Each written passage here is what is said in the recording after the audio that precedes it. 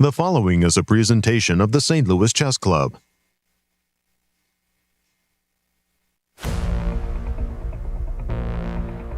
Fireworks were on display at the Superbet Chess Classic Romania in Bucharest. With 2 rounds left, players still in the hunt for first pressed, hoping to ignite their chances and rocket up the standings. American Fabiano Caruana was red-white but mostly blue after missing an opportunity to run away with the event, settling for a draw to remain at the top of the leaderboard. 3 players hoped to overthrow the frontrunner, but their coups failed, leaving them half a point behind.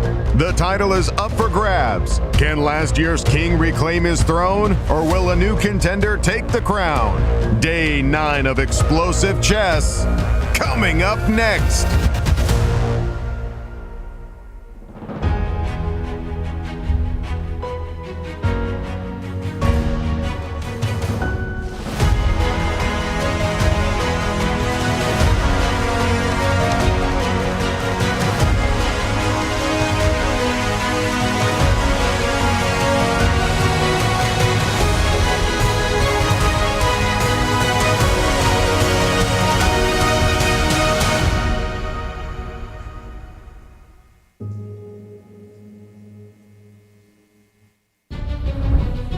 Welcome back, chess fans, to the championship day here at the Superbet Chess Classic, held in beautiful Bucharest, Romania. We are waiting for the players to arrive. Everything is set and done. Fabiano Caruana has his own fate in his hands. Will anybody else be able to catch up with him? Only time will tell. Let's go to the studio and start the action.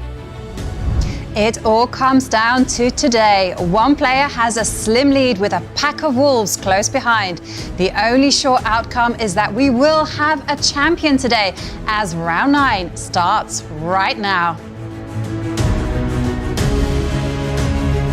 Hello and welcome, and it is the final round of the Superbet Chess Classic. I'm International Master Jovanka Houska, and it's going to be so much fun commentating the final round action alongside Grandmasters Yasser Seirawan and Evgeny Miroshnichenko. Absolutely looking forward to it. We're ready.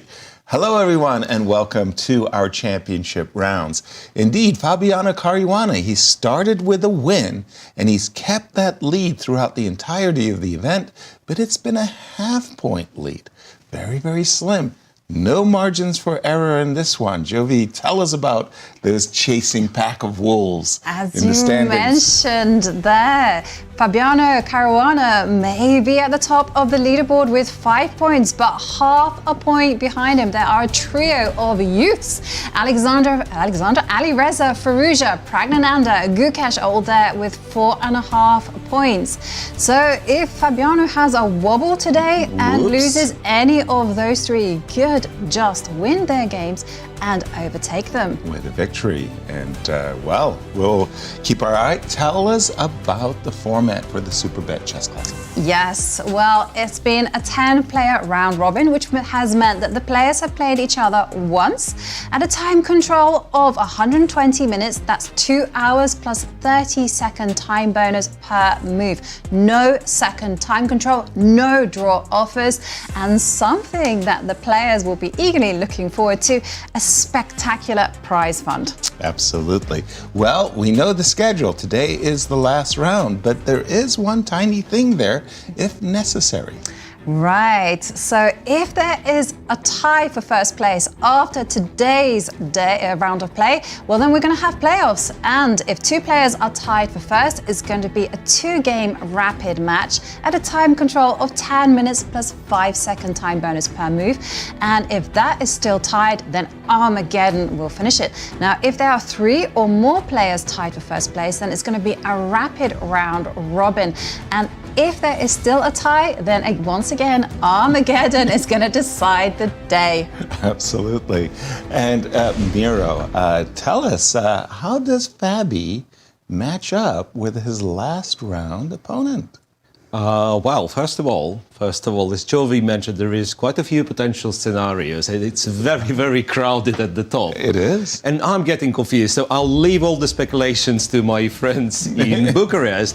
one thing I know for sure, if Fabi wins, that means he wins. He's the champ. So he will be the Superbet Chess Classics champion 2024 edition. But in order to do that, he has a very hard task in front of him. Ooh. He has the black pieces against, well, one of his closest rivals in terms of head-to-head. Right. So he has played, imagine, 38 games against Anish, Giri, 3 wins each and 32 draws. So quite a hard task for Fabi to win this event alone. Wow, that is quite the rivalry. Thank you there, Miro. And it's my pleasure to introduce the other 2 members of our broadcast team, Anastasiya and Cristian, who are in Bucharest. Good to see you guys and welcome back, chess fans, to this championship round here in Bucharest, Romania. It has been such a tense event, but finally we're going to have a champion crowned today. There are so many possibilities and scenarios. Anastasiya, how many there are? There are many, but the one which I really like is this possibility to have 6 players play off today. Let's imagine a little bit, Cristian, what can happen if, for example, Fabiano loses his game today. In this case, some people can catch him. For example, if Gukesh makes a draw, he still has this +1 situation. Same will happen with Pragg and Firouzja, who share the second place right now. And then MVL can get +1 again if he will beat Deac. And Nepo has to beat Nodirbek with the white pieces. And in that case, we're in fact going to have a round-robin event of rapid chess, and it's going to be really, really exciting for all chess fans, absolutely. But remember, the last year it didn't happen. Nothing like that happened because Fabi managed to make a draw, nobody caught him, and he managed to win the tournament really, really smoothly. So we'll see what will happen today. So which games you have your eyes on? In that case, that's going to be a very long day for us and for the chess fans and for the players as well. But let's take a look at the marquee matchups of today's round. And one of them was already covered by Miro. That was Fabi's. But this one I have my eyes on. Nepomniachtchi versus Nodirbek, Abdusattorov. And as you just mentioned, Anastasiya, Jan needs to win to catch up with the leader. 1 win, no losses, and 1 draw in their respective matchups. They know each other quite well, and I do believe they were on the same team at the World Rapid, if I'm not mistaken. You're right, they were playing for the same team, they know each other well, and I think Nodirbek actually plays quite exciting chess in this tournament, so I'm expecting a big, interesting fight today. Absolutely, this is a big one, and another big clash is the clash between the youngsters. Praggnanandhaa with the white pieces against Alireza, and this looks very surprising to me. No decisive results between these 2 players, 6 draws in their respective matchups, but one of them needs to win, or maybe a draw if Fabiano loses in order to catch up with the current leader. Guys, a lot of possibilities, a lot of exciting scenarios. We'll be here to give you all the updates. Back to you in St. Louis for the moment. Thank you, Anastasiya and Cristian. As we saw Alireza taking a seat, Jovi, do the honors. Tell us about all the pairings for this We've championship heard round. about the hypotheticals. We've also heard about some of the pairings. But as you saw, Anish Giri has the white pieces against Fabiano Caruana. So with a win, Fabiano will just clinch the whole event. Wesley So has the white pieces against Gukesh. How much risk is Gukesh prepared to take? Bogdan Deac has white against Maxime Vachier-Lagrave, another player in a must-win situation. Right. Nepomniachtchi also in a must-win situation, has white against Nodirbek, Abdusattorov. And then finally, this is probably going to be the most exciting match of all. It is a battle between 2 players in shared second, Praggnanandhaa against Alireza Firouzja. 6 draws between them. Perhaps today is the day where we're going to see a decisive result. Well, that would be very, very nice as we see Fabi on the right there with the black pieces, a little butterflies in the stomach as he's getting ready. Yeah. He's got the slim half-point lead, but he's held it throughout the event. He has, and he has the black pieces against Anish, and a draw will, at the very least, guarantee him a playoff spot. A potential playoff, absolutely. And this is the spectacular game matchup, which very hard to imagine that these 2 players, especially that with their styles, have made 6 draws. I would not have. If you said 3-3, 3 wins, 3 losses, I would say, yeah.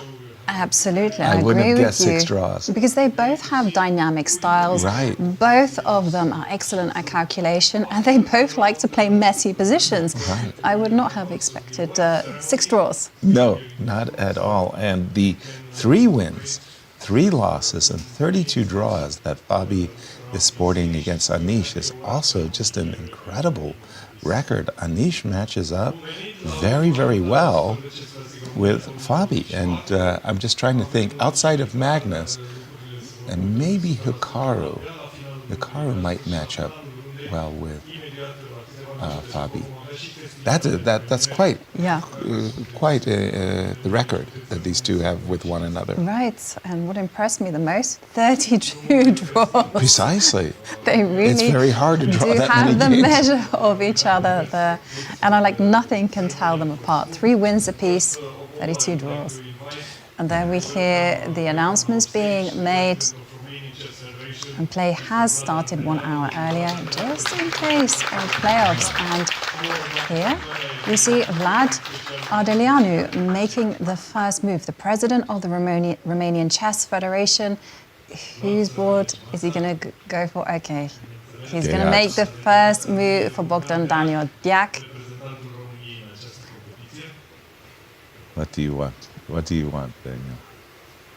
Knight F3. G4. Or knight The grob. Knight F3. The grub. See, the knight looks forward, not to the side. And there, see, handshake with MVL. MVL has had the quite turbulent tournament, even though he's actually drawn all of his games. You couldn't tell that from his positions that he was getting. No, he was getting really great positions. He was winning against Alireza, Firouzja. Very, very sharp lines. He's been essaying, and he's been the one who's been pushing the action, but sometimes you just don't get the results. And here we have our second. Yes. Zurab. As my parish, really, the European Chess Union president, about to make the first move for Wesley. And what I like about Wesley is Wesley always has a joke at this point. He suggested A4, Right. E4. As the from Georgian grandmaster, Zurab, E2, E4. I think as a player, though, he was more quiet. C4, knight f3, G3. He liked his fianchetto systems. I had a game against him, he went D4. Ooh. So, yeah, very aggressive. Very aggressive. But I can hardly remember him touching the king's pawn very early. No, only in exhibition games like this. Zurab was actually a very good perk defense player. He was probably better with black pieces. Anyway, Michael, also. Khodorkovsky, the president of the Kasparov Foundation, chooses to make the first move for Anish Giri in this highly critical game, as Anish has white against Fabiano Caruana, tournament leader. And Michael also wearing a lot of hats, as he has an executive role at the Grand Chess Tour. For a minute, I thought you meant that literally. Wears many hats. He's wearing many hats. And he's about to take over for Anish in this game. So guys, before this start, playoff or no playoff? I know we've made our predictions, but let's make it a kind of a side betting. I'm on the fence on this one, but I do kind of tilt towards a playoff. But I think it's going to be a 2-player playoff as opposed to a 6. That would be too much. Yeah. I do expect somebody below Fabi to win. I don't know who. I expect Fabi to hold a draw. There's going to be a playoff between Fabiano Caruana and my guy, Praggnanandhaa. Oh, that's a very specific and quite a bold prediction. But I have to cheer for my prediction. As you should.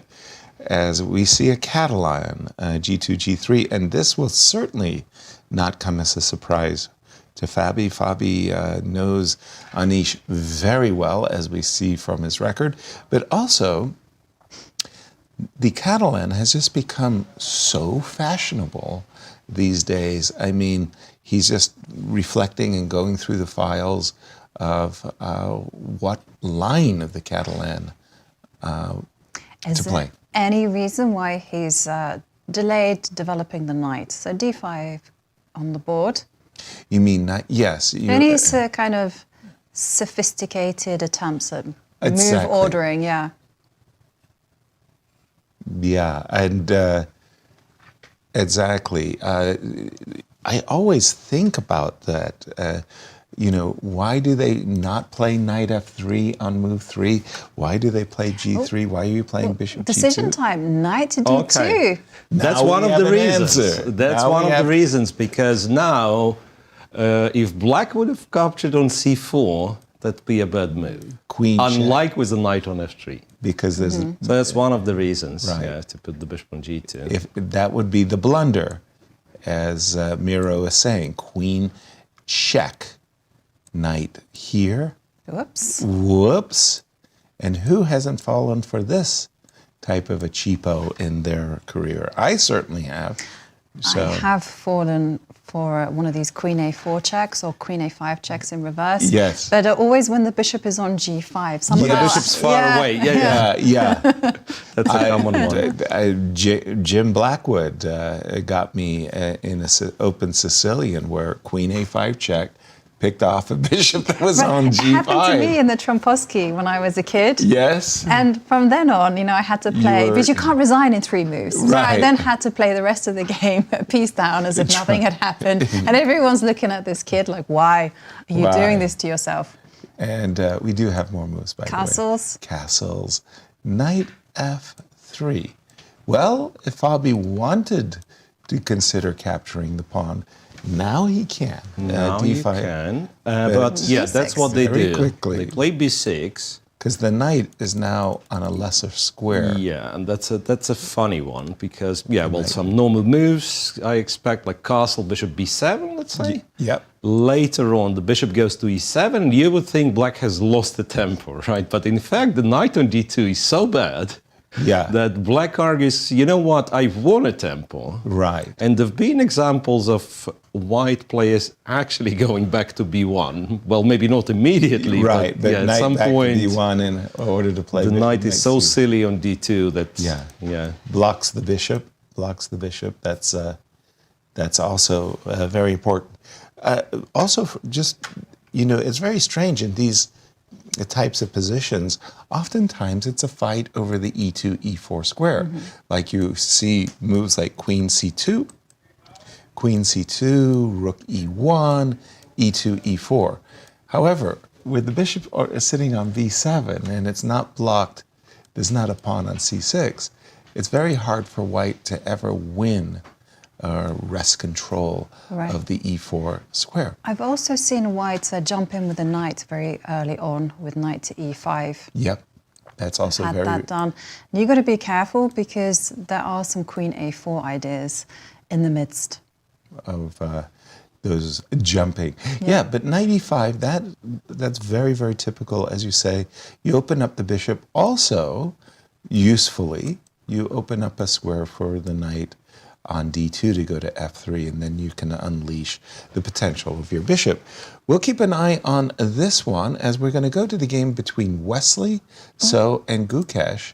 And I was just trying to make a comparison in my mind there between this one and Wesley's. The big difference is white's fianchettoed his bishop in Fabi's game. Here, the bishop's on d3. Very typical Nimzo Indian. c7, c5 has been the rage for decades. Yes. And then, this one came from a Nimzo Indian again. Yes. Because it doesn't make so much sense that it came from a Ragozin. So e3. Yep. Castles, bishop d3, d5. Here, knight e2. Right, I've seen knight e2 with the f3 ideas. Yeah, as well as knight f3. Wesley is one of those players who can mix it up really, really well. And sometimes he plays these quiet systems with bishop d2. They seem innocuous until he hits you with a g4. Just when you think, he's luring you into a false sense of security that the game's balanced, g4 comes out of nowhere. We'll keep an eye on this one. I'm going to go to the game between Jan and Nodirbek. How about that? We were just having this conversation in the car coming here to studio. We were having this conversation about c5 and bishop f4. Yeah. And in the Queen's Gambit. Yeah, and you know all about this system. Wow. From your trainings. Well, you would expect me to, but not really. It was the juniors who were teaching you. Well, so far so good, and there's nothing new. No. Right, so bishop f4 castles e3 used to be, a relatively popular system, I want to say in 1970s. Yeah. Is that right? Sure, Yes. sure. And the main move back then would be c5. Right. Then, I think 97 was kind of reintroduced, at least to the highest scene, by Vladimir Kramnik Right. in candidates matches in 2011. Yeah. Because if you remember, at some point, people had no idea how to get an advantage. And in a match, Grishuk versus Kramnik, Grishuk was making draws in 15 moves with white because he simply had no idea what to do, right? And later on, black switched back to c5, and I'm referring to another very high-profile event, World Championship match between Fabi and Magnus Carlsen. Yeah. Right, so knight bd7, though, seems to be very solid as it stands of now, right? Any waiting move, as far as I know, is met with pawn takes pawn, C5. and then c5 and all fair square. So c5 is at the very least principal. Here, you can go knight e4, and that's completely different animal. Right. But knight h5, knight h5 is, or used to be the main move, in my understanding. And then something like this is bound to happen. Well, there are original ways of playing it, putting the bishop on e2, but this seems to be the most likely and the most straightforward. Right. And back in the day, it would be c6, let's say castles, b6, b4, a5, a3, and bishop a6, right? And then, so what black wants to exchange the light square bishops, then go b5, block everything on the queen side. Yeah, but if you do it immediately, then your bishop is very silly, of course, and white bishop attacks there. And the critical line would be this, if I'm not mistaken. And the opinions were changed. Yeah. It was working at some point, and then it didn't. And like if I press this button, and if it works, I've actually mixed up something, because it says only one game, which can't possibly be. Yeah. But it was also the World Championship match between Anand and Magnus. Yeah, exactly. B5 as well. Okay, so bishop e2, which is, I'm sure, not the most popular. Bishop d3 is, much more popular here. And I know why there is confusion, because I think mainly, they were playing c6 first. Now I realize, they were playing c6 first, and then, in order to stop knight h5, you would have to go h3. Right. Yeah, knight h5. Now you can hide the bishop. And this is where black was playing knight e4. So it is a kind of completely different game. Right. And this also has like high-profile games like Topalov, Anand. The top guys. So bishop e2. Once again, you are not forced to, but you probably end up capturing on f4. Yeah. And we'll have this structure, nonetheless. And I remember also games of Boris Gelfand where he's played like c6 and queen c7 and f6. He very, very slowly was untangling his pieces, rook f7, knight f8, from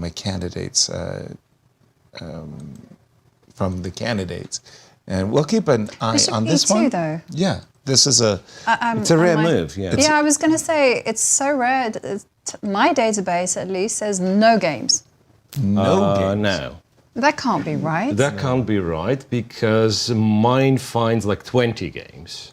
Aha. So It's it's a just... 20 games in here.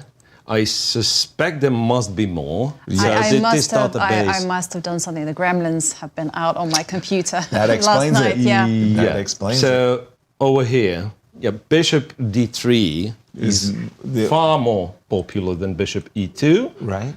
And there are practically no other moves. But bishop g3, if you're going to bishop g3 was played. Yeah, if you're going to take my bishop, maybe I'll open the H file. Yeah, I suspect you could take it immediately, but what's worse, black can wait an awful long time. Right. So go c6, you go bishop d3, I suppose, intending, and then black would go like b6. And then you have the whole pattern and again. do his thing. And the moment you castle, this is where I'm happily castling. Right. One of the things about having the bishop on f4 is that you're not afraid of knight takes f4 because after e takes f4, you get extra control over e5. Yep, you also sure. have ideas of going f5. There's even sacrificial attacks against e6, and there's also knight g5 possibilities. So the pawn on knight f4 is even, yeah. Or yeah, knight knight e5 e5. even Yeah, I mean. sometimes. So yeah, I've had this with the black pieces, Sure. and I was in for a whole lot of suffering. And, you know, it's one of those get kind of- positions. The bishop has to be here, Yeah, the though. bishop was The on bishop d3. has to be here. Yeah, that bishop e2 doesn't quite make so much sense, but it has been played before. And let's check out the lifetime score between the pair. And as we see, one win for Nepomniachtchi, one draw, no wins for Nodirbek. We must say one thing about Jan. He has been extremely well prepared this event. He's Yes. barely been surprised. Yes, and his preparation has been actually awesome. The problem is he hasn't got the results. And for Jan, I'm sure that's an endless source of frustration because he is really a streaky player. And when he does go on winning streaks, he can be unstoppable. Knight h5, we'll keep an eye on this one as we go to our game between Praggnanandhaa and Alireza. And we have an open Sicilian with h2, h4 on the board. Okay, a Najdorf after a7, a6. And well, suddenly, after bishop e2, I don't know, I'm just kind of fast forwarding a few moves. Bishop e2, e5. We kind of transpose to a Boleslavsky system. And this is a stunning move for me, I must say. I am completely unawares of h2, h4. I mean, in the old days, people played it with castles, bishop f3, and knight d5. In the older days, they actually fought for the control of the center. F4, yeah, castles and then, so on, yeah. you know, some real strange and crazy weirdos would play g4 and attack. There's one more thing about this H4. position. I think Nodirbek's idea of queen d3 exists in here. With Even- bishop being already on e2, nonetheless, you go queen d3, and the point's very clear. You defend the e4 pawn, and you're ready for an early knight d5 jump. Knight d5 and Yeah. potentially, as we've seen as well, queen g3. Help me out, Miro. Break So up down h4, of course, nothing is new nowadays. Nothing is new. So there is 9 games with h4, but you guessed it right. It's not the most popular. Just compare with Castle's Short, which was played 6,500 times. So it's a little bit more than 9, yeah? Yeah. In my understanding. And do we have a response after h4? Because h4, h6. h6, because That's a big surprise, to be honest. Because I just was checking the database for like other moves that Black could play, and after bishop e6, I saw that the Azeri grandmaster Vasif Durabali, he was playing f4, and I was like, is that just like Is spontaneous? it a joke? Yeah, that's what I was So you wondering. played h4, then you followed it up with f4. So h4, bishop e6, f4? Bishop e6. This was the one game that I had in my database, so it didn't happen. But no, it doesn't seem It to has be a joke. 37 games with this 37. position. You got to update your database. I do have to update Wow. my knowledge, right? Wow. Oh, So it kind of hints at bishop e6 being bad then. Right, that's the idea. I tricked you. Well, strangely, It became a because, target. Yeah, if you think of it, if f4 would be that good, then everyone would play f4 in this position. Right. It's not like h4 is very helpful in fighting for the center here. Yes, Right. the only thing I can possibly imagine that after knight d7, you get, well, you don't even go f5 according to the machine. Okay, you probably do, in fact, yeah? And you capture, and then you have like a potentially very good outpost, control of d5. And I can imagine g4, g5 comes quickly. Yeah.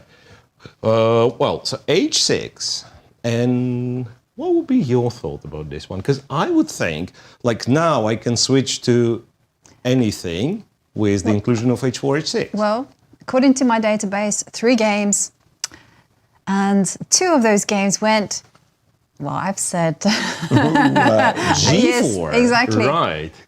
G4. H4, H6. G4, Bishop and E3. then, guess what? I suggest after bishop e6, we'll look at f4 then. No. Or it's too crazy.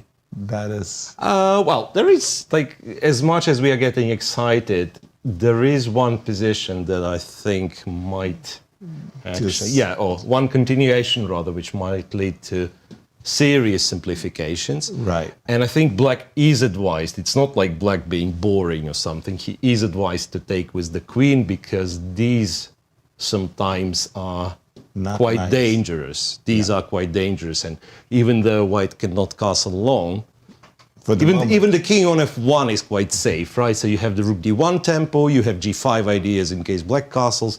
So this can be potentially quite dangerous. So you take with the queen, bishop takes, and I don't know, castle short, f3 is the move, rook g1 not so much. Yes, I think f3. And these are usually like a tiny bit better for white. If black knows what he's doing, it's relatively comfortable draw. Yeah? Interesting. And let's remind ourselves of the lifetime between these 2 players. And here you can see no wins for either of them, 6 draws. So this is something that had us a little bit stumped because we were expecting there to be at least a few decisive results, no especially in the way that they play. You know, if I'm looking at the opening position, I'm just Their thinking, styles. well, this is a 3 results game. And if you can tell me, well, actually, They always draw. these it always chaos. fizzles into a draw, I would be surprised. Absolutely. And we do have queen d3, kind of from a notebook of Nodirbek. Yeah. Yeah, so kind of Nodirbek's patented move, Yeah. right? So You the big defend question... the e4 pawn, you want to play knight d5. Yeah, I understand that. So the big question for me is what happens... I was just explaining how cool d5 is, right? After g4. Well, turns out the engine doesn't really like it. So we are getting the same position as we With the had pawn in the on previous G2. line with the pawn being on g2, as if Right. white just lost the tempo. However, in this case, the rook on h1 is not hanging, Very so you important. start winning tempo with castles long, and if the bishop goes to c6, there will be knight a5. Yeah. So black is kind of obliged to, to go for Investigate. this one, where, well, at least the engine suggests white has a tremendous compensation. Right. Knight c5, and then if you capture, so it's a pair of bishops for white, and also the black king is getting comfy. somewhat stuck in the center. Yeah, knight d7, bishop d6, the line goes. And again, like, well, I have to embarrass myself. I always have to check if this is the legal move. Well, by that point in time, I already know. Right. Yeah, so the rook is allowed to jump over attacked square. So I was thinking, yeah, castle long, but then rook g7 works. Yeah. Right. So black has to defend the g7 pawn with rook g8 or such, or g7, g6. And then apparently white just plays this position. So it goes rook d2, rook d1. Oh, right. Well, pawn down, for which, well, according to the machine, white has more than sufficient compensation. Right. So it actually gives almost a plus pawn for white, despite Wow. being down a pawn on the board. Wow, I thought there'd be compensation in the middle, like the E line, with rook Something. e1, f4, I was even thinking hunt the rook king, rook G3. g3. There is this, which is very clever. These lines have to be shown. Rook I'm takes sorry. Yeah, these lines have to be shown. That's a very lovely pattern, and sometimes it involves the queen sacrifice on c6. And it has a name. Does it? Yes. 2 bishops, mate? No. 2 bishop mate is on when they're together. Okay. Yeah. Okay, and this one, name? Boden's. Bowden's name. Yes. Dare I ask? Was he at the Battle of Agincourt? Agincourt, yes. Bowden's. No, Henry Bowden, I think, Ruth Bowden. either 19th century, but he won. They won. They won. Yeah. They got it. Queen d3. Queen to d3. What's the latest and greatest? So the board likes to, Well, it's a bit embarrassing what it likes. Okay, I can get behind developing the knight either to d7 or c6, but the other one is, you know what, a tempo never heard of. Yeah, I play h6, I play h5. I mean, I don't know how it is. In fact, if you think of it, again, the position is somewhat tricky. I say we go knight d7. So was white to play f2, f3, and we would get something very, very normal standard. Because there is a line in a knight of if I go all the way back to here, and I go f3, pardon, the English and a attack, bishop e7, say bishop e3, maybe we get something like this. h5 is very Standard. often the move. Yeah, well, I shouldn't show bishop e7. No, in fact, it's an immediate h5, I think, because in some cases, if white goes knight d5 too early, you might get a chance to fianchetto the bishop. So bishop e7 is... Anyway, so h5 move in order to stop white's expansion with g4. But seriously, in our position, after queen d3, to lose a tempo like this, it's a bit surprising. So knight d7 looks the most kind of knight-orphy, and also perhaps the most natural, apart from d5. And what's the verdict in terms of... Knight d7, well, some slight plus, but then once again, in this long-term plays, and yeah, like the good move is knight d5, where you end up capturing, I guess. Right. In these structural plays, like long-term plays, I don't think this engine is very reliable. So this slight plus might turn into a slight minus in like 10 moves or something. So this looks nice, though, for white. Because, well, these positions are very complex, usually, but what black has done, namely put the bishop on e7, it's kind of a bit of a waste of time, because you would much rather have it here, right, at g6, bishop g7. It feels like it's in the way on e7. Yeah. And also, like, castling short, white's ready to launch the g-pawn forward. We'll see. All right. We'll see. Yeah. Thank you, Miro, and a very nice way of starting our championship round. I must say, I like the positions that we have on our boards. We have a lot of excitement, but let's move over to a game where I would say there's no excitement for the time being. What's that? Bogdan Deac against Maxime Vachier-Lagrave. Because we just saw, there's a lot of strategical battles. There's also a lot of tactical starts. And this one, No. very slow. There. Wait a second. Wow. But there is more to it, like the very next white's move. Oh, Knight hang on, white knight to F3. f3. I mean, if you're playing for an advantage, it would appear to my eyes that you would play e2, e4 in order to boot the knight as quickly as possible. But we have to show, like, where would the black knight go? I assume to be Yes, 4. big threat on the board. This is what we Yes. have to show. So if you go knight c3, Ouch. I have fallen for this one a few times. Multiple occasions. The family fork. It's a royal fork, and we are taking the queen, but it's also the rook.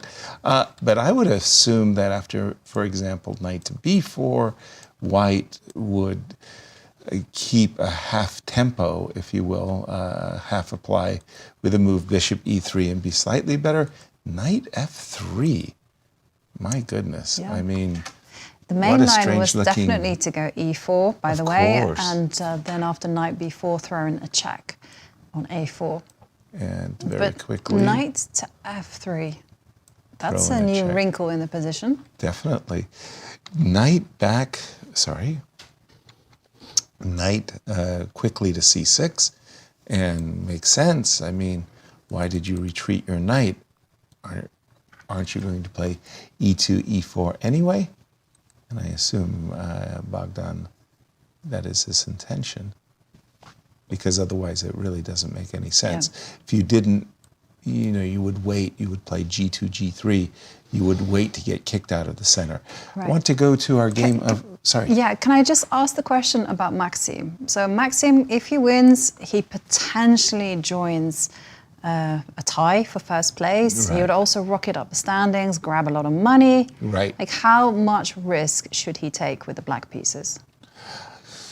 A lot. I think the risk-reward is greatly skewed in his favor. As we've seen through the run of play, Daniel has sadly been reaching for the draw. Right, but if it backfires on him, he will tie for last place with Bogdan Daniel. No, I think he's... Yeah. He's... Bogdan Daniel will catch up. We'll jump up with Yes. him with 4.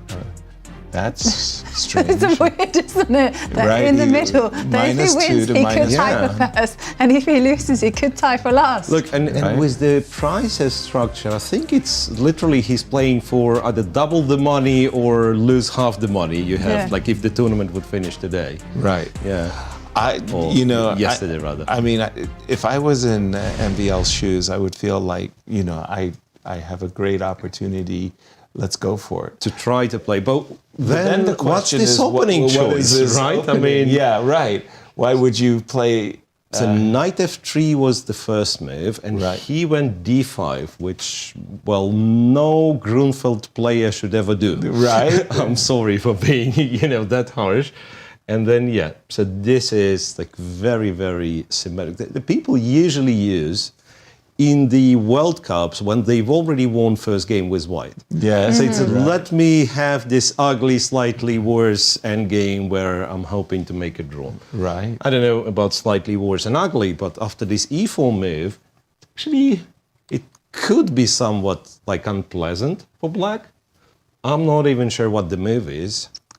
He's played knight b4. He's already played knight b4. Okay, so after a3, what's the preparation? Take your queen. Think take queen, king takes, Knight a6. and you end up on a6, and then I Very wonder. temporarily. Yeah, kind of. I wonder how B4? realistic b4 is, Let's try it. because I mean, white's never worse. That's my understanding. Like, what's never worse in this position, but for white to really be better, I would very much like to keep this knight on a6. Knight to c7. Yeah, knight just goes to c7, and then it turns Bishop out I've b2. postponed. Bishop e2. No, bishop b2. B2. I pardon. wanted to post that up on the long Yeah, diagonal. bishop b2, and well, that's You block it. one annoying computer goes f6 and wants to go e5, Yeah. and then our bishop is stupid. And now looking at it, I have a feeling that it's being played. I do. Something like this, right? Exactly. It might be a false memory, but Right. something like this looks familiar. Yeah. Well, and by the indeed, way, the we queens have have this come off. on the board. Oh, we do have this one. Yeah. Well, I can guess his next move. He'll play king takes d1. How about that? Good guess. Yep. Good guess. And indeed, the knight has arrived on a6. Okay, so let's revisit the other games. Sure. You were I gonna- was going to go to Anish, Giri, and Fabiano in the fight for first place. Where do things stand? Let's just do it from the top. He did try to. Anish did try to say, "Look, you have helped me by playing this move, Bishop b4 check. I will try to develop my pieces harmoniously, and you'll regret having developed your bishop." Not so fast. a3 on the board, and we have caught up with the players. So the first question I would say, I don't like taking. I don't think anybody really likes giving up the two bishops in this position. So we'd imagine that the bishop will drop back, and then I can try to put the test to the opponent. b4, c5. Is there any hopes of getting some advantage somehow, some way, like this? I mean, I'm trying to make this bishop a tactical target. I suspect we're still in the throes of theory. Are we? After bishop d6, right? Yes. There have been 4 games, according to my database. 4 games. b4, you guessed it right, that's one option. Queen c2 is the other, but this is like non-move, so to speak. I mean, it's very standard for the Catalan. Exactly. It's not very surprising. And perhaps, That's unusual. knight h4 is very interesting. That's been played 50% of the time, which is 2 games out of 4. And let me double check what black is doing. So I suspect the whole point is that white wants to take if you play something really silly.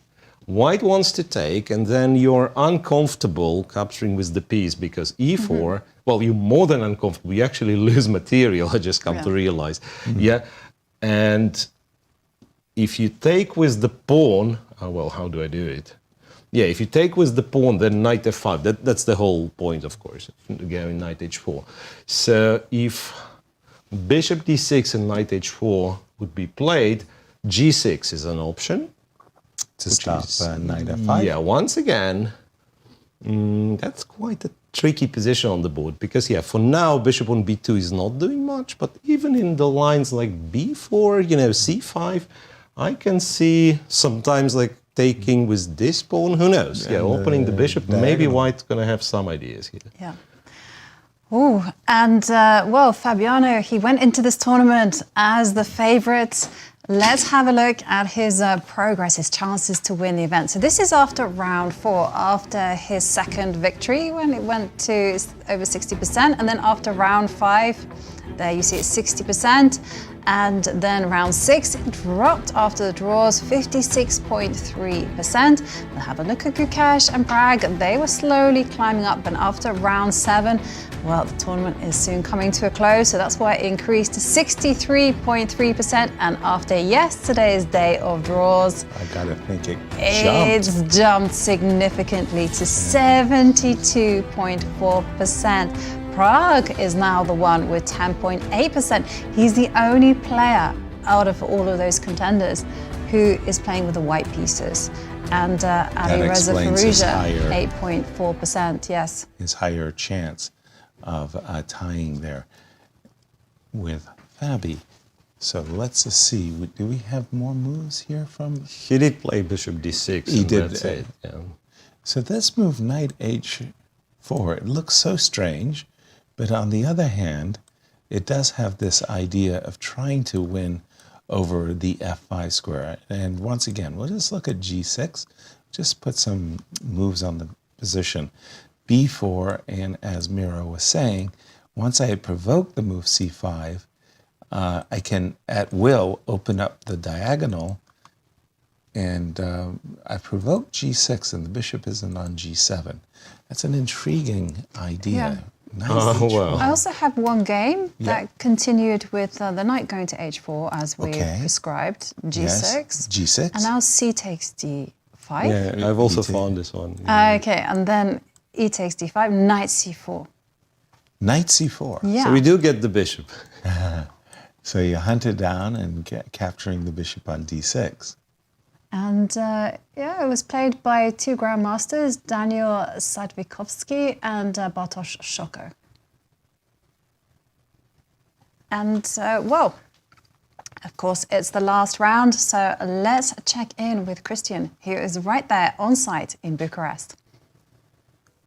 Well, I was a bit surprised to see those odds with 70%, 70+% going to Fabiano and only 10% to Pragg. Having the white pieces in this critical situation against Alireza, but also due to the fact that the opening is developing the way it's developing. Pragg definitely still within his preparation. He has surprised Alireza in a very sharp position. And I have to say, I'm starting to see Pragg emerge as a potential contender in this one, just because he knows this position and has analyze this position so well at home, surely. And I really like this last move, knight to d2. Alireza was trying to simplify the position with this maneuver, knight to c6, knight to a5. Let's exchange some pieces, right?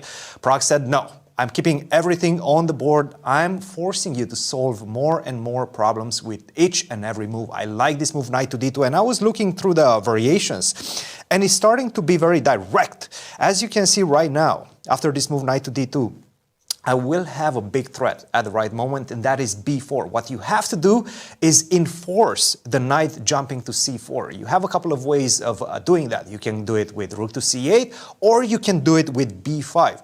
Rook c8, at least to my eyes, it's a very natural move, but it's not as good because after knight d5, knight takes d5, take. Now, the problem is the knight on a5 no longer has the square c4, but also no longer has the square b7. So right now I can just simply go b4 and you're in huge trouble. That's why Alireza needs to understand that he not only needs to enforce the c4 square, but also free up the b7 square in case this knight will have to jump there. So the best move in the position is b5. Not an easy one, a typical move indeed, but you have options. That's the problem for Alireza in this moment. Knight to d5, and we will have these type of positions. Bishop to d7, and I'm seeing all sorts of craziness appear on the board.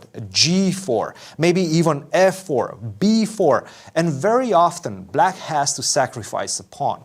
Knight to b7 is the passive approach, which will probably lead to, unfortunately, a squeeze against a black's pieces after the move c4, or knight to c4, give up the pawn, but then you have to prove the compensation. And will Alireza, with the time ticking down, be able to prove his compensation? Well, we're going to have to wait and see, but I really like Prag's prospects right now after the opening phase.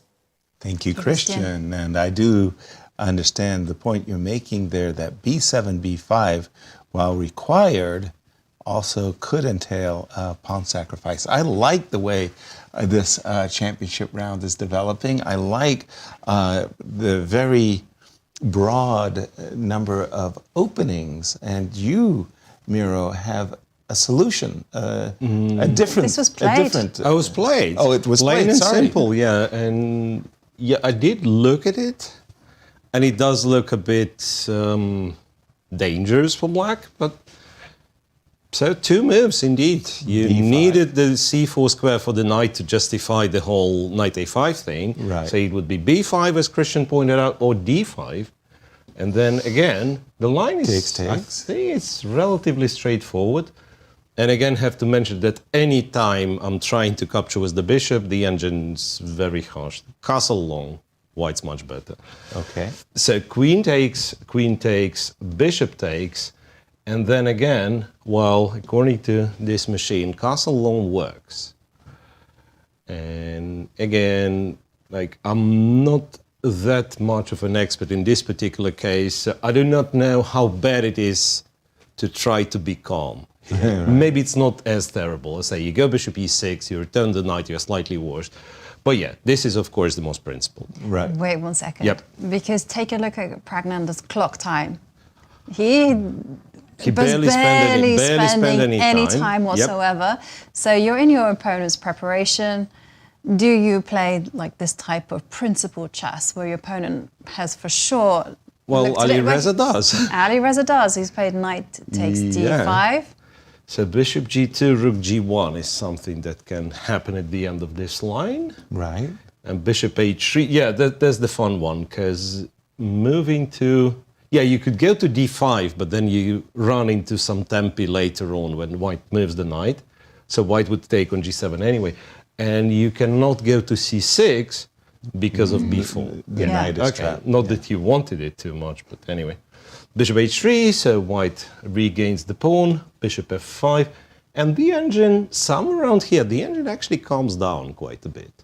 So it goes 0-30, so it's not impossible that if you go further down this line, the black actually equalizes. Right. Yeah, d5 brave, but at the same time, forceful. if you believe that all you've done before was correct, and then if you have sudden change of heart and say, okay, I'll be solid, then probably you should have played the Petrov instead of Naidov, you know. Well, interesting enough, after d5, Praggnanandhaa very quickly captured that pawn, and now after knight takes d5, He started to think. he started to think. That normally suggests that there is more than one. Well, Yes. it's almost impossible not to Not look to- at d5. It's such a standard Yep. Sicilian idea.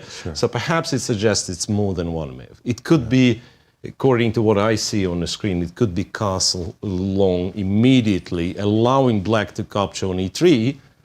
I don't know, yeah. That looks strange. Seeing Yasser's expressions, yeah, I suspect you're not of very high opinion about this one. No, that would be Neither a shock. would be I. But Engine says it's okay. it's equal, according to the machine. I do not like it. Like No. usually in the Sicilian dark square bishop, no. It's useful. No, it's very useful. Yeah. And both of these players, as we have to remind ourselves, are playing for, they're in shared second and they're playing each other. So if either of them win, they could potentially leapfrog over Fabiano if Fabiano has a wobble, or if Fabiano draws, Playoff. tie for a playoff. Absolutely. And of course, in that standing set graphic you're just showing, Jovi, there is one player also with an interest outside looking in. Gukesh, he's playing black today. Let's jump to that game and see if he is making the play unbalanced. So he's up against Wesley So, and as we know, Wesley is a very hard man to beat. Beating him with black is much harder. In this position, after knight f3, I mean, there's so many approaches that Gukesh could take, c7, c5 being the most principal one, attacking in the center. I find it intriguing. He went for an old line where he gives up the bishop, but at the same time, he gets this nice, well, one might even want to call it a wonderful bishop on this diagonal. Notice, and I kind of skipped over it, this move a3, a4. That's actually a very important move. The bishop on c1 is crying, come on, coach, get me into the game. Let me play a role. Okay, says Wesley, you can. And with this move a3, he's looking to bring his bishop to a3 and secure an exchange. c5, a5. We've caught up with the players, and I seem to have this in my mind that I looked at this very, very long time ago, and I thought that it was balanced, but maybe the engine has different thoughts. Well, yeah, so then you're a visionary, because apparently Queen e7 is a new move. A new move? Yeah. No, it's so logical. Yeah, the position is quite standard. Right. Yeah, there is no argument about that. But as far as I can tell, yeah, knight b to d7 or c5 were the most popular. Knight c6, some clever people played, well, which looks ridiculous, but at the same time you just want to put it on a5 and later on go c5, so you're fighting for the c4 square. So it's not such a terrible idea, in fact, in this particular position. And that was it, yes. So after Queen c5, to e7. After c5, wouldn't we transpose to... After c5, we transpose into something really huge, and in order for us to have the same position as in the game, we would need for white to go a4, and then no one played, 6 games like this, no one played Queen e7, so people would rather do Queen c7, which if you think of, like... Makes sense. Makes sense, since white potentially plans to get the bishop on a3. the bishop on c4. Exactly. Yeah, this is the idea. Yeah. Sure. So why would you move the queen? In order to support potential e5, yeah? Right, so that's correct. one of the reasons. Right. But then you have all the reasons to have it on c7, because cd4's idea, and there is one more trick. Knight g4, sometimes they say white drops the bishop back to a2, well, whatever. Right. Then knight g4 could be an unpleasant move to face. Hello. Because, the threat, it's not even a threat to take on f3, well, it kind of is, but you can get rook e1. But if you have to react in a way G3, this is definitely something you don't like. Oh, well, okay, here, no, there is no e4. So I actually made it work, maybe. Right. Possibly I made it work. Anyway, so Queen e7, a4, c5, and a5. And isn't it a bit awkward? So no games. Computer likes white.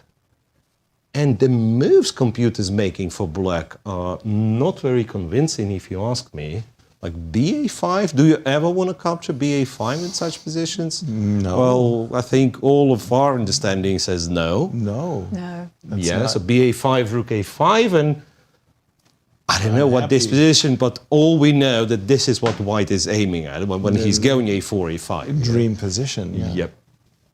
So, right, like bishop a6 is uninspiring either. Also, you moved the bishop to b7 first, so why would you go bishop a6? Yeah. Right. So, you'd expect something like knight d7. Yeah, that's the most common looking move. Very common. And then, I don't know, it says knight d2. I don't know if you have to be so clever. Maybe a move like queen e2 will suffice, but nonetheless, computer recommends knight d2. And I can see that potentially we are looking at f3, e4 expansion. He played queen e7 for the reason to play e5. And then after e5, rook e1. That's what computer's happy with. Okay. Maybe it could be yet another reason not to have the queen on the e-file. Because now whenever you take, you open this battery. The tempo. I'm still not convinced, let's say. Computer's jumping for joy for white, the +1. The two bishops. Yeah. And how much risk should Gukesh be taking? Again, black pieces against Wesley So, you know, he really reminds me of a bear at time, you know, sometimes quite docile, and then you poke it and then roars into life. Like how much risk should you be taking in this type of position? With black, it's tough. But again, I loved the moments that I'm in a last round playing for first. I mean, to my way of thinking, that was what chess was all about, was winning tournaments, playing for first. And if I got an opportunity, then I was very eager to take it. Now, I don't know... And here are where these two stand. After round 8, we see Gukesh. He is in the middle of that three-way tie for second place. Wesley So, somewhat disappointing tournament for him. Very disappointing. He's had some promising positions, but he's on 3.5 points after losing against Alireza and draws the rest of the games. And... Whoa. Yeah, what's happened? C7. Queen c7. Confirming on queen e7 not being a very good move. Yeah, I would say that's but can you definitely afford a confirmation on that. to dither with the queen in this type of opening? Yeah, I shouldn't check the database anymore because it was already a new position, right? Right. Yeah, I would say that's it's a bad sign for Gukesh that he's just played the move queen e7. I'm sure this position is favorable for white, but I just didn't see the actual way that white was supposed to get an advantage. Had he played knight d7, we looked at a line where he played knight d2. Yeah, the compu was going knight d2. e5, e5, rook e1. And then you were saying the computer is jumping for joy. Yeah, it's kind of hard to convince it because as black in the position you have Yes. On your board, I think I've achieved like what I'm normally playing for in the NIM. So yeah, and then bishop a3. And then perhaps this is what makes it awkward because the spin is kind of annoying. And I presume if you go queen d8, it's not impossible that white is better after capturing on c5, right? Yeah. Because that'd be this bishop, queen b3, bishop f7 motif somewhere. Yes. Let's say, if you take with the pawn, for instance, which is a silly thing to do. Then queen yeah, b3. then queen b3 is very annoying. Yeah. With the double attack. Should take with the knight, and then perhaps white exchanges, goes rook b1, still very pleasant. Right. Yeah. Okay, well, keep an eye on this one, but queen c7, just a second, I wanted to finish right here. Queen c7, I'm assuming this X-ray is annoying enough that I should maybe drop back with my bishop, bishop to d3. Which is a diagonal the bishop wants to be.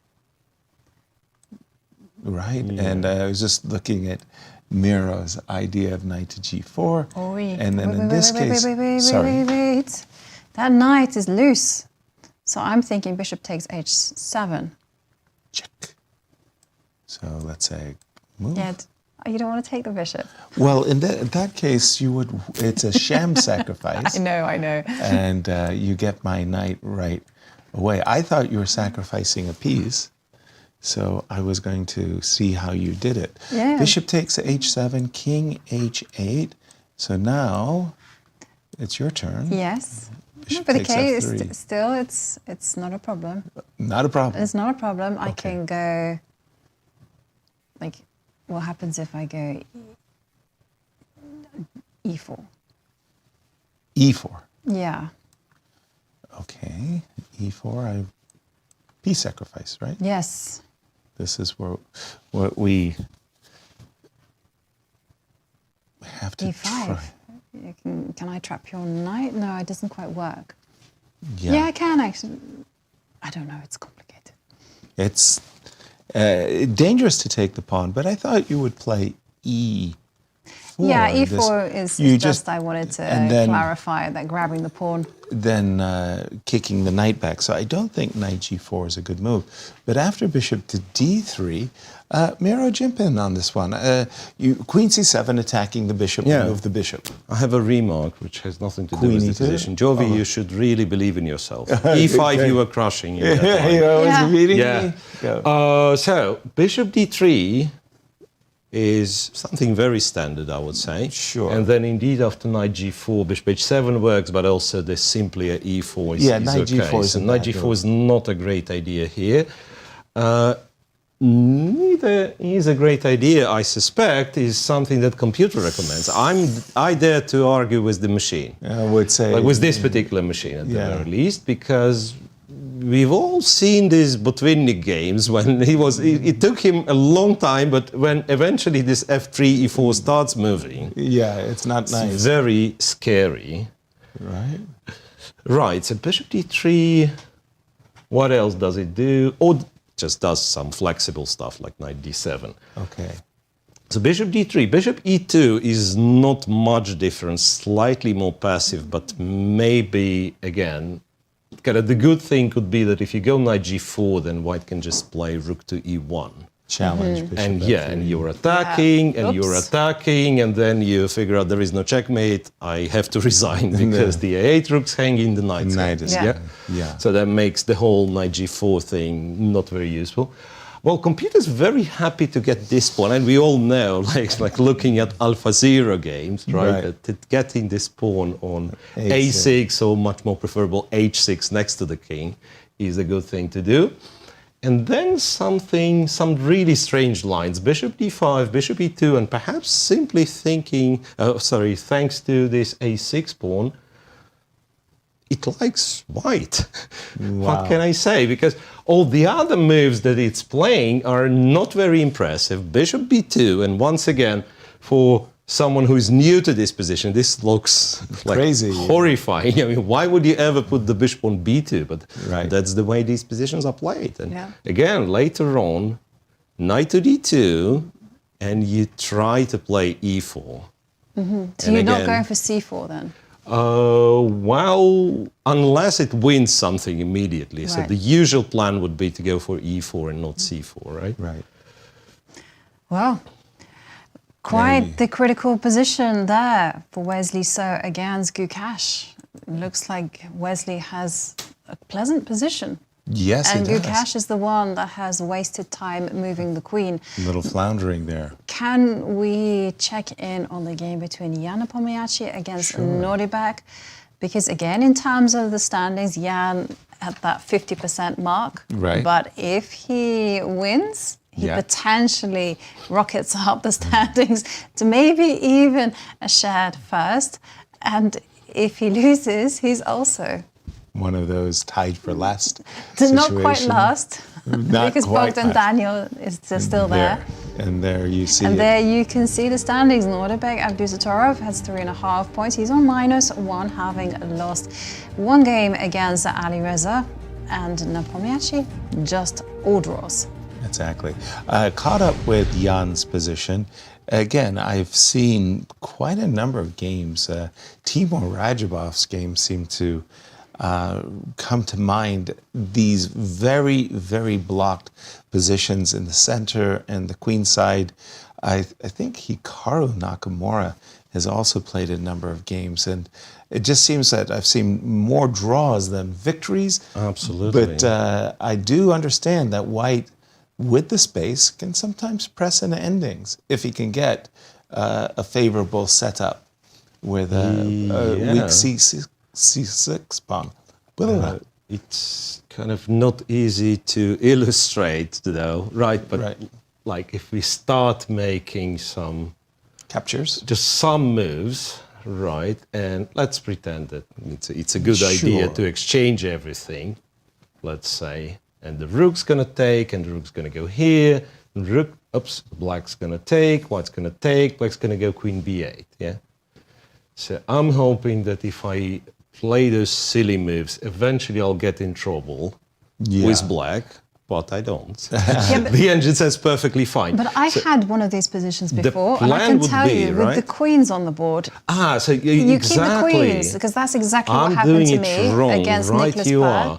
So queen c2 or even a2. Right. And indeed, you keep the queens on the board. I just remember that these knights are supposed to go like 1 to b3, let's say. So, well, I'll just hover around because I don't know the other way how to, let's say, and this somehow, and then queen a4, knight b4, and this is how you surround the c6 dude. Yeah. Right. Yeah. No, I had it done to me. I can say the position optically looks like it's a safe. comfortable draw, but over the board, you're feeling other things, I can tell you. Yeah, you feel pressure. So that's white's goal to achieve. And I've often seen black kind of shut things down by taking on e2, taking on b4 and going b5. Yeah. That way you don't get to go queen That's a4. The other option to take, to take here and to go b5. Right. So that you control the a file. Exactly. And you kind of keep this side closed. But then I'm guessing white says, like, you do not generate enough counterplay here. And I'd suspect you might want to start with a move like rook b3. Okay. So the point being, I don't want black to put the rook on a3. So if black starts doubling, you have knight c1, guarding a2, and potentially jumps to d3. And your plan would be go h4, go king g2, lift the whole thing up, and eventually, start attacking. Almost sure there have been examples of getting in trouble. And attacking is exactly what Jan Nepomniachtchi has to do if he wants to enter into a potential tiebreak. And here you can see there is the possibility that we could see a 6-player playoff. Now, for this to happen, we do need it to be a draw between Wesley Gukesh, also a draw between Praggnanandhaa, Firouzja, and Anish needs to beat Fabiano to drag him back to -1. MVL needs to beat Deac, and Nepomniachtchi needs to beat Nodirbek. 6-player playoff. Boy, that sounds like a very, very long day and for us. I wonder how Armageddon will decide the tiebreak if everything is tied in a round robin. We'll go there. I mean, what's the most amount of players that you've ever seen tied for first? I think 3 is common. 3 is, yes. Yeah, I'm not sure I've ever seen anything more than 3. I mean, I'm thinking about a Sinkfield Cup where, in fact, one of the Sinkfield Cups, the players went on strike. We were all geared up for a playoff. I kid you not. Did they want bread? Yes, and water. And guess what? There was a 3-way tie for first, and I think it was Levon, Magnus, and Fabi went on strike and said, you know what? Let's share the cup. Let's share the honors, and that's what happened. So my reference to bread is actually from a Soviet championships back in the day, where the participants all went on strike. They said, "We want bread. We want more bread." Yes. Hey, sometimes you got to eat. Knight h4, by the way, in the game between Anish and Fabi was essayed, and that was a kind of a very funny variation that we were looking at. For example, once again, we're going to just look at c5. Takes, and as Miro is pointing out, if you recapture with the piece, you're running into a very big problem. e4 and e5 is going to cost material. If you recapture with the pawn, now we understand why we played knight h4 in the first place. We have a fork, and we could win the 2 bishops, get a favorable imbalance. So black players in this position, who have reached this position, play g6. And they thought that they were being very clever. They recaptured with the pawn, and haven't I made your knight move look silly? You can't go knight f5. But there was a double purpose behind the knight move, and that was to unleash this Catalan bishop, if you will. And then with the move knight c4, we've seen some examples where this bishop got hunted down on the d6 square. And again, white achieved a favorable imbalance. Whether it's significant or not, that's a different issue. And for Fabiano, he's tournament leader. If he wins outright. He's got the destiny in his hand. If he draws, he's guaranteed himself at least a tie for first. And there you see Fabiano at the top of the scoreboard with 5 points out of 8. Anish, Giri on -1, having drawn all of his games, barring a loss to Praggnanandhaa. So here, as you can see, if Fabi wins, he is 2024 Superbet Chess Classic champion. He walks away $100,000 richer. He picks up 13 Grand Chess Tour points. He wins it all, basically. Yes, right. He does. Yeah. And as we've reached that point in our broadcast, before we go on our first break, we always like to check in at QBoutique.stl.com to see what's on special. Well, here we go. Unleash your passion for chess with our official 2024 Grand Chess Tour Black Cinch Pad. Made from durable polyester, this cinch pack is the perfect way to show your love for the game and its top players. Get ready to dominate the chessboard in style, available at QBoutiqueSTL.com for all your chess shopping needs. Absolutely, the quality is outstanding there. Now, as we go to break, Anastasiya sat down with Gukesh to find out how he's handling his success. So take a listen.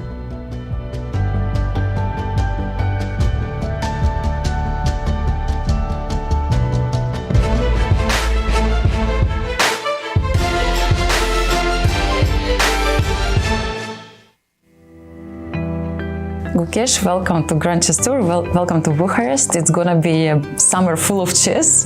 How are you going to balance all these chess tournaments ahead of you and preparation for the World Championship match? Yeah, I'm excited to be in Bucharest. This is the first time in Romania. Yeah, I'm super excited to be here and play this amazing tournament. For sure, the World Championship match is somewhere in my mind, but right now I'm just focused on playing well in each tournament I play. Yeah, it's going to be your first classical event in Grand Chess Tour. Are you excited about it? Do you have a different approach to this event? Yeah, sure. I mean, classical, I played the 2 Rapid and Blitz tournaments in Grand Chess Tour, and classical, I'm really looking forward to playing some classical chess, especially that I think this is the 4th classical tournament of this year. So yeah, this kind of like not very regular for me.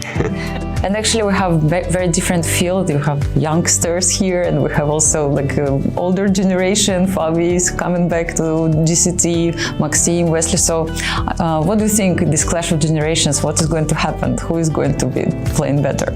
It's going to be very interesting for sure. And already I think for a few months already we are used to seeing this young generation versus old generation clash. For sure it'll be exciting. I don't know who will come out on top, but it is for sure an exciting thing for players and the fans. Now I'm sure you were following Norway chess event, and of course the play of the world champion Incr, who was struggling throughout the event. What do you think about it, about his form right now? And does it worry you a little bit, the fact that you don't know which kind of Deac are you going to face in the World Championship match? Yeah, I was following Norway chess and it was a very interesting tournament. But yeah, I'm not really worried about what kind of form he'll be in. My approaches will be the same anyways, to go there and do my best. It doesn't matter what kind of form he is in. I'm just focused on what I can do best. What do you prefer normally to play now that we have this classical event? Do you usually prefer play classical chess or rapid and blitz? I generally prefer classical. I mean, although recently I'm taking rapid and blitz more seriously as well. But for sure, classical, especially this year, classical is clearly the most important thing for me. Yeah, is it any player you are looking forward to play against in this particular event? Deac is the only player I haven't played against. Everyone is very strong, and it'll be a very interesting game no matter who the opponent is. And my last question, I'm just curious, which participant from this event would you like to be stranded with on a deserted island, if it would happen, something like that? Who would you choose? I think I'd prefer to be alone. really, but you don't have mobile in this case. No internet on the island. Very hard to do that, but probably, I know Wesley, he just seems like a nice guy. Yeah, okay, great choice. Thank you so much, Gukesh, and all the best of luck for you in the Grand Chess Tour. Thank you.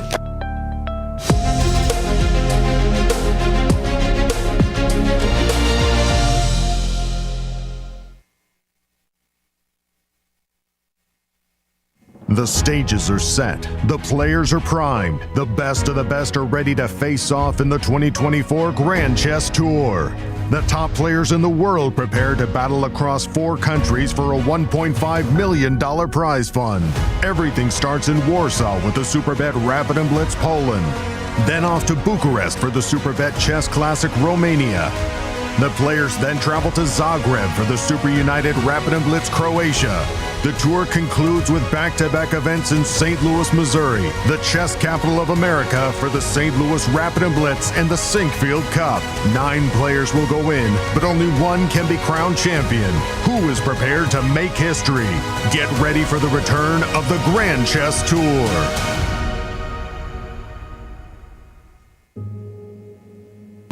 We are here to celebrate what the Chess Campus does and collectively make a difference to St. Louis through the artistic, cultural, and educational endeavors of chess.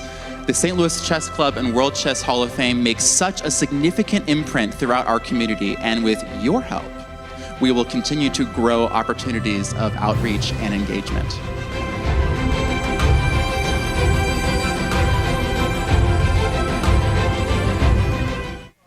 I'm Grandmaster Maurice Ashley. Join me on October 24th to 26th for the St. Louis Chess Conference to be held right here in the chess capital of America.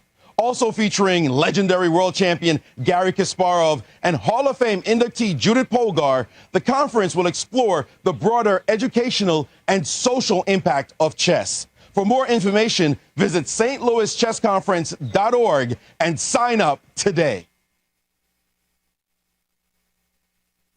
The St. Louis Chess Club is the premier chess facility in the United States. We bring the educational benefits of chess to thousands of students across the St. Louis area. We also promote chess at the highest levels, hosting all levels of the U.S. championships as well as high-profile tournaments that attract the world's best players. Become a member and enjoy perks such as free classes and lectures, weekly tournaments, and so much more. Visit stlouischessclub.org to claim your membership today. The St. Louis Chess Club Scholastic Program brings the educational value of chess to kids in schools across the St. Louis area. Active in over 100 schools throughout the St. Louis city and county, the St. Louis Chess Club has been able to reach over 85,000 students in both in-school and after-school programs. We view chess as a valuable educational tool. Learn more about our scholastic programming by visiting stlouischessclub.org/education. In the world of collegiate chess, there is no team rising quite like the one at the University of Missouri. The team has brought home title after title, including the 2024 Pan American Intercollegiate Championship, and were the 2024 Final Four champions. Guided by their head coach, Cristian Chirila, there is no stopping the Tigers. Respect, responsibility, discovery, excellence. University of Missouri. Here is the place where we enjoy the game of chess of its beauty, to advance the cause of chess and to help St. Louis Chess Club to serve as a capital of the world of chess and to keep bringing new and new millions of new fans into the game every year. I'm Grandmaster Maurice Ashley. Join me on October 24th to 26th for the St. Louis Chess Conference to be held right here in the chess capital of the United States. Also featuring legendary world champion Garry Kasparov and Hall of Fame inductee Judith Polgar, the conference will explore the broader educational and social impact of chess. For more information, go to stlouischessconference.org and sign up today. The World Chess Hall of Fame, located in the heart of St. Louis's historic Central West End. Want to know why chess has intrigued people around the world for nearly 1,500 years? Stop by and learn about the impact of chess from our 3 floors showcasing the art, culture, and history of the game. The World Chess Hall of Fame has something for everyone to enjoy. For more information on current exhibits, please visit worldchesshof.org. St. Louis, the chess capital of the United States. It also plays host to an award-winning shop dedicated to chess merchandise, all-occasion gifts, and plenty more. At Q Boutique, you can shop both in-store and online. From quirky greeting cards to luxury chess sets, there is something for everyone at Q Boutique. Enjoy a shopping experience like no other. Make sure to check out QBoutiqueSTL.com for a wide variety of gifts for everyone to enjoy. At St. Louis University, chess and success go hand in hand. Founded in 2016, the St. Louis University chess team has risen to become recognized as one of the best in the nation, bringing home multiple titles, including the National Championship in 2022. With members from 9 countries and led by Grandmasters Firouzja and Dariush Firks, the future is bright for the SLU chess team. Higher purpose, greater good. St. Louis University.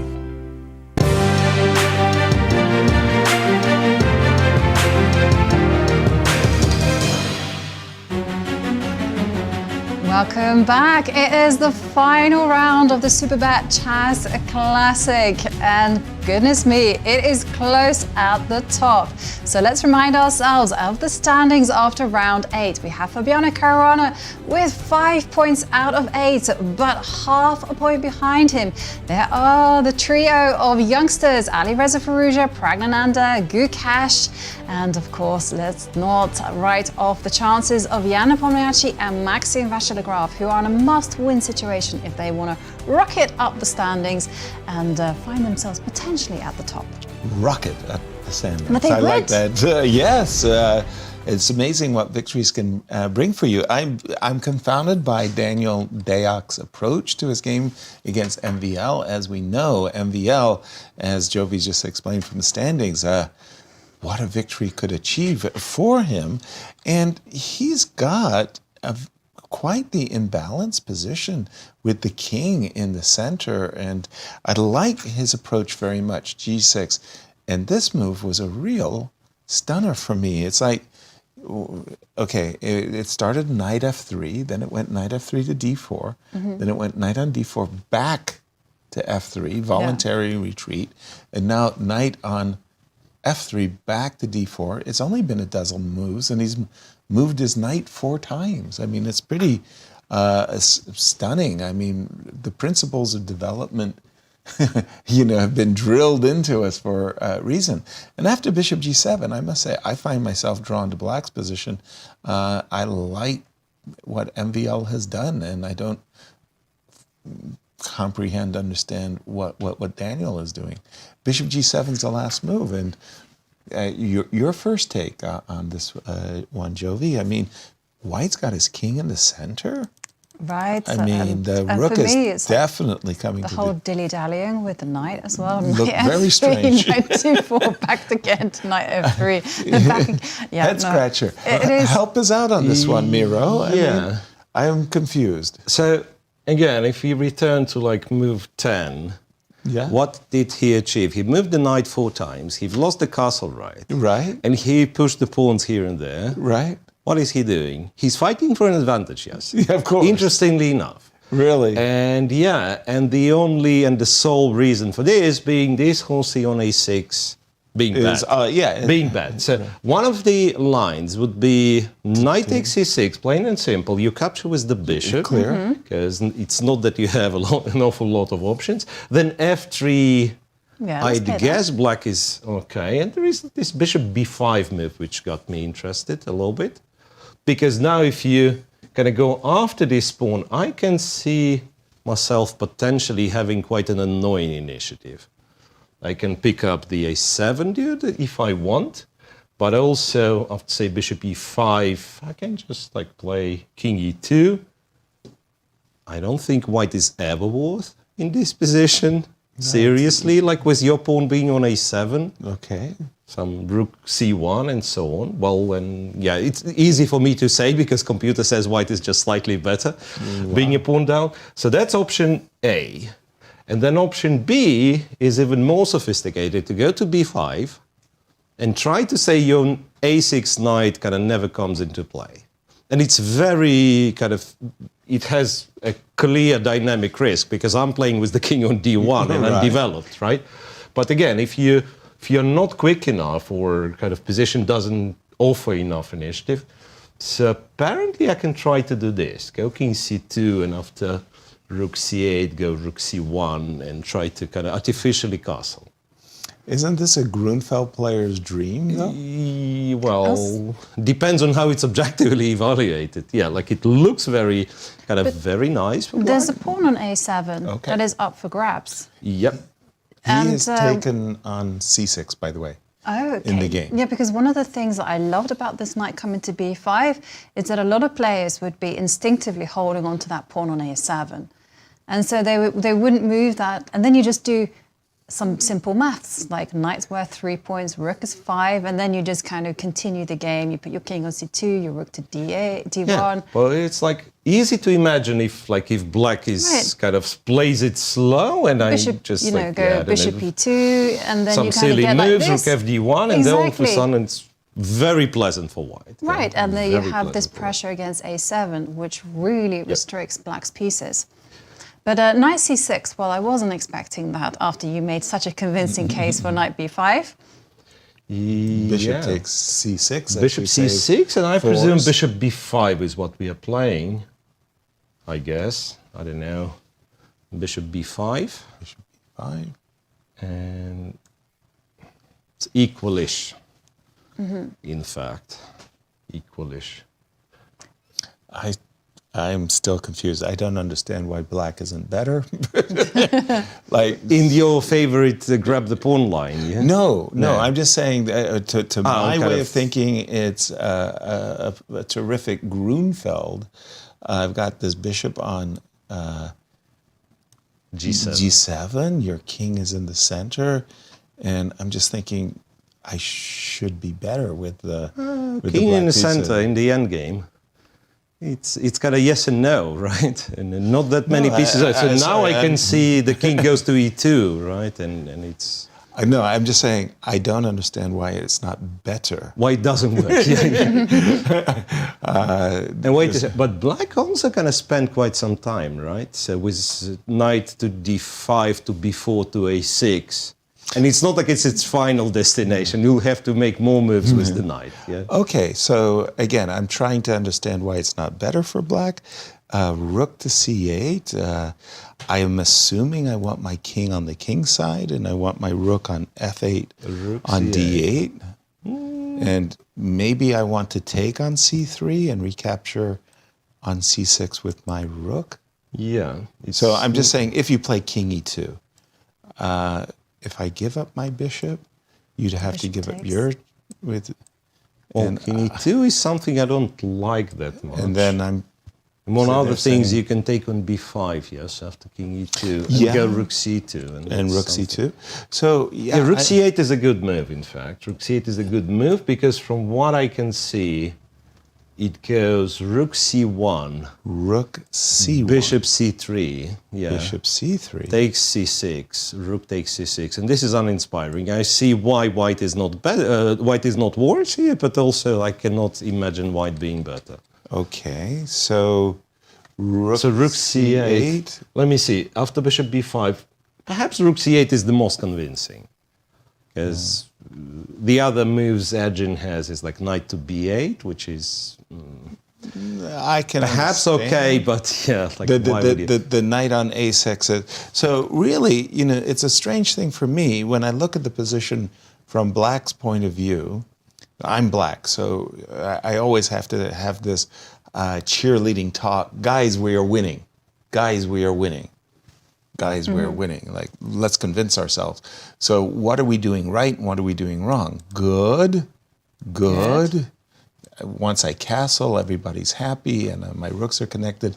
One bad guy, just one bad guy, and I feel I can solve the bad guy. Right, but I then should be able to solve. It doesn't mean that you are winning, right? Because for White, like the moment White plays King E2, his position is like absolutely perfect for an endgame, right? I mean, maybe not better, but everything's playing, rooks connected, pieces developed.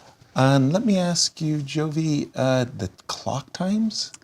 Isn't that telling us something? That is very telling because Bogdan Deac, we've seen him struggle with the time usage. Throughout the whole he's tournament. On 1 hour and 7 minutes, but Maxime has 1 hour 45 minutes. So An big disparity there. An indication. And here is where they stand in the tournament. Maxime Vachier-Lagrave on 50%, having drawn all of his games. And he's playing Bogdan Deac, who is in the cellar. He is the one in last place. But Maxime is in a unique position where if he loses, he will fall down to the bottom of the table. Whereas if he wins, he could potentially also find himself at the top of the in table. a tiebreak for first crazy? place. I don't think I've seen that. I've You been can around. be tied for either for first or the last place. Well, it goes to show that the field is really compressed, and that there hasn't been a big distance between the first and the second half of the field. There isn't any other sport like this, now that I'm thinking. Yeah, like you're in the mid of a pack, right? And you either can somehow, with some improbable scenario, win the event, right? Or drop, like all say, the way to the bottom. But like simultaneously in the last round or last game. No, normally, you're winning the first, or it was taken away from you. Yeah. You don't fall all the way to the bottom. Bishop takes c6, and the craziest thing about this situation is MVL is thinking at a moment when his move is absolutely forced. And he wants to take on c6, c3 maybe, which makes a draw immediately. He could. I mean, he wasn't forced to take on c6, if you think of it. Like bishop c3, bc3, and bishop c6. And was he? Because... Yeah, like you take on c3. It's an alternative. All I'm saying, like trying to make a case that is a kind of viable alternative. Would it be? Here, I have no idea. Yes, bishop b2. Let's go. Can you not try to get the bishop? Check from a4. Yeah. Right. So that it's awkward for you to move. Like king e2, you'll have to play. But that's what he was thinking about. Take on a3, and probably it doesn't work, but you had to spend time, Well, the point I was going to make was forcing moves should be played faster. But if it wasn't forced, and he was thinking, like you say, about bishop takes c3, I stand corrected. In any case, bishop takes c6 on the board. We anticipate... Is bishop b5 forced? There is f3 as well. f3. And again, just found it uninspiring to go f3 and... Knight to c7. I would say advantage black, but what can I say? I mean, I'm not... I haven't been able to prove it. I'm just thinking Grunfeld players would rejoice. They haven't done anything wrong, and the bishop is actually pretty darn good. Yeah. We'll keep an eye on this one. I want to go to Fabi's game, actually. Oh.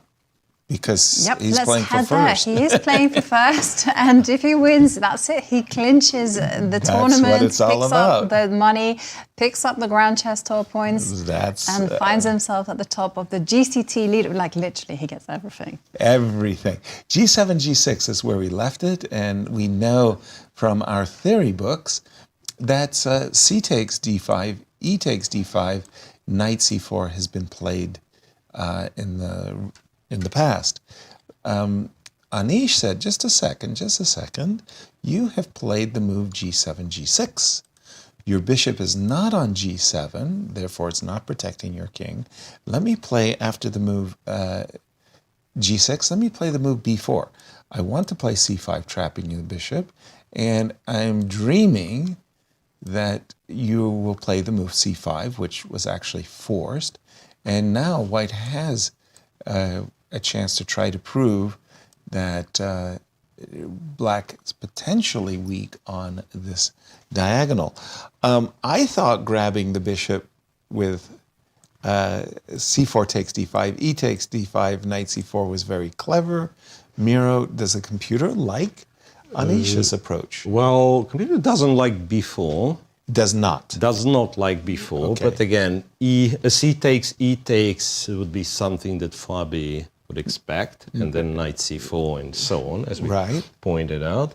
b4, again, it really depends. Remember yesterday, Anish, at some point, he spends up to 40 minutes on his clock, and after the game, he said, no, of course it's a preparation. Yes. So you can Queen never be E3. sure with these guys, Yeah. right? Queen As of E3. now, our weak computer doesn't really like b4, c5, but then, you know, the line goes like he starts trading. I'm not even sure how you. Let's say you take on d5, and if pawn takes, I can see this being like a simply comfortable position for white to play. The isolated pawn plus we provoked g6, which computer's not impressed, says white doesn't have much, but you know, in a human play, we know these patterns where this pawn is not great, and particularly with the bishop on b7, if very often you'd prefer it to be on e6. There was one fun line that I wanted to try. Can we possibly capture on d5? Oh. Probably not, according to our engine. It looks like no, but I was making a point, like not looking at the end. So e4, I know the story. E4, e5 wins the piece. So knight f4. How about that? Right. And you go here, and I go here. Okay. And then you take on d6 intermediate, and I go knight f4 intermediate. And I thought I was clever. Right. And it doesn't work. Queen g. Okay, if you take the queen, I mean, I have to show off. Yeah, that's what I'm saying. But queen g4 regrettably puts an end to my tactical sharpness. I just lose a piece. It's a beautiful idea, though. Queen g5. Yeah, queen g5, last chance. And I feel like I have to take something. Right. And this something is not the queen because of the same checkmate. Yeah. Okay, it was a fun idea, but it didn't work. Nice. It didn't work. So yeah, I think we do get something of this nature, so that if white captures on d5, black pretty much doesn't have a chance to deviate, has to take. Or can I like capture this one first, just in case, so there won't be any cb4s I don't have to think of. Yeah, this one is the most convincing, I guess. Yes, that's the most convincing, and then we get this position, which computer laughs at me and says black is totally fine. And it doesn't feel like black is totally fine, though. I guess it's because knight e4, right? Yeah, still. So the knight on h4 has nothing to do anymore, right? Yeah, so it probably has to go back. And yeah, Compi, what does it do? Oh wow, it goes, say, rook to b8, and then this bishop gonna go to a6. So I might be kind of uncomfortable with my pieces, the knight on d2 in particular, right? Yeah, the knight on d2 really does annoy me. Is there any way to kind of make better use? I mean, the knight on h4 didn't offend me that much, because at least in let's move the other horse here. Yeah, right, because at least knight f3. There's some knight f5 ideas on the horizon. Now it laughs at us even louder and says now black is better. For whatever reason, yeah. Queen d4, I would think, like I'm almost checkmating, and then it's knight c to e4 and bishop c5. But if you put your knight on b3 as opposed to... Not to f3, but to b3. Yeah, because I'm just trying to follow the principles. To exchange something. As much as possible. Oh, well, that's a much better move, Jovi, but we are still slightly worse. But no idea why. Rook a b8. Well, the whole thing is that I think we are kind of too judgmental of this g6 move and the long diagonal. So we see this pattern and we think, no, I mean, it cannot be, cannot possibly be okay for black. And perhaps in this particular case, we don't have the way to use it. Well, one of the reasons could be that the b file is open, because usually you will have the queen's isolated pawn and you'll have white pawn somewhere on, say, b3, black's pawn on b6. Right. So it's a little bit more compact, and that'd be the only weakness. Yeah. We do have b4 takes c5. B takes white on the board, and C takes d5. d5, yeah. Oh, well, we could be seeing a type of position like that where there is a lot of dynamic play. Let's move quickly over to the game between Wesley So and Gukesh. Gukesh, if he wants to leapfrog over Fabiano, he does need to win with the black pieces against Wesley So. Yes. But earlier on we saw, the queen going to e7 and then dancing to c7. Can we just revisit the kind of last few moves? Sure. We left it at queen c7 and spying an X-ray attack against the bishop. Black is setting up for c5 takes d4, and Wesley traded and on b6, and then because we were looking at bishop to d3 and leaving the tension there on the queen side. Definitely, and I think that was actually a better way of trying to keep some advantage. Is so helpful for black. Actually, I would have judged this as a trade that is helpful for black. Queen e2 defends the bishop. Knight to d7. Bishop b2. Again, if you're not familiar with this line, you look at this bishop on b2 and said, where did I learn to play chess? But most assuredly, this is standard for this line. White is seeking to play e4. He will probably play bishop to d3 and e4 in the near future. Bishop to c6. I like this move for two reasons. First of all, let's fight for the open A file, but another reason is also the queen battery on this diagonal is useful for black. The knight on f3 usually wants to go to d2, not to e1. Rook a8, queen b7 on the board. I like what Gukesh is doing, and okay, white still has the two bishops, but it's not that dangerous. Jovi. No, it's not that dangerous, but let's hear from the man on the ground, which is Cristian. Cristian, what have you got for us?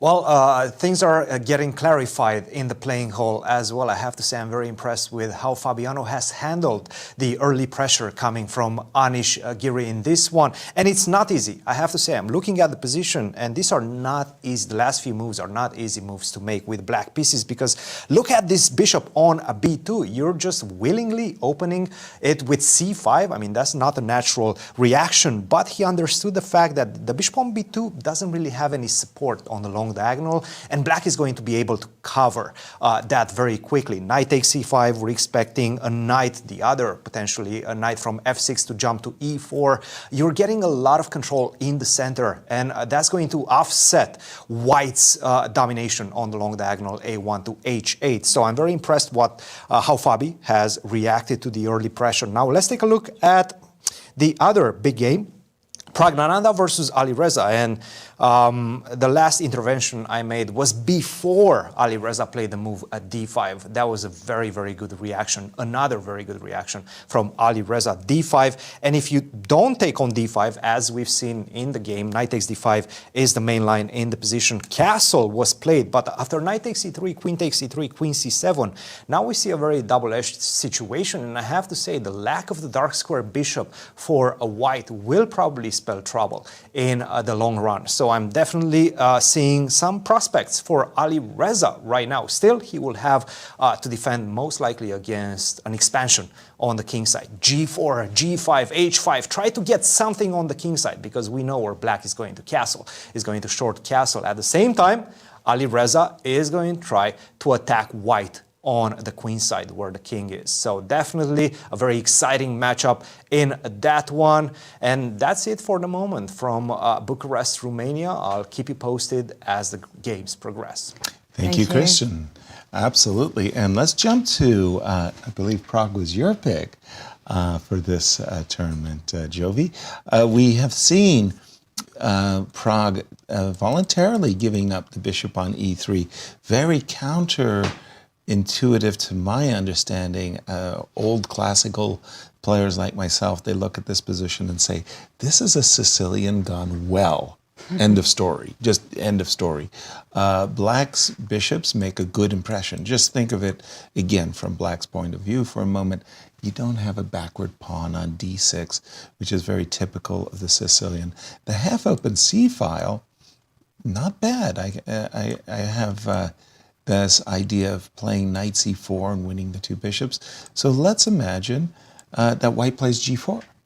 Yes, so that's the move that I would be looking at. G4 Yes. or king to b1, just as a precaution, you know, Yeah. against the queen and rook battery on the c-line. tucking the king in. But g4, let's go, yeah?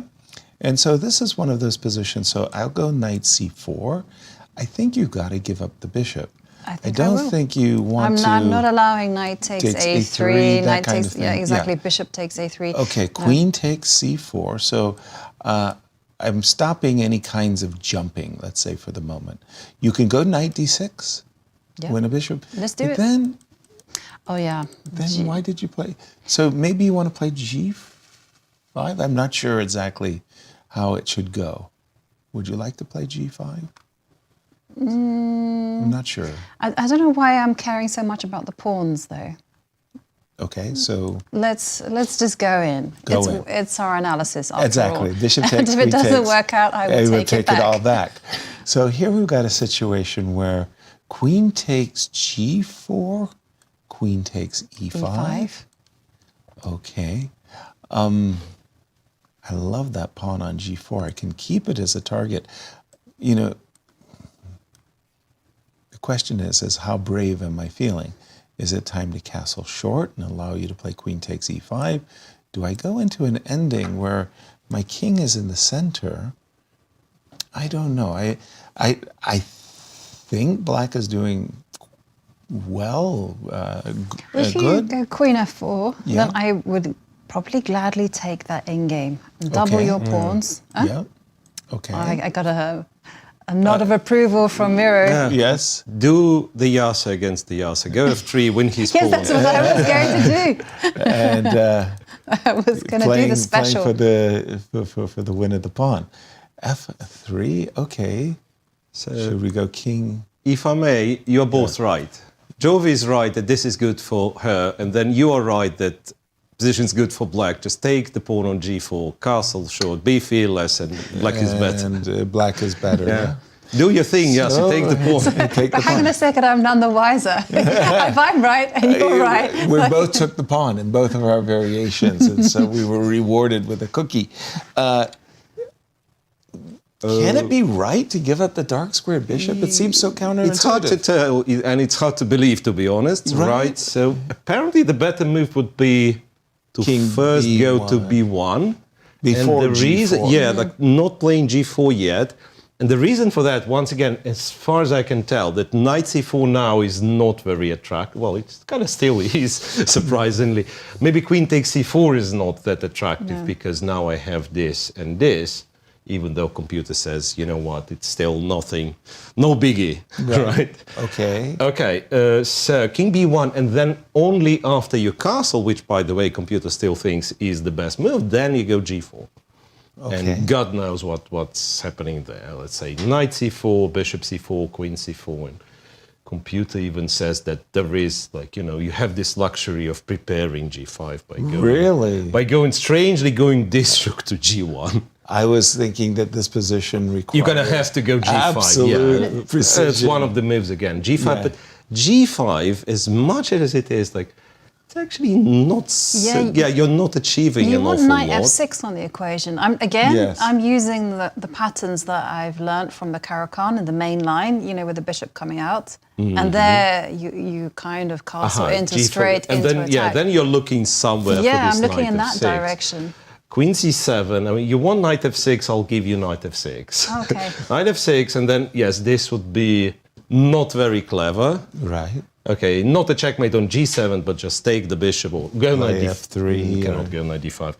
Anyway, knight f6, bishop takes, pawn takes, g6, And if I'm supposed to trust this thing, it still favors black ever slightly, so which implies why it's not getting checkmate. Delivering checkmate.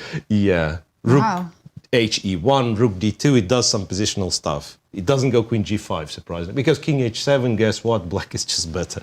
Yeah. Perhaps there is no way to get to this king. We are that close, and yet there is... The light square, or rather dark square bishop on E3, which we traded a few years ago, would really come in handy. Yes. Queen H6 check. Great. And of course, both players are in striking position because Alireza, Firouzja and Praggnanandhaa are in shared second place alongside Gukesh. So a decisive result would mean that they potentially overtake Fabiano or they tie. Yeah, that's a result is what is required. And also for Jan, Nepo, result is what is required. We expected something like this quite some time ago. We had been leaning towards this taking on B4, following it up with B5, and black gets control of the A file. Very nice. But white says, you know what? It's more important that I have this central squares, E5 and D4 outpost. So my understanding of the position is it's actually a mistake to play for a protected pass pawn. Yeah. You know, you think to yourself, oh my gosh, I'm going to win every king and pawn endgame I ever play. Well, yes, you are, but before you get to your king and pawn endgame, you're going to have to suffer a rather intolerable knight on a D4, so you can't capture. What's that quote where they said before the endgame, the gods have placed the middle game? The middle game, yes. And I thank those gods, and that was Michael Tal. Yeah, I love some of these witticisms of these guys.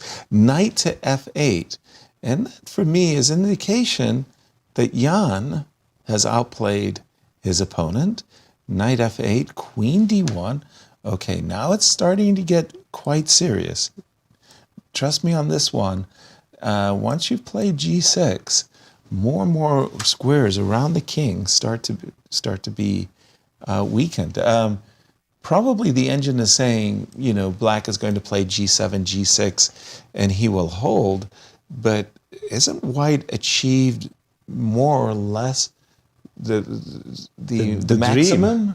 Well, the dream is strong. Well, we still have more dreams to come. Before I open this one and see the actual evaluation, what do you think it gives? Because I would say it's going to give something like a small advantage. Yeah, it should be considerable plus. I don't know. Is it? Okay, 0.25. Is it considerable? I have no idea. A quarter of a pawn. I have no idea. So after 95, that's where it gets. Well, actually, it does not like to take on E5, and this is perhaps something important that we can learn from. And you've tried it with the knight, and then after D5, it's almost like closer to a pawn advantage. Right. And the same, I think, happens if you take with the bishop. It's a bit less dramatic, but the same pattern. You take with the D pawn, not with the F pawn, and then you get an outstanding square on D4. And then, on the cover, you're trying to prepare the attack. Right. And I'm afraid, if Nodirbek did not specifically study this one, it's so easy to get in trouble with black. Seriously. Because all I'm thinking, like, say you play G6, which you probably end up doing one day after Queen D1 and Queen keeping an eye on this one. And then you want your knight to be on F5. Good luck. But there is no way you can get... Okay, I mean, theoretically, it's 1, 2, 3, 4, 5, 6, 7, and move the queen from... So this is not happening. I mean, plain and simple, this is not happening. So it's clever play by Jan. Yeah. And also, despite having this, you know, reputation of this being like a silly, somewhat drawish line, it's actually very tricky. And the reason for that is one thing we were discussing with Chovy, right? So if you exchange this, then very often your C6 pawn is weak. So you think, let's keep it close, but then your counterplay is not enough. So you would love to have two open files if white goes to e5, because then you'd have kind of the real counterplay. Well, then your c6 pawn is weak. If you want to close, then you don't have enough counterplay. Well, I do feel morally obliged to argue for the black position. Yeah, so we go to the game position. There's something I wanted to point out. Please. All right, Queen d1. Yeah, because I've kind of ended up in this type of position myself. And, you know, there is something that speaks in black's favor, which is the A line. Yes. Yeah, so I'm thinking, you know, if black goes fine, we don't need to rush with g6. Okay. Rook a6. Rook on the 8th to a6. Yeah. And I want to just overprotect, so... Okay. So now, here's your time to go g6, or I'll take the pawn. I kind of didn't want to do that. But what do you do after knight g1 then? Yes, I have to head that direction, g6. G6, yeah, and then... Knight to f3. I guess knight g to f3. Okay, right? and now let's start the big epic journey with the knight. By the way, knight to d7, back. He went knight on d7 to f8, okay. knight on f8, back to d7. No bueno. I'm very, very, very confused. Yeah, this one doesn't look Daniel very good. Deac is doing some strange things with this knight. Nodirbek. It's Nodirbek. Is doing some very strange things with this Nodirbek knight. is doing. No, Daniel Deac did strange Against things. MVL? Yes. Ah, okay. We didn't check this one. Okay, No, I'm saying Daniel makes some strange moves with his knight that I don't understand, and now I'm seeing the same here. It's kind of an echo. Right. Yeah, right. So, okay, I like Jan's position, and as we've been explaining, a victory by Jan today, well, that would really be a remarkable comeback for him, because he's drawn all of his games, not through lack of effort, but he hasn't been able to get the results. Where would you like to take us, Jody? Let's go to the game between Bogdan Daniel against Maxime Vachier-Lagrave. Yes. Since you mentioned it, has there been any change? Yes, we've just seen the move knight to b8. Like I said, I would have thought that MVL would be in his element right here, right now, as he's got the great Grunfeld position. He has one small problem. The knight on a6 is misplaced. He wanted to cure it right away with the move knight a6 to b8. I had suggested rook c8 and leave that knight for the time being. Bishop takes c3 would be on tap. Knight b8 is what he played, and Daniel Deac has been taking, throughout the tournament, he's been behind on time. I want to say, after like 3 hours of play, he's been playing on increment almost every single game. But I tell you what, that is entertaining for the spectators. And remember that the players are playing in front of a live audience, which is brilliant. And here you can see it's packed. Last absolutely. day. And well, we also have some breaking news that Wesley So and Gukesh, they are repeating moves. So, and there's an agreement. Already made They're discussing the game. They've already agreed a draw. Yes. Wesley did not really try with the white pieces. And for Gukesh, I want to say Gukesh didn't try because there was an option. Closer to the end. I mean, not to get an advantage, but to keep the position alive. And yeah, in the moment, maybe they will explain their thoughts. If we get a chance. But by the way, I just have to give our congratulations to our challenger, Gukesh, as he goes through the tournament undefeated, making a I'd say +1 score, 5 points out of 9. Yeah, and I think he gained a little rating points. Not that that's a big deal, but just going through this field undefeated is worth a respectful nod. And his defensive skills were put to the test. Were they ever? A few games. I'm sure Ding Liren is very, very closely looking at this tournament. Where did he potentially have an ambition? Yeah, so the moment here, after bishop b2 or the next move, after rook a1, but I guess immediately after bishop b2. There is an option of plain and simple capturing on f3. I have to take with the pawn. Yeah, queen takes, c takes d4. That's why we have the queen on c7. So you take with the pawn. Well, computer even like ever slightly prefers black here, which is perhaps not the reality, but considering that you have to, or rather you would like to play on and win, maybe there was an option. So I go here, and the point is that this knight goes to g6.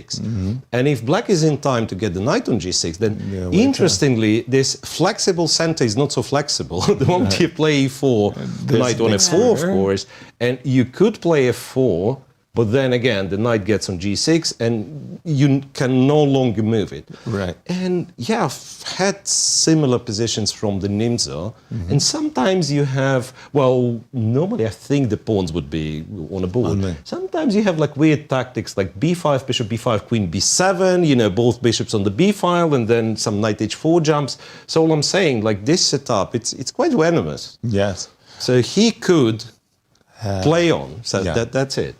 Yeah, I'm thinking specifically of two players, Vasily Smyslov and Morozevich. They like playing the Chigorin defense as black, and the idea in the Chigorin is that you're very often giving up the two bishops for the two knights, and white's structure has been compromised, just as you've suggested, Miro. And I like this play. I think that with the knight coming to g6 very quickly, black's risk factor is quite low. Yeah, it's not like black is better or anything, but it's a position which is alive, non-symmetrical, and you can still play on. Absolutely, absolutely. And both sides have their trump. Again, I compromise kingside. And with the knight on g6, the move queen b7 can... unpleasant sensations, as Viktor Korchnoi would call them. The king side is vulnerable. So I like that as and maybe we can quiz the players on their judgment on this one. Exactly. It's actually a lot more depth than meets the eye, because I just looked at this and thought, well, white has the bishop pair, also the flexible pawn structure, potential A-line, nothing much in it. No, I mean, and again, you're probably going to want to play f4, because when the knight does get here, and if your pawn is still stuck on f3, queen b7 can really but this bishop needs to be on g2. Yes, and the other one on b2 is not great, because once again, the question is how flexible is your flexible structure? No, it's not flexible one knight at all. goes to g6, and the other one potentially goes to d5. And again, it's very hard to kick it away. Also, it's hard to dislodge a knight posting itself up on h4. And I agree with you, Jovi. Your bishop on c4, in this case, really does need to be on the king side for defensive purposes. Maybe a missed opportunity for Gukesh. And again, considering his tournament situation, he may have some regrets that he didn't go for this. I want to check in on our marquee matchup between Anish Giri and fabulous Fabiano. Fabiano clinging to a half-point lead. When we left it, we had reached this position, and there had been this massive swapping. And we did expect the move knight b3. And I think we also were looking at knight knight d2 to f3. Okay, it's not immediate checkmate, of course. But the idea was to play against the isolated queen pawn and maybe lurk with our knight on the f5 square. One thing that I found fascinating is that when we were looking at these positions, instinctively you feel like white should be a little bit better, more comfortable, right? You know, you got this bishop on b2 that's so strong, eyeing up those vulnerabilities on the king side. But then the computer was like, no. Nothing. If anyone has the better dynamics in the position, it's going to be black. And that is very confusing. Rook to b8. Rook to b8. Lurking with a chance, lurking for the opportunity of playing bishop a6 and hitting the pawn on e2, and also, you know, the bishop on b2 could be a potential target. Computer says black is fine. What's the problem? Isolated queen pawn, forget about it. Weak diagonals, forget about them. Just okay. So we'll keep an eye on this one. And where would you like?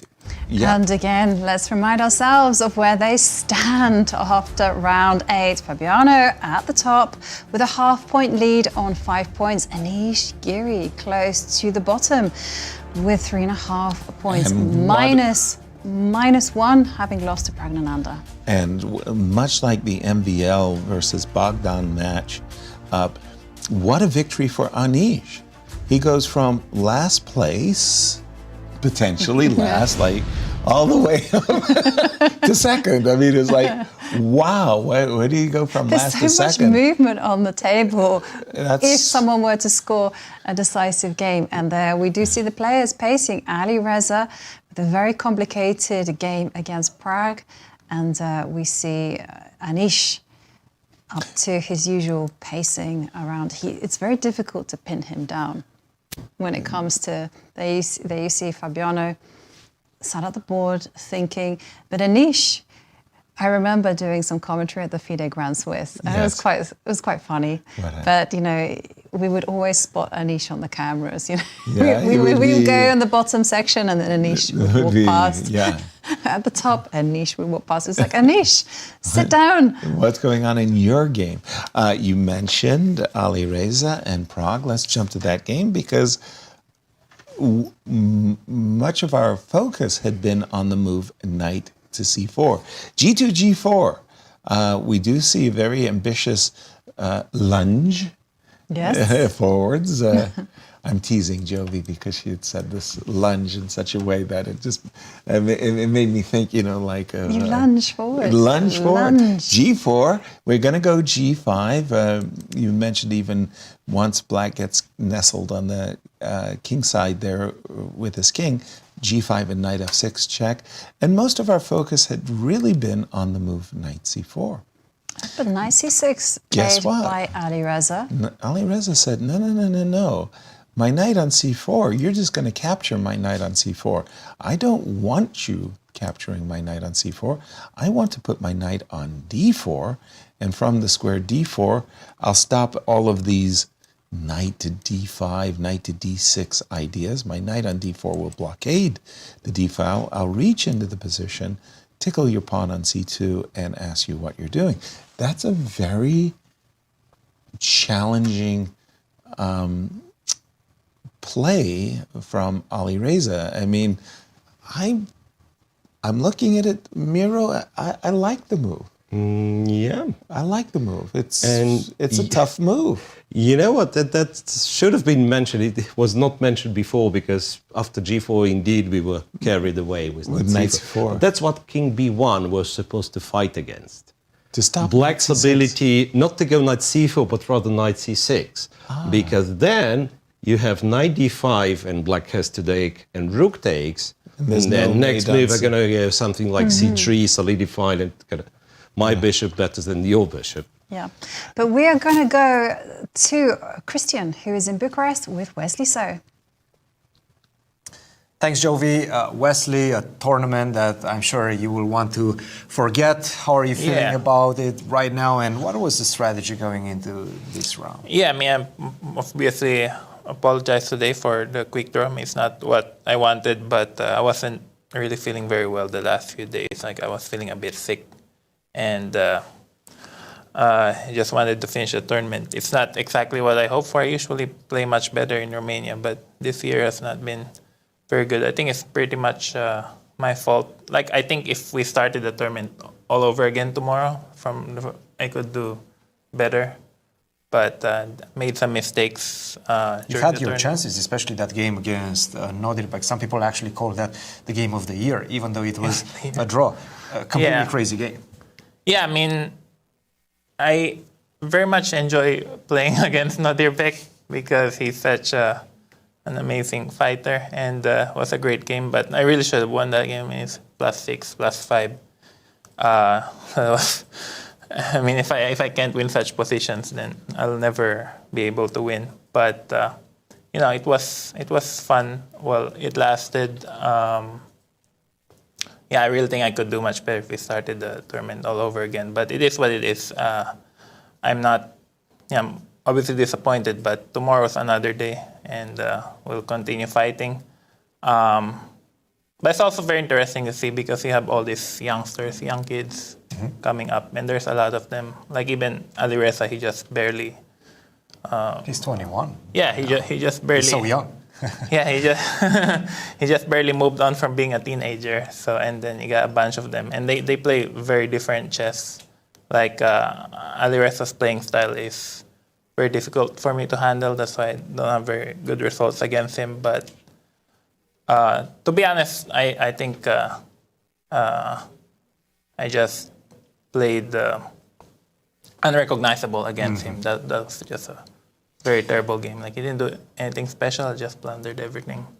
You're of course mentioning the game that you lost. Now speaking about moving on, you're going to Croatia tomorrow to play another Grand Chess Tour event. How do you adjust from one, of course, disappointing event to another one that's just about to start, and I'm sure you're going to try to win it? Well, every player has their own strategy, but I just take, as I said, tomorrow is another day with new hope. As they say in the very famous movie Gone with the Wind, tomorrow's another day. Tomorrow will be better, and as long as I have life, I have hope. So that's one very good thing about being alive. Obviously like to thank the Grand Chess Tour, the sponsors, also to my friend Tony Rich, to Michael Khodorkovsky, and to you all also, of course. Thank you. Yeah, for, You're too nice. For encouraging me, and I hope I can play better. So just prepare for the next tournament, and it's not like I have anything to lose. It's not like I'm playing for much or anything. I just want to play a good game, and we'll see. I need to be better. Well, Wesley, go get your rest, recalibrate, and get ready for the next tournament. We're looking forward to see you in Croatia. Thank you so much. Guys, back to you. Thank you, Cristian, Wesley. and thank you, Wesley. And Wesley there being in a pensive mood, but he can't reflect for too long because he will be playing in the Grand Chess Tour Croatia, the Super United Blitz. Zagreb, Rapid and Blitz coming up in 4 days. Feels like it's almost upon us. Turning our attention, I have the game between Daniel Bogdan and MVL. The small problem with the desired knight b8 is it takes time. We're moving pieces around, and with that time, Daniel very correctly, in my view, developed his rook, moved his king, is prepping that the king will be on b1. Why is that important? You might think, oh, the king should be on e2. But really, look at that lurking bishop. And the weak pawn is the pawn on b2. Once my king gets on b1, suddenly I can capture on c6, jump with the knight to d5, and not necessarily worry about the pawn on b2. While the interview was going on, I was looking at a line that was kind of a funny line. Bishop takes c3, giving up my beautiful bishop, but on the other hand, forcing the capture. Bishop takes on b2. I was looking at these forcing lines first. Take on b7. Take on b7. Take on c1. And now I can take a pause. Yeah. Yes, the rook. Take. I like the way the rook travels to make a point. Yes. Knight to d7. And at the end of this whole hosing of the chessboard, we have bishop versus knight, which is actually slightly in white's favor. And suddenly the king could come to d2 and rook c7's on white's agenda. A likely draw, but that didn't pan out for black. Hence, the move bishop takes c3 is not exactly. This is not really what Maxime wants. Not he doesn't want to grovel a draw. He wants to have a position where all three results are possible. Because remember, a win for him would propel him up the standings, potentially even to tie for first place. Which is quite the shock that would be. And again, just to remind you, he's there on 4 points out of 8. Yeah. And a win, would put him at the same score as Fabiano Caruana currently is 5 points. A loss would mean that Bogdan or Deac for the last would reach him. They'd be tied. So I'm looking at bishop takes b5, knight takes b5, knight c6, and again I'm seeing a very balanced position after the move, king b1. He did play, by the way, rook c8 while I was making all of these wonderful elucidations. Rook to c8 on the board, and I'm assuming we want to play king b1. Well, let's just take a quick look. Bishop takes, bishop takes, bishop takes, bishop takes. Yeah? Yeah. So far, so good, right? Bishop takes. This is a little funny. You don't see that pattern very often. No, it's a very nice move. You win a rook. Yeah. Because after rook takes rook, there's no one left to defend the poor rook on a8. Correct. Well. Wow. Okay. Great. So I think it's the perfect time for us to go on a break. And as we go to the break, Anastasia asked the players if they adjust their strategy depending on who they're playing. And we're going to be right back with all of the action in just a few minutes. I adjust. You adjust. I adjust. You play the man, not the board. Yeah.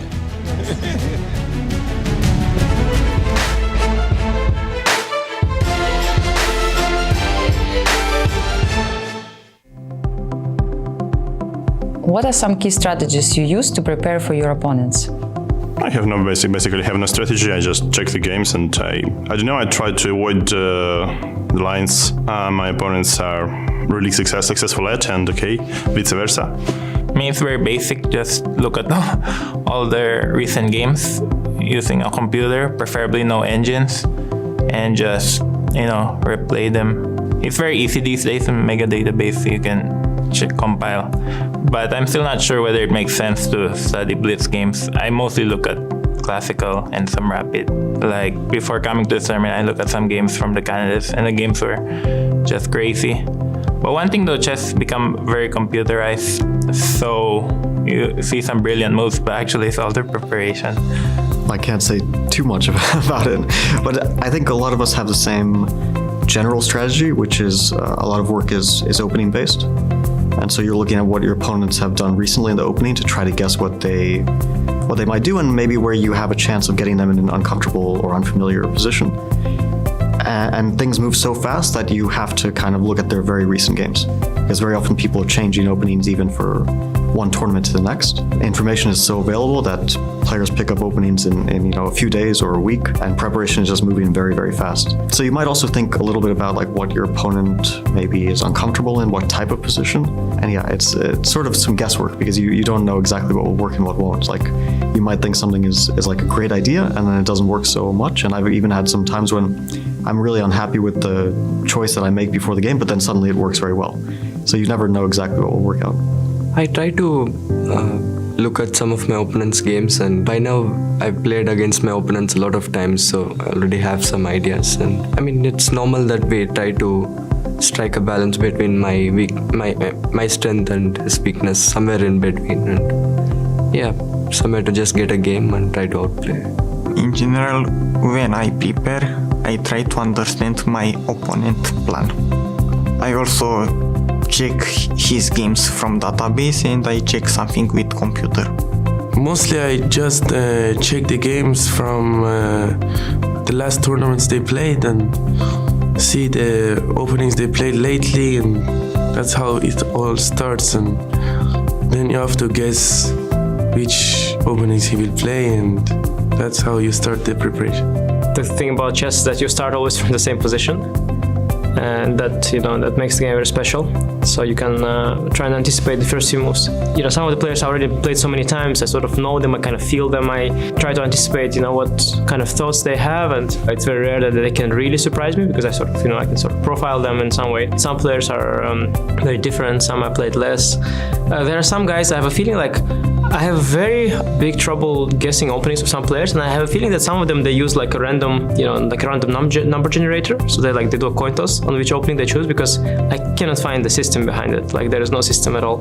It depends per person, but you always try to prepare, because it would be a shame not to. You know the starting position, you know who you play, and you want to be a step ahead. Generally, when I prepare for the tournament, I look at some games of my opponents, but in majority cases I just prepare, some openings, and I try to prepare not for the opponents but for the tournament. But yeah, in specific cases I do analyze my opponents' games. To looking at their games, you kind of feel their playing style, you understand how they approach the game, and yeah, it's always useful. Yeah, nothing in particular. I'm just looking through their games, and at this level, I know most of the opponents because I've played them a bunch of times already, and I already have an idea what they play and what is their style. But still, I'll try to look at the recent games and what's going on there, and yeah, try to see where should I go and what should I try.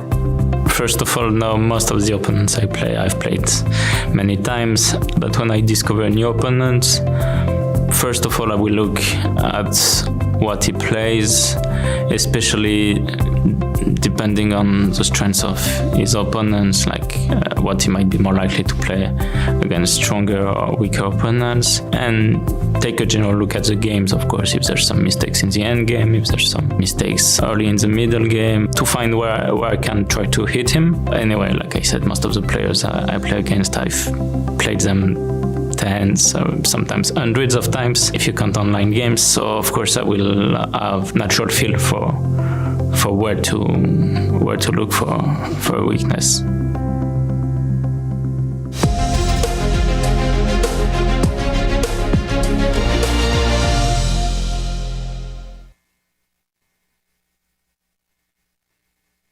The stages are set, the players are primed, the best of the best are ready to face off in the 2024 Grand Chess Tour. The top players in the world prepare to battle across 4 countries for a $1.5 million prize fund. Everything starts in Warsaw with the Superbet Rapid and Blitz Poland, then off to Bucharest for the Superbet Chess Classic Romania. The players then travel to Zagreb for the Super United Rapid and Blitz Croatia. The tour concludes with back-to-back events in St. Louis, Missouri, the chess capital of America, for the St. Louis Rapid and Blitz and the Sinkfield Cup. 9 players will go in, but only one can be crowned champion. Who is prepared to make history? Get ready for the return of the Grand Chess Tour.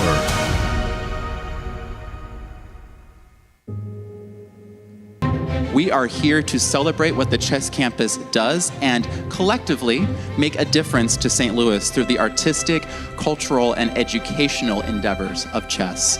The St. Louis Chess Club and World Chess Hall of Fame makes such a significant imprint throughout our community, and with your help, we will continue to grow opportunities of outreach and engagement.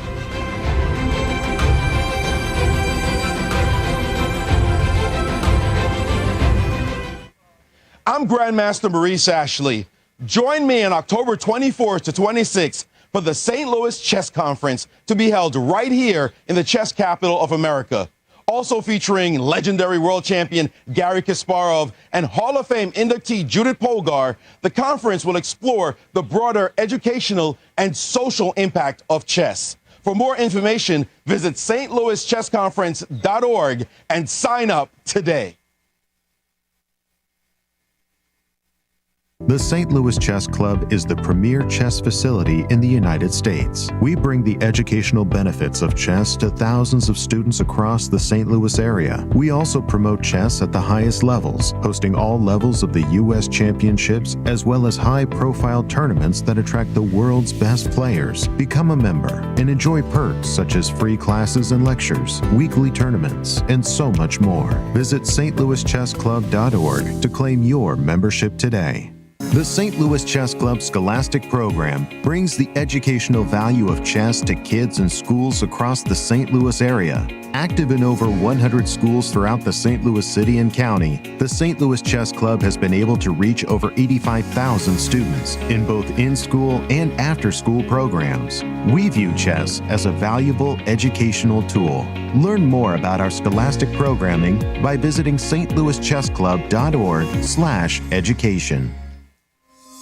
In the world of collegiate chess, there is no team rising quite like the one at the University of Missouri. The team has brought home title after title, including the 2024 Pan American Intercollegiate Championship, and were the 2024 Final Four champions. Guided by their head coach, Cristian Chirila, there is no stopping the Tigers. Respect, responsibility, discovery, excellence. University of Missouri. Here is the place where we enjoy the game of chess, of its beauty, to advance the cause of chess and to help St. Louis Chess Club to serve as a capital of the world of chess and to keep bringing new and new millions of new fans into the game every year. I'm Grandmaster Maurice Ashley. Join me on October 24th to 26th for the St. Louis Chess Conference to be held right here in the chess capital of the United States. Also featuring legendary world champion Garry Kasparov and Hall of Fame inductee Judith Polgar, the conference will explore the broader educational and social impact of chess. For more information, go to stlouischessconference.org and sign up today. The World Chess Hall of Fame, located in the heart of St. Louis's historic Central West End. Want to know why chess has intrigued people around the world for nearly 1,500 years? Stop by and learn about the impact of chess from our 3 floors showcasing the art, culture, and history of the game. The World Chess Hall of Fame has something for everyone to enjoy. For more information on current exhibits, please visit worldchesshof.org.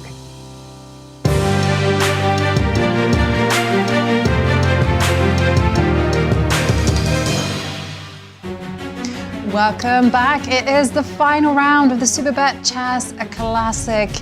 And this is the time for the players to just prove their worth. Will we see some decisive games? Shall we take a look at the standings? Because there has been one game decided, and it was a draw between Wesley So and Gukesh. So that means that Gukesh moves to 5 points out of 9, whereas Wesley 4 points out of 9, and a disappointing tournament for Wesley. Yes, as he, in that interview, he kind of pensively looking back, he said, gosh, you know, if we were to start the tournament tomorrow, I'm sure I could do better. You know, Miro, for me, as just pulling out of the games, we'll drill down in a moment. I love the kind of chess and the openings that I've been seeing. I mean, the mixture of the games has been really cool. And had Gukesh given up the 2 bishops, we would have, you know, very, very different positions. And not everybody's playing a Joko piano or a Berlin. And I like that, but we're not getting results. Yeah, and I don't know what the problem with that is. Yeah. It's not for the lack of fighting spirit, with, well, maybe with some exceptions. Yeah. Right, it's not for like very dry openings. No. It's just that, yeah, as you've mentioned a couple of days before, some sort of draw virus in Bucharest. It's also because the players have been playing in a very precise fashion. Because we've been seeing their accuracy, like Nepo and MVL, they were there with 98%, 97%, and Fabiano, who's on the lead, 95%. And that was at the bottom end of the scale. No, that's remarkable. Just the players are too good. It's like we're going to have to handicap them in some measure there. As we'll jump into the games, but Miro, I wanted to ask you. You were going to give us a very nice explanation of why King B1 instead of G4 would have stopped Knight C6. We've got to dash to that game because it's wild. Yeah, that's perhaps the only like really exciting game at that moment, right? And yeah, we were concentrated on this Knight C4 idea. And again, computer was going Knight C4 after G4. Turned out that g4, the move that was played in the game, knight c6, is just as strong, if not stronger. I liked it, yeah. And therefore, perhaps, computer was going king b1, because then after knight c6, there is knight d5. And bishop takes, rook takes, and this thing doesn't work at all, because you can take, and queen c2, king b1, king a2, it's not even a perpetual. You have queen a3. I thought, yeah, maybe black is happy with a draw and go for perpetual. Yeah. However, after g4, knight c6, you cannot do the same thing because knight b4 just like wins. Checkmate. Well, you have rook d2. You can play, but this is unacceptable. Okay, so perhaps Pragg had absolutely different idea in mind. He went king to b1 now. Now, in order to justify what's happening, black has to go knight d4. Otherwise, once again, you allow knight d5. So knight d4, and white went f4. Well, honestly, I was analyzing this a little bit, because it looked very nice optically, but computer keeps saying that this is not good. So now... I take an e2? Yes, knight takes e2 is of course the main move, so just to highlight that. Oh, please. Anything else, like you want to castle, let's say, it would start an absolutely crazy sequence of moves, apparently good for white, but just look at it. So moving the bishop would run into knight d5, you don't want to see that. Dead. But there is like a move like bishop a3. What's happening, don't ask me, I do not know.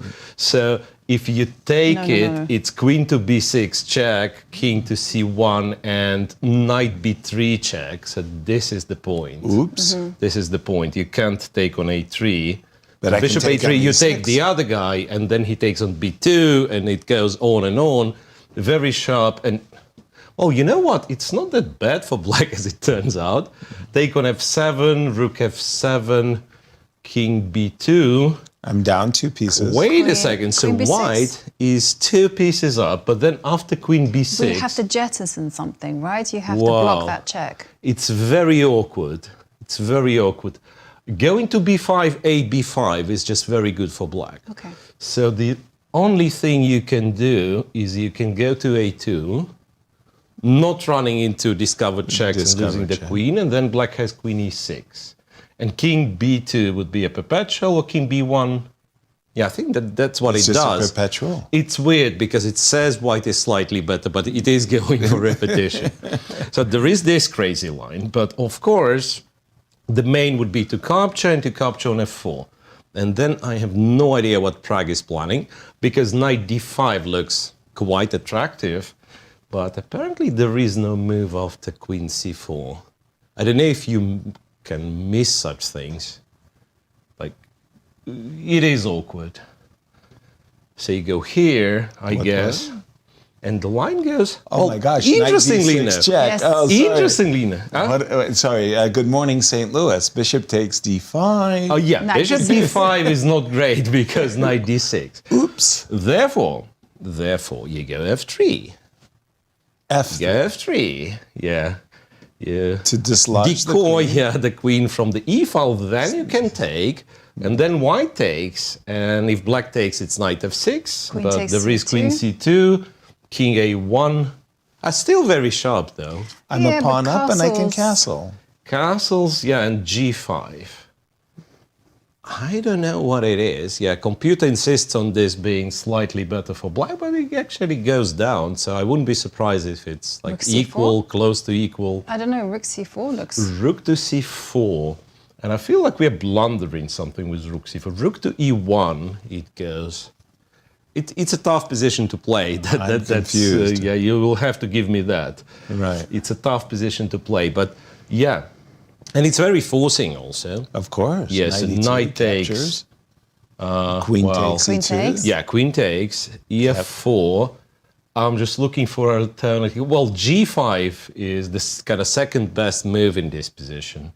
But then computer's very happy with rook d8, stopping knight d5, and says, like, if we exchange one more pair of rooks, there is no need to castle. Right. Or there is no... My king will be safe in the center. Yeah, king is relatively safe in the center.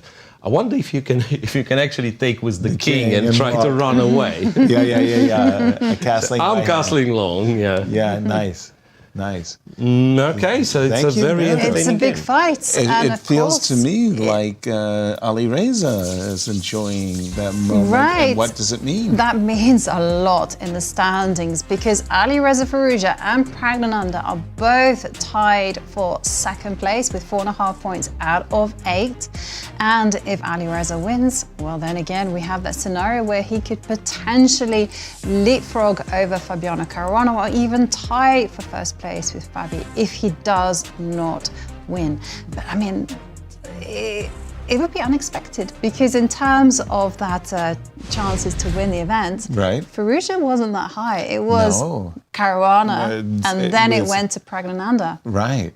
Prague with the white pieces today. The opening has not worked out very well for him, as we see Alireza looking at that knight takes e2 and capturing the pawn on f4. What are the clock times, by the way, in that game? Okay, so let me just pull it up. It's number 5. And they're significant, actually, because Praggnanandhaa is there with 44 minutes and 36 seconds, whereas Alireza has 1 hour and 9 minutes on the clock. Wow. Okay, that's a significant... Very complicated position as well. So they will be needing to burn that time in order to work out everything. Well, again, we have played lots of Caro-Kann's positions in our lives, and one of the things that I've come to really appreciate as a Caro-Kann player is the great king safety that we often get. And this is like a dream for me as a Caro-Kann player, that I haven't even put my king in the pressure Right, you yet. haven't put it in the firing line. And Right. also, one thing I wanted to say, like in the Caro-Kann positions that we're talking about, they're very much in the classical main lines when black has gone for bishop f5. Yeah. And that's all about getting c5, that open c line. And if you can get that, you have enough compensation, enough counterplay in order to prevent white from just going on a full-scale attack on the king side. And here you got it. Already, it's been gifted to us. And that line that Miro was mentioning, knight d5, I really like that move, queen c4. And even after we got to this crazy position with rook to d3, and it was this move f3, I just feel like I'm doing really, really well here as black.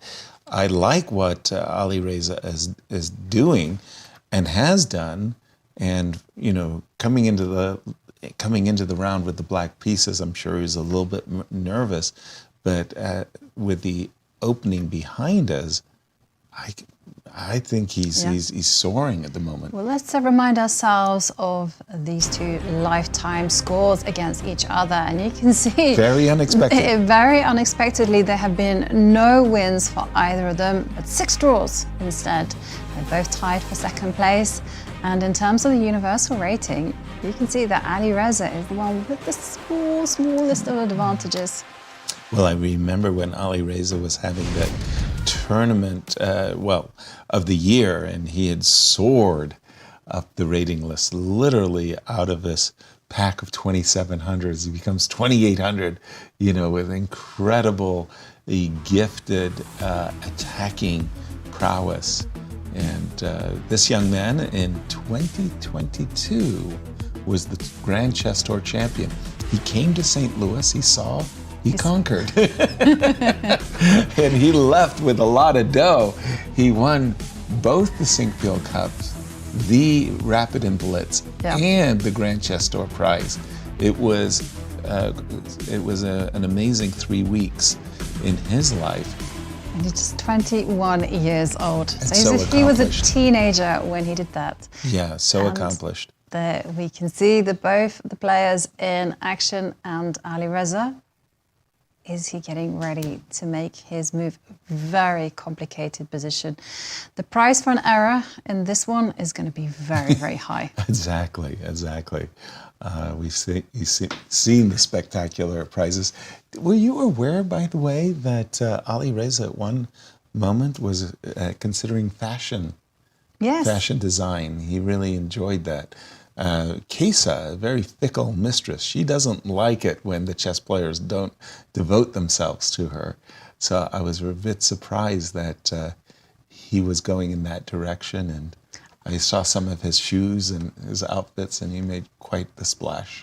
I thought it was actually very noble of him. I was very impressed that he decided to, at his peak, and still better days ahead of him, to kind of say, let me just rewind a little bit, let me put some distance, and let me see if I can do something else.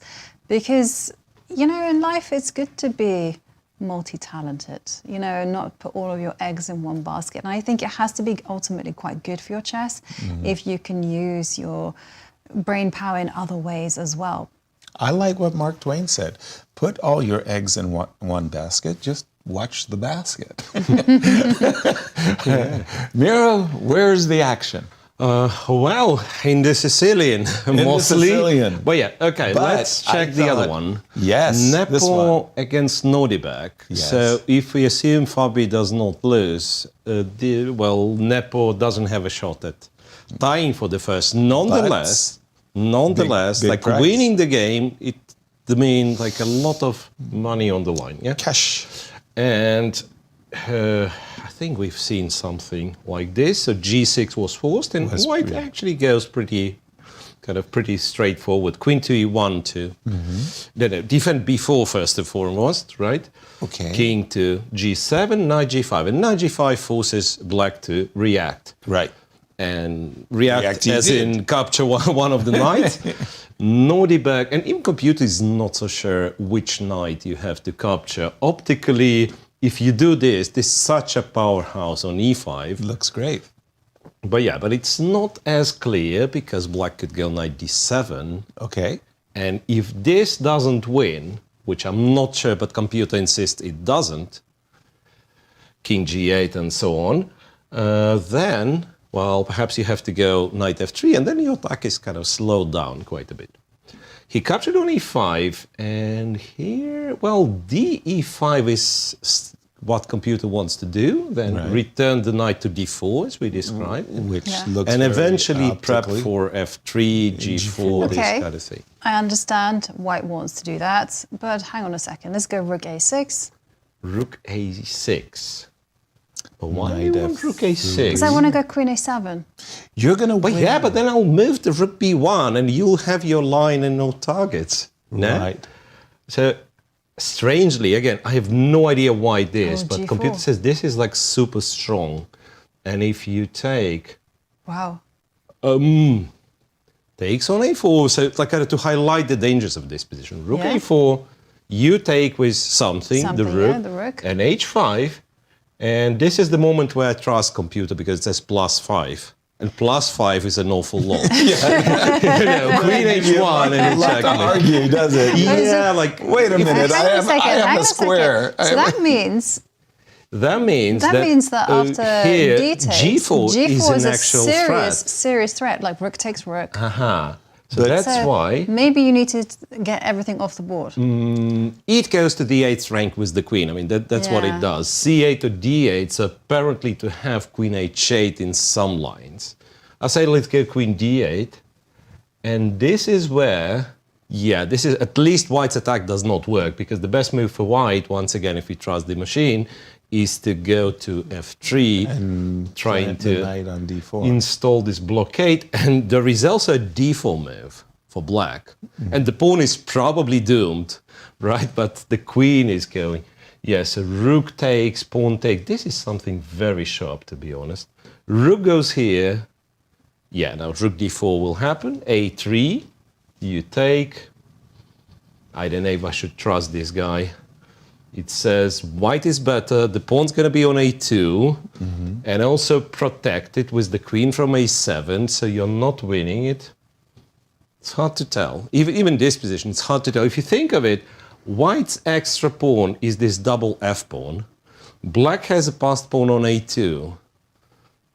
What makes it kind of problematic for black is this knight on b8. It's such a terrible piece. It is really it's sad. Such a terrible piece. And it actually has squares, like knight on f5, d5, b5 would be fine. It's just that it's not getting there. Not so fast. Not so well, so it is quite tricky. Well, and Jan captured with the f pawn, which is different.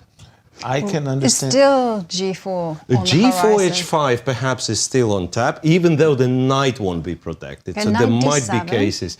Yeah, well, knight d7 is a clever move. That's what computer... I understand with the knight on g5, I'm white and I want to play rook f3. But So how do you do this? Rook on a1 to b1. Rook to b1. Rook to c3. And Thank you for telling me. Rook A3. Quite possibly, Rook c3. black has to go rook a3, right? Well, then I want to play rook c3. And again, I'm still trying to shift. He's trying to make his knight on g5 work. Yeah. So, okay, now computer changes its mind. It goes knight f8, knight h7. To chase me away. Well, we have to agree that the opening worked perfectly for Nepo. Because any single line we are observing, black kind of barely defends or does not... Just holding on a kind of a defense. And from the quiet line, which we consider to be this bishop f4, queen's gambit, that's a dream. That is a remarkable success. So definitely Jan feeling good at this exact moment. I want to go again to the exciting game going on between Pragg and Alireza because it's taken Alireza a while to play knight e2, queen e2 takes on f4, but he's done it, and he's won a pawn. Head on the clock. Yep. This is all He going... has got the bishop pair. It's going but still, well. unsafe king. We're just one move away from securing. But even then, it's still unsafe. You G5, think so? Yeah. It feels pretty good to me. I don't know. I think the computer can sometimes give us like this false sense of security because we see it and we know its evaluation. But over the board, I would be terrified about castling kingside, G5 happening. Why? I mean, I've seen, it's not me being fearless, I've seen Garry Kasparov playing the Najdorf, and, he plants a bishop on f6, and he says, the king is really, really safe. So at this moment, Pragg, he's got to produce some goods. He's got to show us what he's got for the pawn, and it's a real challenge. We've been looking at knight d5. Right. Okay. So other potential moves that I'm seeing, G5 could be one immediately. Okay, G5. I like knight D5 to be honest, but okay. But let's have a look at G5, see if that one works. Okay. Doesn't. And G5, rook D8 was the move, so that he wants to exchange the rooks and also stops knight D5. That stops knight D5. And then at my discretion, I can take and capture. This is where you guys were laughing after rook takes rook, king takes rook. Exactly, and somehow you kind of like square up on the queen side there. And I checked it, and it's not that bad. So computer still likes capturing on D8, but on D8 with the bishop, but king D8 isn't that bad. No. And by the way, G5 we were discussing, it was just played. Right. And speaking of, is it safe or not safe? Yeah. Like imagine there is no numbers, or rather, I have it, but you do not see. Right. And I tell you something like this. Yeah. Which is one of the ways black can play. Absolutely. G5, and and after G5, white is better. 0.5. Would you believe me? No. No. Yeah, so because it's minus. No, seriously. Yeah, black is better. Of course. Yeah. Of course. Well, I mean, just look at the game. No, seriously, I'm not sure at all. Like, I wouldn't be sure at all over the board. Well, I would be like H5. Okay, I would be... H5, yeah. And then I would be... F1? Yeah, okay. If you can play H5 and get away with it, yeah, I agree. Then I feel like doesn't really... I wouldn't say better. I really wouldn't say better. I would just say Safe. So, okay, so hold on. In that position you just showed, Miro. Yeah. Knight d5, bishop d5, rook d5, castles. Maybe I'm being far too fearless. I play a bad move, b5. You bad play, move, b5. You take. Yeah. Okay, finally I'm happy. Yeah, because now I take g6. And you get to play h5. Right? I do get to play something. And you h5, queen d2. I'm not sure, but I feel like now, I'm getting somewhere. You're blasting, right? So you get the position. Sorry. So our line was knight to d5. Right. Yeah. Bishop takes d5, rook takes d5, castles. So you play g5. And just humor me here for a moment. If I play f5? Well, f6, bishop f6, rook c5. That move I haven't seen, of course. Yeah. No, I mean, this is very easy to play. It's not very typical, right? Anything kingside oriented is understandable. Here, I guess it's just like some random tactic that white wins the queen. So the best move is to capture on c5. This is something we don't want to see. Well, I was just saying that I'm playing in the game style. Look at the game, Mickey Adams versus Garry Kasparov, a Linares tournament where, Gary put his bishop on f6 and, just blunted the attack. I know, yes. Moreover, one of my colleagues, commentators nowadays, Peter Swidler, he had a game which I cannot really pick up the pattern, but white's pawn was on g5. Yeah. He was castled short, and the pawn was on h7, so he deliberately plays h6. And kind of g-h6, g-h6, he opened the g file, but he gets access to f6, and his king is safe. Right. And it's an amazing game in some Sicilians from early years. So I know how black can be safe. All I'm saying, like during the game, if you do not have this information about variation, you can start doubting yourself because white does have threats, white does have attack. And we saw that in action yesterday in the game between Anish and Gukesh. Right, because we had access to all the information, the evaluation bar, and the computer was saying, hey, no trouble whatsoever. But in the post-game analysis, he did not feel optimistic at all about his chances. Anish kept telling, how do I know I'm not worse? Exactly. Yeah. And he was saying, well, there's E5s, F5s, and he was afraid.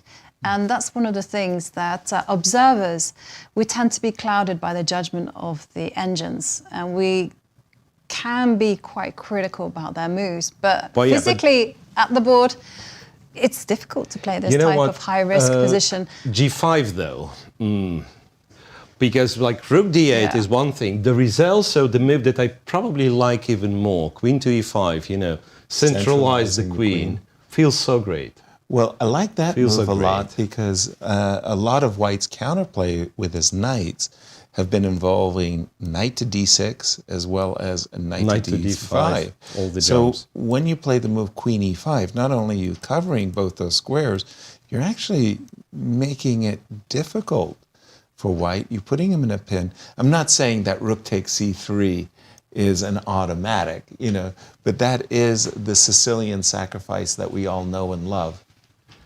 I like queen e5. I like the position for black very much, or maybe I'm being too pessimistic for white. Yeah. And this could be huge because there we see Alireza, Firouzja and Praggnanandhaa. They are sharing second place. And if Alireza wins, he will have won 3 games, lost 1 game, and if Fabi draws, he's in a playoff. Alireza came on to talk to Cristian, and he was explaining in the first half of the tournament that he's fighting really, really hard, and he's preparing like mad, but to quote him, it's not working. He got something working, and I like the move queen e5 a lot. Yeah. And talking about tournament leader, let's go and see how Fabiano is doing as he plays black against Anish Giri. All right, when we left it, we just left it the moment that Anish had played the move knight to b3. The knight jumped to e4. Very, very good move, kind of blunting the power of the bishop. One of the things that we thought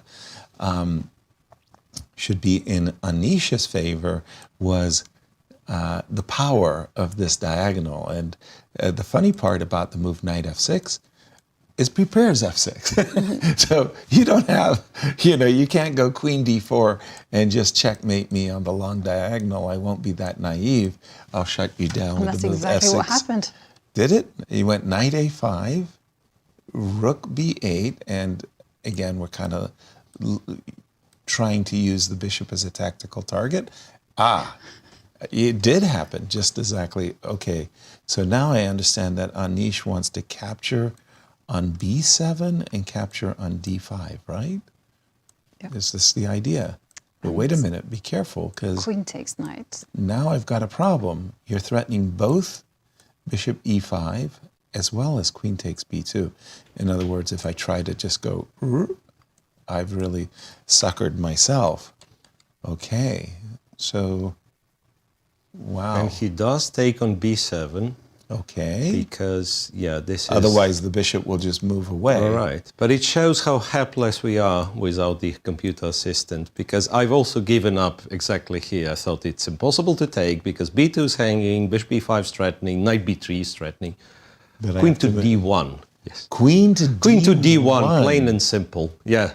Okay. The problem is the queen. It always runs into some threats. Yeah. So just move the queen away. Trick. It's a beautiful move. Yeah. Queen b2. You have queen d5 check. And then we win our piece back comfy. You also have bishop takes knight as well. Yes, exactly. Bishop takes e4. So queen to d1, and that does sidestep the fork of knight b3. It does sidestep the skewer of bishop e5, and it preps a bishop move. What a remarkable move. Queen to d1. So knight takes b7 on the board. I don't think there's a choice, though. Fabi will have to take with the queen. Rook takes, queen takes, comes with a check. And that makes all the difference in the world. And white will be very happy in that case. So queen takes b7 has been played, forced, and let's say just for the moment forced, queen d1. And how are the clocks in between these two players? Pretty significant in terms of that. Anish has 55 minutes and 28 seconds. Fabiano, 38 minutes and 49 seconds. So Fabi's used a time lot more imbalance in favor of Anish. So queen to d1. Let's try to really fathom this position, because that's a very... Is that the only move? It feels like white is an only move territory, right? Well, because you highlighted knight b3, bishop queen b5, takes queen b2, takes bishop. Yeah, that's the problem. It's not the only move, but... I saw queen b4. I didn't see queen d1. Well, queen b4 is not great. No, I wasn't happy either. Queen b4, queen f7, black wins. Because what? Oh. Yeah, moves the queen away, and then your bishop is hanging, and we are back to this bishop e5 ideas. Right. Yes, it is pretty much queen d1 or take on e4 first and queen d1, which is kind of a spin-off of the same thing. Okay, right, so but queen you might d1. as well. Yeah, go queen just d1, go queen d1, preserve the bishops. and that is quite tricky because there is no clear-cut way for black to simplify or achieve clear play. So what the engine does, it moves the bishop to e7 or goes rook d8. Let's say after rook d8, every move for both sides is it's very, very hard to make. There is no easy move. So the easy move would be, okay, I go bishop d4, I block it. Then after knight b3, some annoyance starts. Knight b3, and then rook b1, computer is not very hesitant to take the pawn on a3. F3. F3, I guess. Knight d2. d2. Oh, okay. Yeah. No, well, so it goes with little tiny clever moves, like rook to d8. Then white goes rook to b1, and then I say, I'm not sure what's the evaluation of this, because something like that is very, very probable to happen. Let's say, how bad black's position is here, or is it bad at all? So white has a pair of bishops, black has the isolated pawn. But does this bishop really play a role?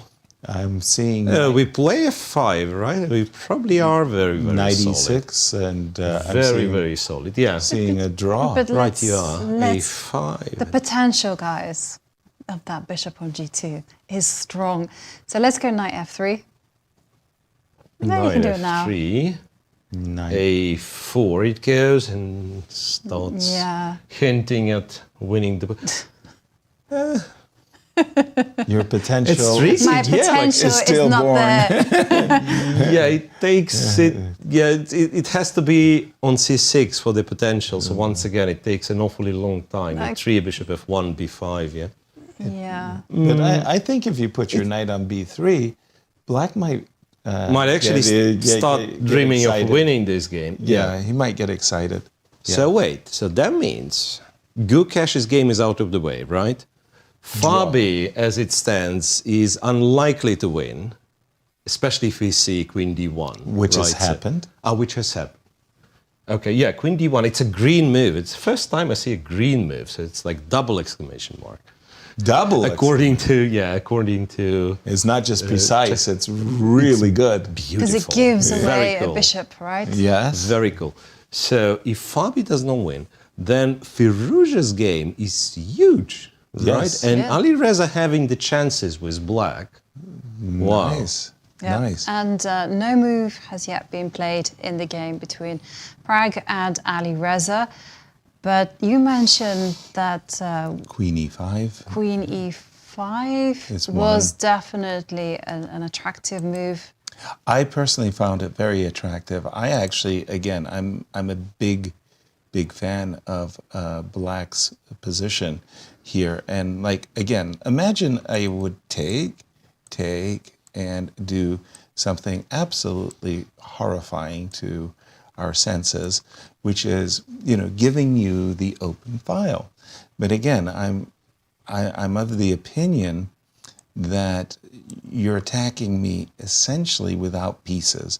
You're attacking me with a rook check. I might go king d7. I also might play bishop f8.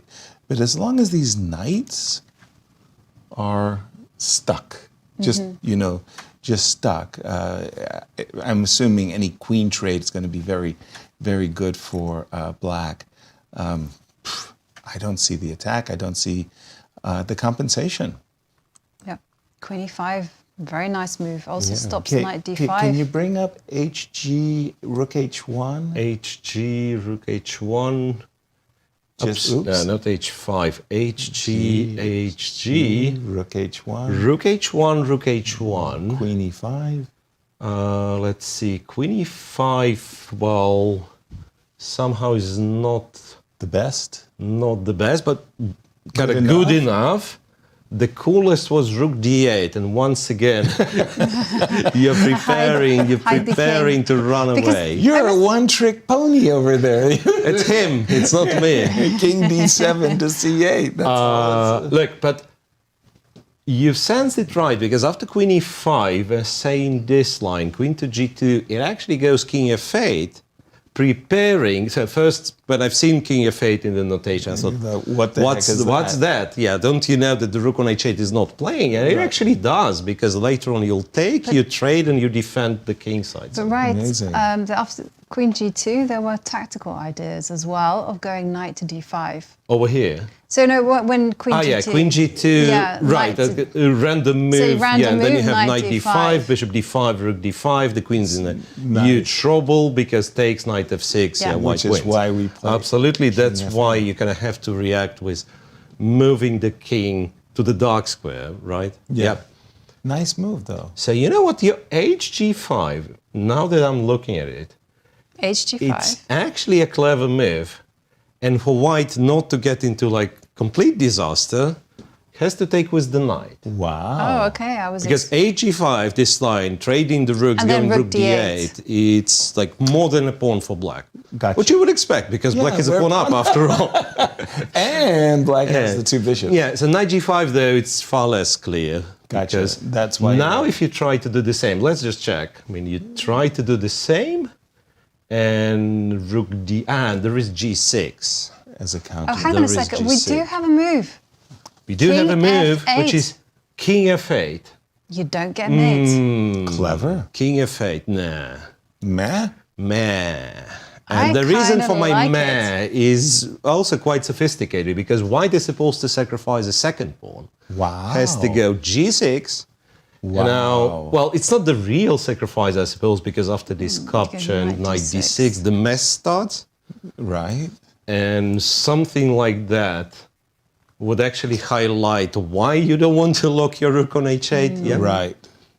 This one's winning, by the way, like if black captures on D6. Right. So G6 is a very strong move, and all three results will be back on the table. Computer favors black, but in such a sharp position, anything's possible. G6 would come as a shock. It was funny. Another reason why I was so elated with the move Queen E5, if you humor me for a moment. Queen E5, I thought, came with a threat. I'm going to make a bad move. Forgive me. King A1, just so that I can illustrate what I thought could potentially happen. I'll take the knight. The Sicilian sacrifice. Yes. We all know Knight it. takes rook. Knight takes. I'll trade the queens. Very, very clever of me, I'm sure. HG, HG, trade, and I end up essentially with 3 connected pass pawns, and I don't think this is survivable. It's just not what you want, is it? Not at all. 2 bishops, 3 connected pass. So I thought Queen E5 came with this very, very nasty threat of rook takes E3. That was why I really liked that move, Queen G2, not only sidestepping rook C3, but in some ways, prepping the move knight D5. And then I thought King F8, wow, what a cool move, stopping knight to D5, essentially. Wow. And I like what has happened. King F8 right away might have just been, right idea, false execution. Yeah, well, King F8, as it turns out, it's not as bad as I've originally thought, because after some G6, time, G6, can and should be answered with H5, so creating a square on G4. Yeah, what a cool move. And and then white goes knight to G5. Okay. And then if you take on G5, you do not have bishop G4. No. Because guess what? Queen takes, rook takes, knight B5. I caught that one. Okay, so after knight G5, if you go bishop G4 now, I'm not that unhappy, strangely. Really? Yeah, look. Wow. That's super let's tricky. Quickly just go to the game between Bogdan Deac against Maxime Vachier-Lagrave, because it has repeated 3 times and that game is a draw. MVL goes through the tournament undefeated, which of course is very good, but going through the tournament without any wins as well, takes the shine off of your undefeated. You're not getting the top spot like that. Not like that. It was a balanced affair, and I thought MVL might have been a little bit ambitious, but at the end it's 4-4. This is equal. Yeah. We have to go back to our marquee matchups. Let's just drop in on Anish first and see what has happened, because we do have Queen D1 and no move. Sorry. Right, please. now I just wanted to say that if Fabiano wins this game, that's it. He clinches the title. But if he draws and either Pragg or Alireza win, then there's going to be a tie for first, and we are in a playoff territory. If 2 players are tied, then it's going to be a 2-game rapid match at a time control of 10 minutes plus 5-second time bonus per move. Still tied, Armageddon decides the day. Armageddon is when white has 5 minutes, black has 4 minutes, no extra time on the clock, and black has draw odds. Now, if there are 3 or more players tied for first, then it's going to be a rapid round robin. And again, Armageddon will decide the day. It will decide who is crowned champion. And that's Queen D1. And the Prague game feels like Whoa, whoa, whoa. Look What? at this. Queen takes B2. I'm sorry for shouting, but queen b2 We were expecting rook d8. is So what is not what a has great move. what has Fabi calculated? Queen takes d5 check. I'm assuming we're putting our king on a dark square. Let's say king g7. Bishop takes e4. Pause for just a moment. Pause for just a moment, because Feels like we end up down a pawn, plain and simple. We got to take, right? Actually does not take. It does f to d8 or bishop e7. Yeah, but let's try to take. Knight takes e4, queen takes e4. Rook to e8, queen to d5, or queen to d3. Queen to c6. Yeah. Queen to c6, just hitting the bishop. Not the most pleasant position, I must say. Okay, let's rewind a bit, can we? Because there's a few options. So here you can take the pawn, but there's going to be rook to e1, so you don't want to be doing that. Maybe it's rook e1, and everything is going to be covered. Well, just you didn't... Hang on. Queen a6, I forgot about that little hiding spot. Wait a second, but could you take on g6? I mean, just to discount this variation, you can take g6 and d6, and this is something. Yeah, okay, yeah. Like, I mean, you should probably look for a better line. Yeah, this is a clean pawn. I mean, we don't like that. Is there any rook to that was d8? Right, that was the other consideration, and I'm a little perplexed because, okay, And now bishop takes pawn. Bishop takes g3. So, yeah. Wait a minute. Bishop takes g3. Queen takes, bishop takes h4. Yeah. I do have some checks. At the end of the day, I'm still a pawn up, but... And you also have knight f5 as well, something to be considered. And what was the move, Yasser, you played? Bishop to f3, right? Yes, I just dropped back with the bishop, inviting Jovi's petite combination. The petite combination. Well, the bot likes rook b1 instead, with the bishop on e4, like rook a to b1. I can see and that. I presume queen e2 is impossible. By rook b8, yeah. Well, and nothing is possible apart from queen e5. Yeah. Sorry? Okay, b1 is forcing queen e5. All the rest is lost, yeah. Okay. Queen e5, and you get an endgame like rook takes b8, rook takes b8, knight f3. Okay, but this isn't... Knight f3 you can play. This is not nice, I mean... Not an immediate draw, it's a pawn, right? No. Fabi blinked. I think the move queen takes b2 was... he's saying the position's drawn and I can do it by force. Or he just miscalculated something, because he didn't have to play queen takes b2. On the contrary, we were looking at rook on f8 to d8, thinking all three results are possible. You get ready to just retreat your bishop and cover your pawn on d5. By the way, may I remind you that your bishop on b2 is hanging.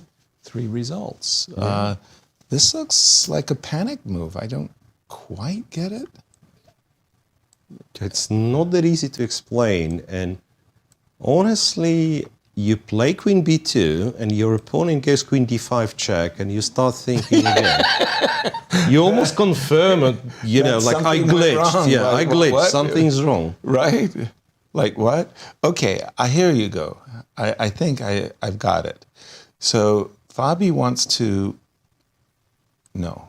Fabi wants to play rook f7. The problem what I'm having was I was thinking that Fabi was ready to take this pawn.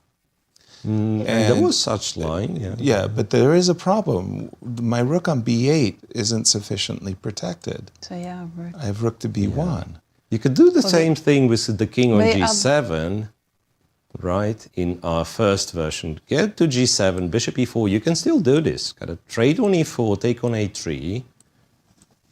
Well, white has queen e3, and that's again one of the least enjoyable positions, 4 versus 3, but with the knight and with the knight on the board, with the queen. Yeah, this is why I was thinking that I needed to have my rook on the 7th rank. Yeah, fair enough. So that I could, in this case, I would have rook b3 as an answer to queen e3, but I can't do it for a different reason, and that.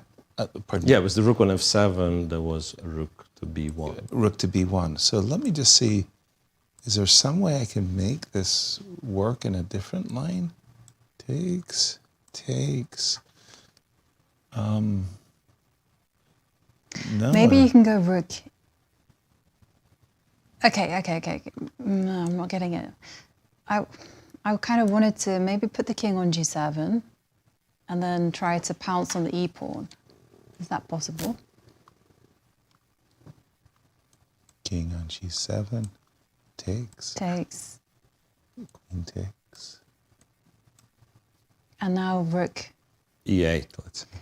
Yeah, this was our first variation, and then whether it's queen d5 or queen c6, I'm not sure, because queen to c6, I've got ideas of checking you as well. But in any case, I don't think you have the time to What about take if you pawns. just go rook to d8? Which rook? E. But why did you Yeah, chase me in the first place? Why did you chase me in the first Well, place? I chased you because I could. But let's check in with Cristian, who is right there on site in Bucharest. Cristian, what are your impressions?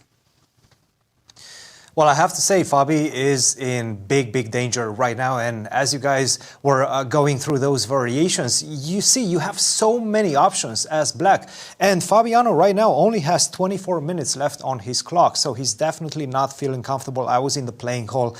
He did not feel like himself. Perhaps the pressure is getting to him right now. Queen takes d5. Now you have to calculate rook f7, king h8, king g7. Which one is the best iteration of the best thing you can get in this position? And I was trying to figure things out as well. I was looking at rook to f7, perhaps bishop takes e4. And by the way, Anish looks very comfortable right now. Queen takes e4, bishop to e5, for example, knight to f3. And now you have to accept completely different type of positions after queen takes a1. You cannot allow me to take on e5. You have to accept this trade on a1. And this type of position with the queen on the board, a weak king, because the king on g8 right now, it doesn't have that blanket of pawns on top of him, right? The king on g8 is protected by the rook on f7 for the moment. So that rook is immobile for the moment. I'm not liking this position. I see h4, h5 to try to soften up the king side for black. This is looking really nice for white. Now, what else can you do in the position if not rook to f7 and bishop to e5? Perhaps you can go king to g7, as you guys were pointing out. But again, there's so many ways. You see bishop takes a3. You see queen to e3, and the pawn on a7 is going to fall. And how do you assess this position, right? You see the imbalance between the knight and the bishop. You have a weak king. You're a pawn down. And if you lose this one, I mean, you're opening up the land of possibilities for all the other players. So I have to say, it's not looking good for Fabiano right now. Anish is strolling around. And in the other big critical match between Praggnanandhaa and Alireza, that's complete madness on the board. And I'm looking through the engine variations, and I see king to g8 as the move proposed by the engine, rook to d8. I don't understand anything. If you take away the engine from me, I cannot understand this position. If I don't have an hour and a half on the clock, try to calculate all the variations. There's so many things happening. Two knights, the kings are kind of weak for both sides. There's a pawn storm coming on the king side for white. I'm also a couple of pawns down. It's looking very strange. I don't know. This is a 3-result game. It could go either way. Guys, what are you seeing from St. Louis? You've been analyzing all these positions for quite a while. Yes. Yeah, we're struggling as well, Cristian. Thanks for your insights. If I'm Fabi, I'm going for that variation that Cristian rejected. I'll take the 2 rooks and I'll say, okay, I'll just do my best at defending the material imbalance of a queen and pawn versus the 2 rooks, and my king is a little soft. But you know something? This possibility of Fabiano suddenly loses makes the game between Jan Nepomniachtchi and Nodirbek also extra exciting. Right. Because should Nepo win, Yep. he might tie with Fabiano. Right. And if there's a draw between Praggnanandhaa and Firouzja, we're looking at a 4-way tie for first place. Crazy stuff. And speaking of the game of Nepo, let's just check in what has happened in that game. So when we left it, we saw this very intriguing capture with the F pawn. I think for ourselves, d4 takes e5, routing the knight to d4 was more or less the automatic, get the knight on d4, and we're enjoying matters. Jan had an idea of utilizing this knight on g5 by opening up the 3rd rank and trying to put a rook on f3. He took knight d7. Now he took. That was a move for me that was unexpected. I thought his intention was to go rook b1, rook c3, rook f3, get on with business, press on the f7 square. I think we've all seen these variations. Let me just show you what I mean. I'm going to make some very bad moves. Forgive me, forgive me, forgive me. And I think this is an instant puzzle rush, right? Yep, rook takes f7. Instant puzzle rush. Ba-boom. And we feel so good about ourselves when we see this royal fork in the position. None of that happened because I'm a little stunned. When I have what I consider an advantageous position, I'm very loath to give my opponent any counterplay. Rook takes b, I stop and I say, well, why am I giving the pass pawn? Unless he has a forced winning line. Does he have a forced winning line in this position? Can he play the move rook to, by the way, the queen sadly moved away from my, much vaunted intent. I don't know. This one's really dangerous. Okay, so obviously you don't want to go on the defensive because, as you mentioned, the pawn on a3 has been tacked twice. Right. So rook f8, rook takes a3 is resigns. So I'm assuming the intended defense is knight f8, right? Queen f4. I don't want to play rook takes f7 because I'm fearful that the a pawn is simply too strong. I will either take your knight, which I think is a very good move, or play a2. But I do have this very cool idea of trying to checkmate you. Okay. So the idea is if you go a2, probably a losing move, right? Check, and knight takes, and whoop, gotcha. So rook f8, pardon me, rook f3, knight f8, queen f4, you have to play. Then I can go queen e7. Yes, and then I take a pawn, and I'm threatening mate in 2, check, and mate. You have to go king g8. King g8, so that queen h6 is... Queen h6, is queen met f7. Queen f7, right? Yes. So this is messy. This is crazy stuff. And again, this is absolutely critical for the standings. Jan Nepomniachtchi at the minute, currently on 4 points out of 8.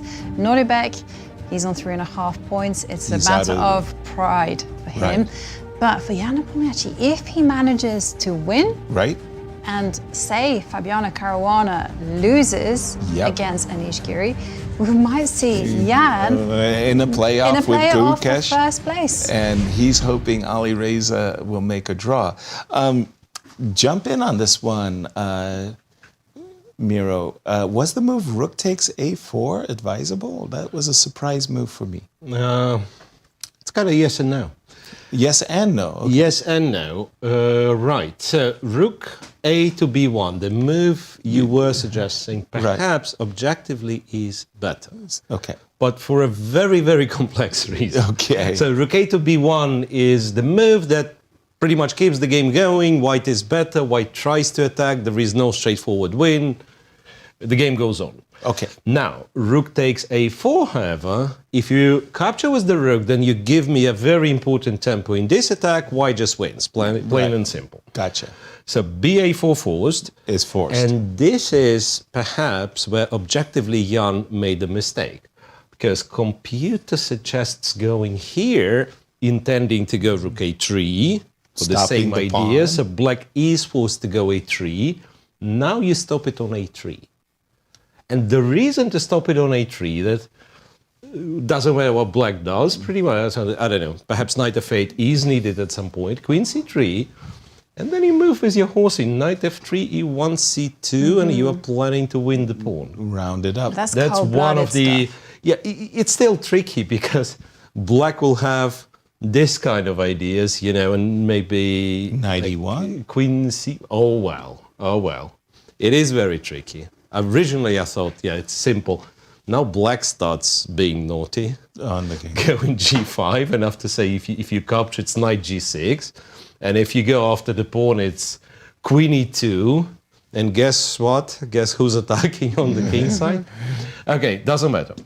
Rook c3 is, of course, what was planned by Nepo when he captured on a4. No he was question. not planning to surround this pawn for 20 moves, right? No. He thought he was winning. a3, pretty automatic. Now, perhaps we have to kind of a little bit look into the... no, there is nothing to look. I thought, yeah, you can block it. Maybe you can, yeah, right. a2, queen a1, right? Yeah. Queen a1, and then he captures. Well, computer thinks this one's better for black. The pawn on a2, which is interesting, right? And scary. Yeah. Now, I was hoping that kind of create one passed pawn here, one passed pawn there, maybe after b5, and yeah, kind of decoy the rook with the a2 pawn, but perhaps it just doesn't work. Mm-hmm. And we forget about the a file. Let's picture it this way: we forget about the a file because queen is not moving, but black's rook is also not that mobile. Right. And we take the board from the b file towards the h file, where we have a knight for black and 2 pawns for white. So black is better. Guess what? Sure. Okay. So once again, it wasn't the plan. The plan was a tricky queen c1 move. Once again, goes to f4, but also targets the pawn. Mm-hmm. So now, would you go a2? Then after rook a3, white is completely winning. Because I tricked you. I kind of pretend I'm attacking, but I'm also keeping an eye on the pawn. Gotcha. Okay. Therefore, queen a7, Nodirbek's move, is very, very strong. And now, believe it or not, but like I've tried already a few various options of attacking this king. Right. And unsuccessfully. Nothing works. So let's try your line first. Rook f3, queen to e7, and knight takes, and right you are. We are threatening checkmate in 2.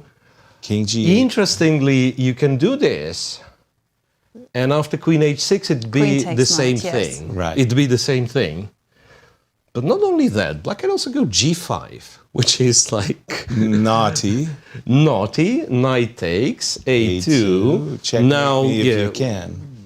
Right, we've guaranteed to promote the next queen. Knight to f7. Knight back to f7, and then sadly black has to be back to this one. But how do you even... I go knight h6 check. Yeah, so now, white g5 would kind of seemed cool to me, because I thought now, yeah, well actually there's still a perpetual, which is sad, because I thought black would be winning here, right. Which he's not, because there is a perpetual. But even if black would be winning here, after king g8, white would have knight h6 check, and back to f7, and back to draw in the pocket. Okay, so there is one very long direction, right? There's the other one, which starts with queen to f4, and after this you take on a3. Mm-hmm. But that's relatively trivial, right? You take on a3, queen takes, and then it's just a perpetual, right? King h8, queen f6. There is no way for white to even kind of try to play. Right. Yeah, there is one more move apart from queen f6, and it's typical computerish. It doesn't have any other idea but the perpetual with knight f7. Okay, well, it's decision time for Jan Nepomniachtchi, but the position still looks very, very dangerous. Can we go back to the tournament leader Fabiano Caruana, as he has black against Anish Giri, and he has sacrificed a pawn. Rook to d8 being played. Why didn't he start with rook d8? He didn't have to take the bishop. But he is a pawn down. Rook to d8. We saw a variation where bishop takes g3 is a potential threat, but you also mentioned, I've got knight f5 check. We saw those positions. So once again, if I play the move bishop f3, you could take the pawn. I could take your knight. Again, knight f5 check is probably a superior version. And in this case, I won a pawn, but my king has been compromised for white. So Anish will be looking for more than this. And yep, and it's kind of situation critical for Fabiano. He's now down to 16 minutes on the clock, but he does have that threat of bishop takes pawn. And wow, this game is so incredibly important for the standings. So if we can see Fabiano there with 5 points out of 8, a win will mean that he clinches the tournament, picks up 13 points, and is a very happy camper. Absolutely. But the position is looking very shaky for him at the minute. We saw draws from Gukesh and Wesley, and also Maxime Vachier-Lagrave and Bogdan Deac. But 3 games remaining, 3 very tense positions, still everything to play for. And as we go to break, Anastasiya talks with Alireza Firouzja. Here's Anastasiya.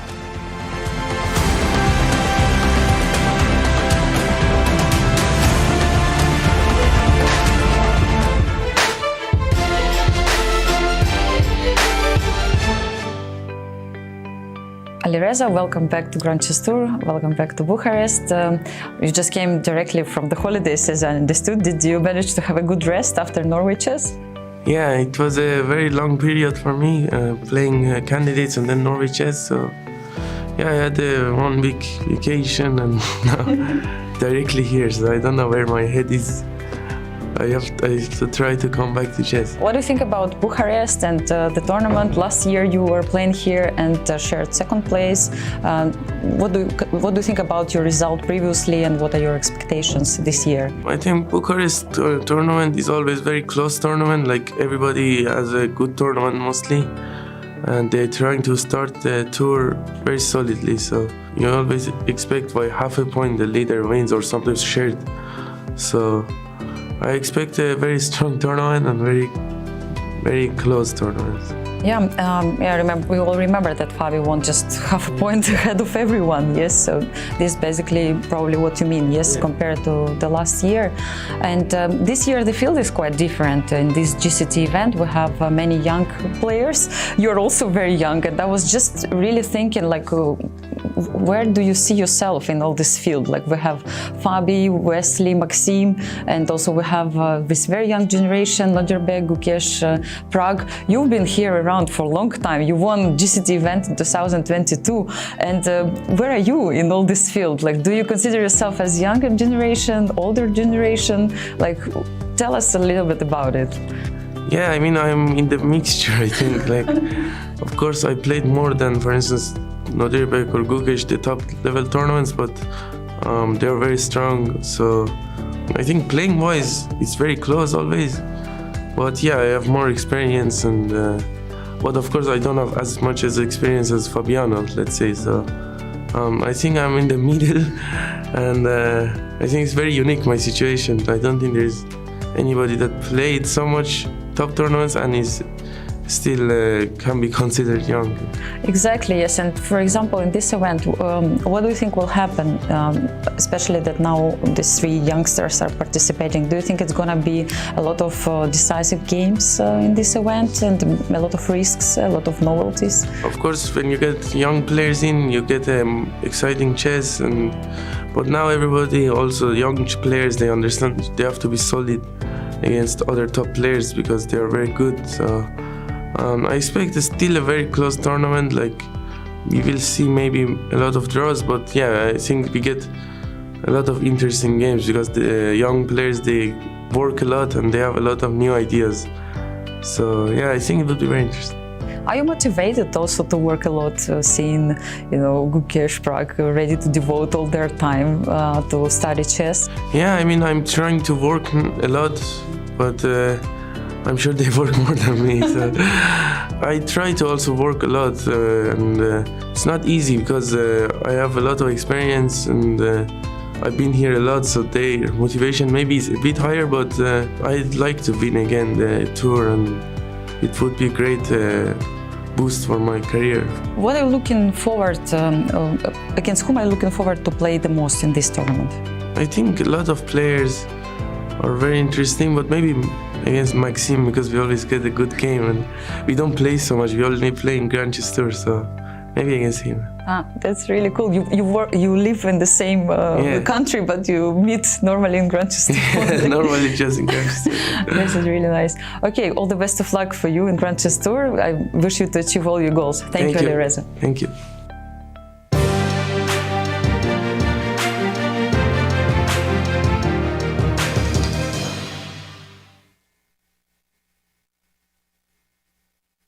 The stages are set, the players are primed, the best of the best are ready to face off in the 2024 Grand Chess Tour. The top players in the world prepare to battle across 4 countries for a $1.5 million prize fund. Everything starts in Warsaw with the Superbet Rapid and Blitz Poland. Then off to Bucharest for the Superbet Chess Classic Romania. The players then travel to Zagreb for the Super United Rapid and Blitz Croatia. The tour concludes with back-to-back events in St. Louis, Missouri, the chess capital of America, for the St. Louis Rapid and Blitz and the Sinkfield Cup. 9 players will go in, but only one can be crowned champion. Who is prepared to make history? Get ready for the return of the Grand Chess Tour.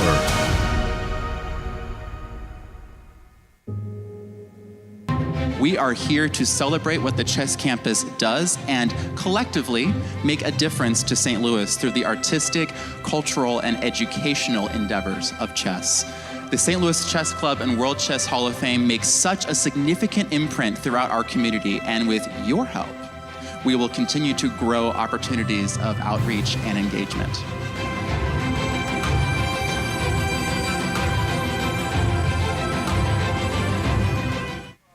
I'm Grandmaster Maurice Ashley. Join me on October 24th to 26th for the St. Louis Chess Conference to be held right here in the chess capital of America.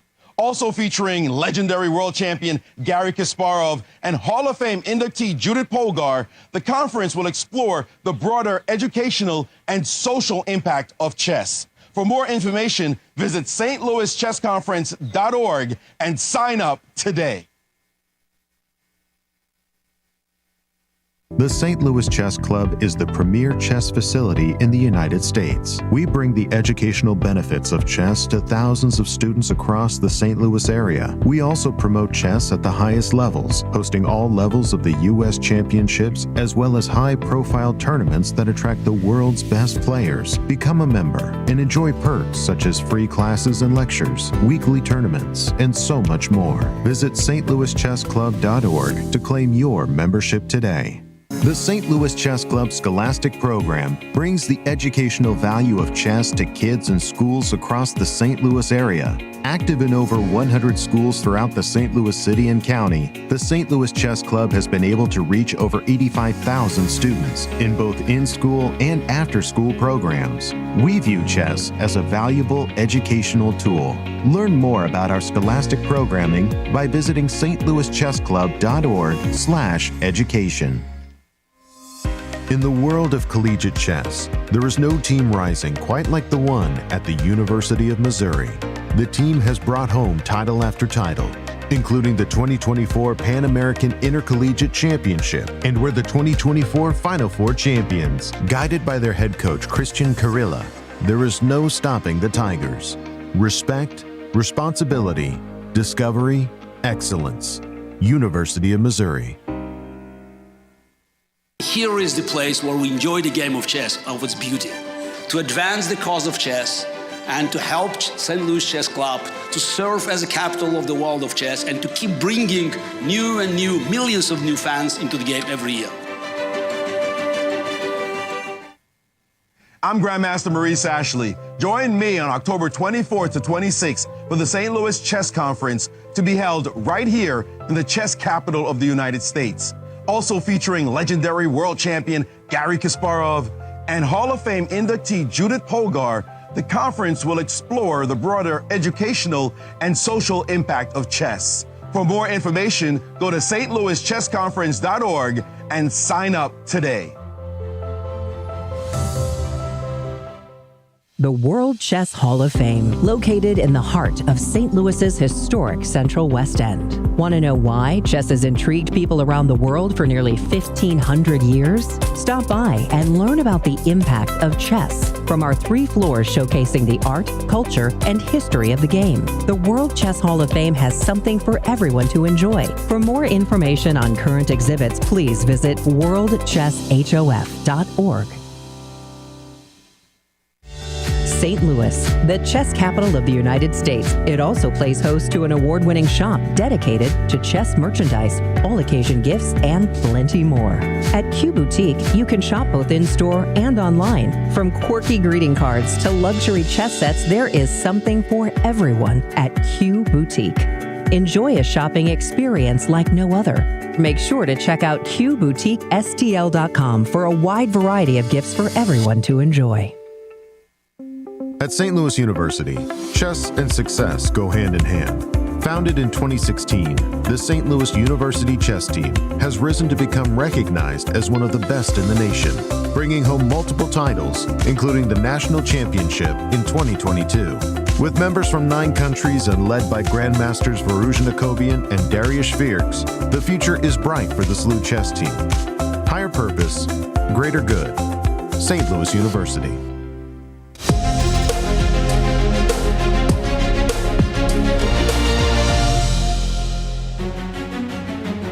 Welcome back, and it's crunch time for our players because it's the final round of the Superbet Chess Classic. We have had 2 games finish, with 2 draws between Gukesh and Wesley So, and also a draw between Bogdan Deac and Maxime Vachier-Lagrave. So the tournament is now over for them. 3 games remaining. And oh my goodness me, we could not have asked for more drama. We do indeed have a lot of drama. And Miro, I mean, the games that we have is just ideal for us this last round, and the players are putting it all on the line.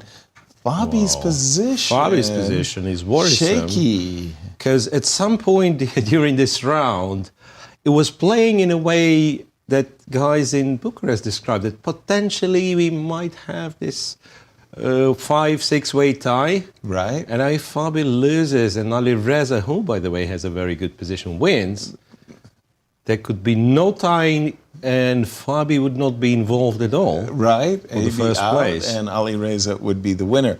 Well, let's just jump into the games because the move King F8, that really set us a buzz in the game between Pragg and Alireza.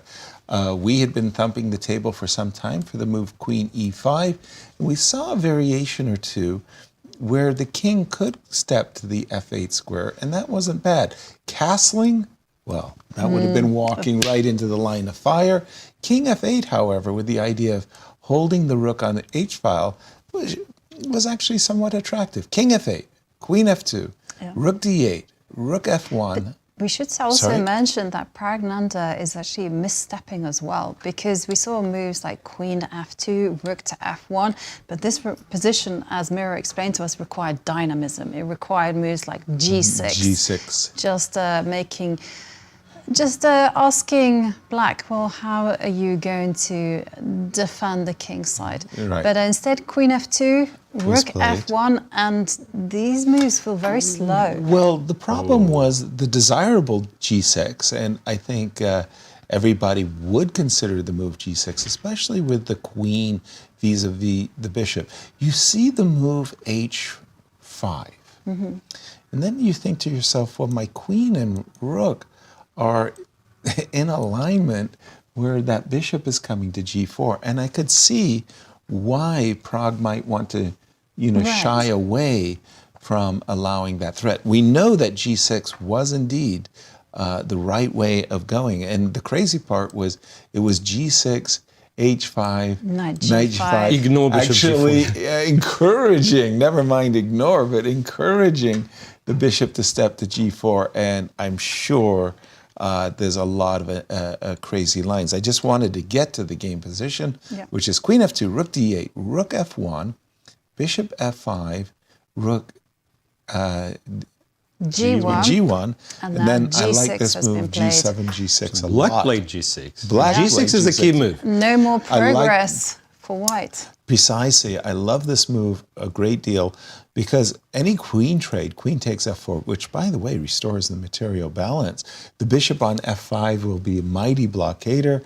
The h file would open for the rook, and life would be very, very good for black. I'm looking at this position. I love the move g6. The more I'm looking at it, I'm thinking Pragg's in deep trouble.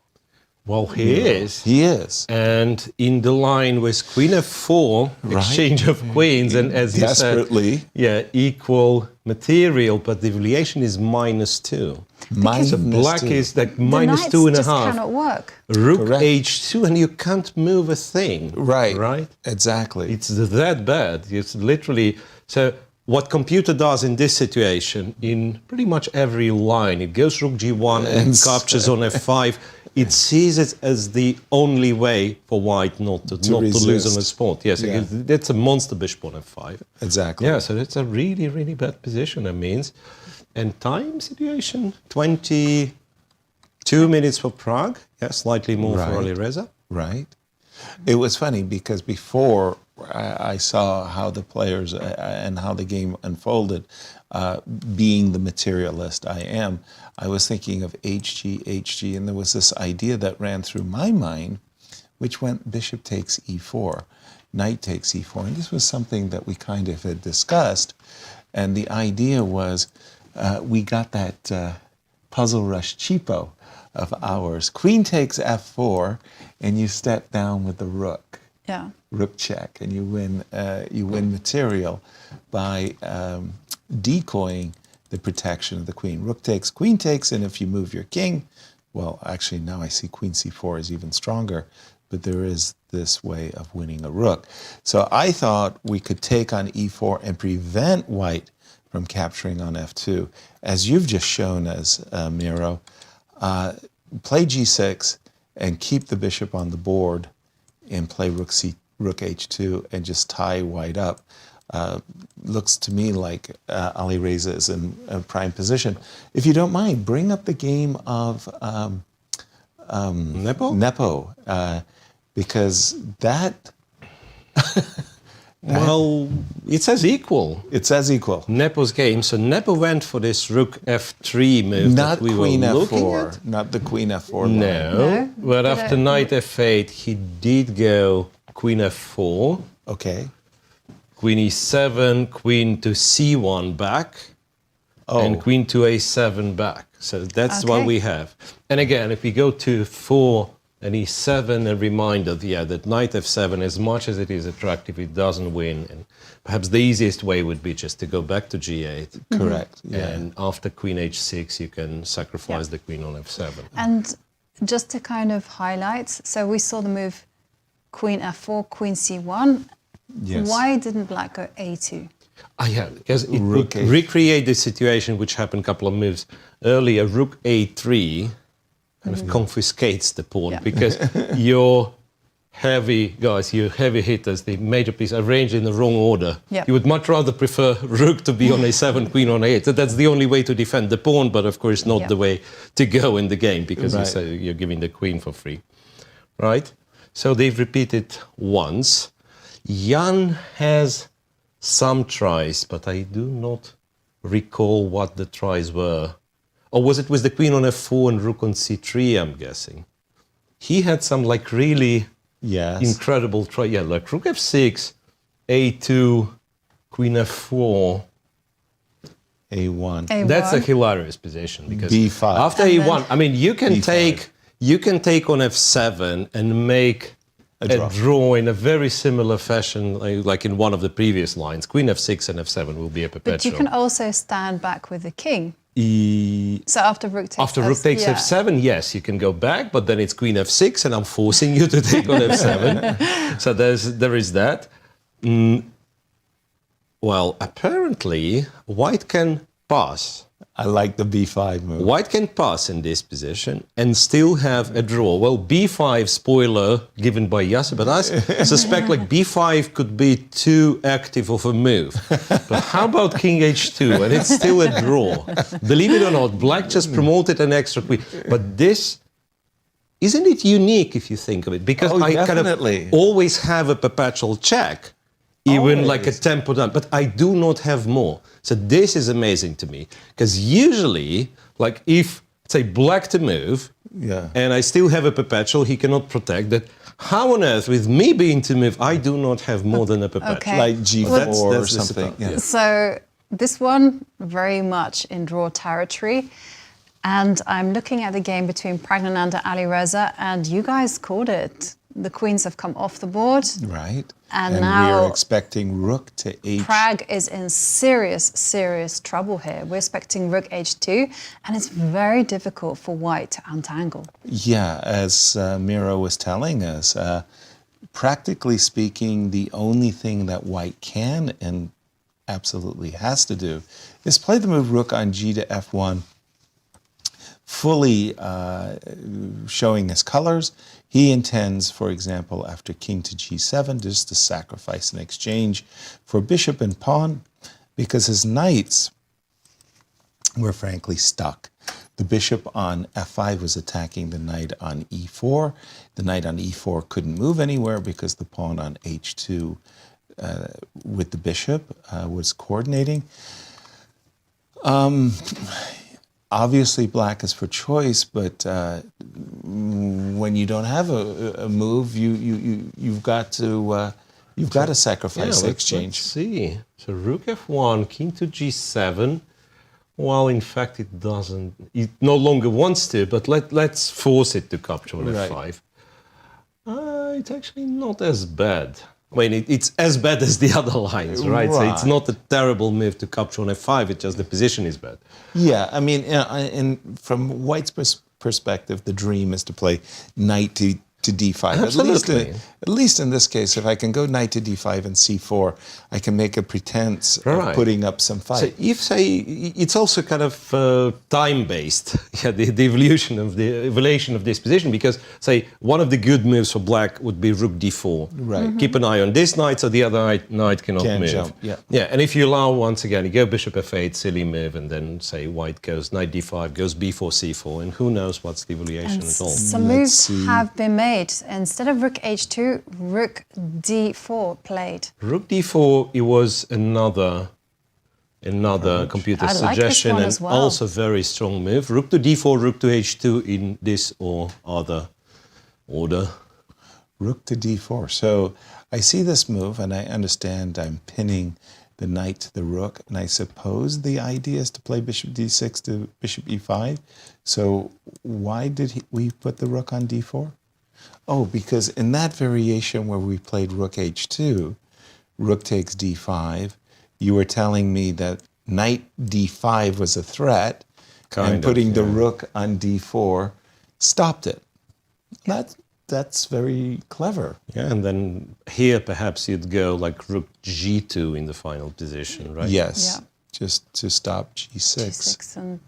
And let's see, I think we do have moves. Rook at H1, I mean, again... Rook F1 is played. A kind of a telegraphing the desire to play Rook to... Well, desire is strong. I'm still impressed by Pragg that even when he's in such trouble, he understands exactly what he needs to do, which is give up the rook for the bishop. Yeah. A lot of us would have been holding on to the material balance and trying to do it that way, but nope.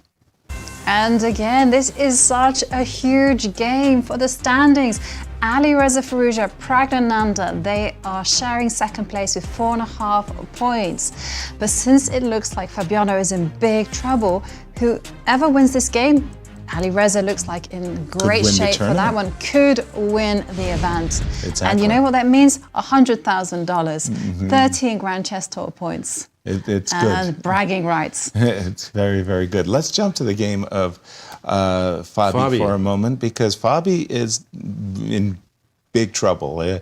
He made a shockingly bad decision earlier. For those viewers who are joining us late, shame on you. Exactly in this position, the expectation was that Fabi would play the move rook to d8, move his bishop back, keep this pawn protected. We thought it's a 3-result game. The isolated queen pawn is not as weak as it would appear.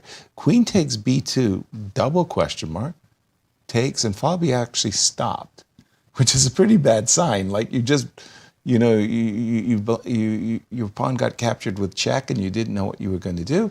King g7, and we're just going to speed up to the current position. And this is an absolute dream position for a player like Ulf Andersson. We've spoken about the Catalan on numerous occasions, and the idea that we're going to get the knight to d3, blockading the d file. So if black doubles the rooks on the d file, the knight on d3 acts as a perfect blockader. This bishop on g2 eyeballs the knight, kind of makes g4 a possibility, and white's rooks are ideal on the open c file. An extra pawn, better play for Anish. It can't get any better than this. This is a dream come true. And for Fabi, this is a nightmare. Yeah, and it's not easy to imagine the scenario under which black kind of fights back immediately. So it will be like a very, very long defense and not very likely a successful one. Rook to e7 was the last move by Fabi. Knight d3, rather automatic. Knight d3, is there any chances? I'm looking at tactical means like knight c3. Yeah, normally when you try to make these types of moves, somehow you make things worse, not better. Seriously, it's sort of like you put your knight on c3 and suddenly it's going to go back. It's like a loss of time. Not to mention that you're probably inviting 2 minor pieces versus a rook ending, which is no fun either, like check followed by bishop f1. I think white's a massive favorite in this case. Not looking good for our Grand Chess Tour champion, defending champion, and defending Superbet champion from last year. As knight d3 is simply good. Also not looking good in terms of time either. Anish has got 35 minutes, and we see Fabiano Caruana with just 8 minutes 25. And as we expected, Pragg did sacrifice the exchange in order to hold the balance. That's what Pragg needed to do. I've got my eyes on the game between Nepomniachtchi, and the players have repeated queen to f4, queen to e7, covering the f6 square, and this is where all roads led to a draw. For Jan, I cannot imagine how frustrated he must be feeling right now, because I'm almost certain that when he played the move rook takes a4, he had ideas of this type of position with maybe his rook being on f6, and he just said, I must be winning, and stopped himself. If he had played rook b1, there'd be no counterplay, and he could shift to a position like he has now. In this case, unfortunately for him, the a-pawn is simply too fast, and there's no checkmate. Knight takes. Looks great. We're threatening mate in 2. Queen h6 and queen h8 mate. You see the move king g8, and you're kind of shocked that, my gosh. He's done something else? No, he just got up from the board. Maybe he's going to call over the arbiter and announce that he's going to be playing Queen C1. They've already played the position that many times, have they? Okay. And as you guys highlighted, knight takes F7 looks very tempting, but it's just leads to a draw. Queen C1. I guess he couldn't find the arbiter. That's funny. Now it's Nodirbek's turn. I couldn't find the arbiter.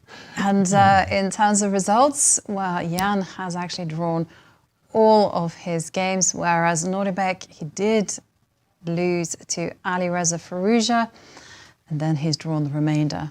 Yep. Yep, and now the arbiter has been summoned. And approved. It's a draw. Approved the result. Disappointing for Jan. Again, I think he came out of the opening more or less in the ideal position he could have hoped for. He got this bind on the king side and didn't achieve success. Quickly, we're going to go to Fabiano and Anish. He has played the move knight d3. We think our defending champion Fabiano in trouble. And the clock times in this one, if you don't mind me asking. The Anish. Jovi, yes. Well, Fabiano 6 minutes and 22 seconds. And knight That doesn't sound d3 good. indeed played, yeah. 6 minutes versus a lot for... 35 minutes. Wow, Anish a lot. can think for a long, long time. A lot. And for Anish, I mean, a tournament where he has not played successfully, I mean, what a gift and an important point this would be for him, as he would bounce up the cross table with a victory. And indeed, I mean, it would be a nightmare scenario. Fabiano has kind of won 2 games, Cruised throughout, to the top place. Even left a few half points on the... Exactly. Come final round, he makes one terrible move. And it will cost him the game. And to make matters worse, there have been no decisive results. Well, not too many. One decisive result in the second half. And of course, Alireza Firouzja in the final round is looking like he's going to get a victory over Pragg. And it's just unfortunate for Fabiano. Yeah. He makes one mistake. It can cost him the tournament. I thought that Jan was playing an exceptionally good candidates tournament in Toronto.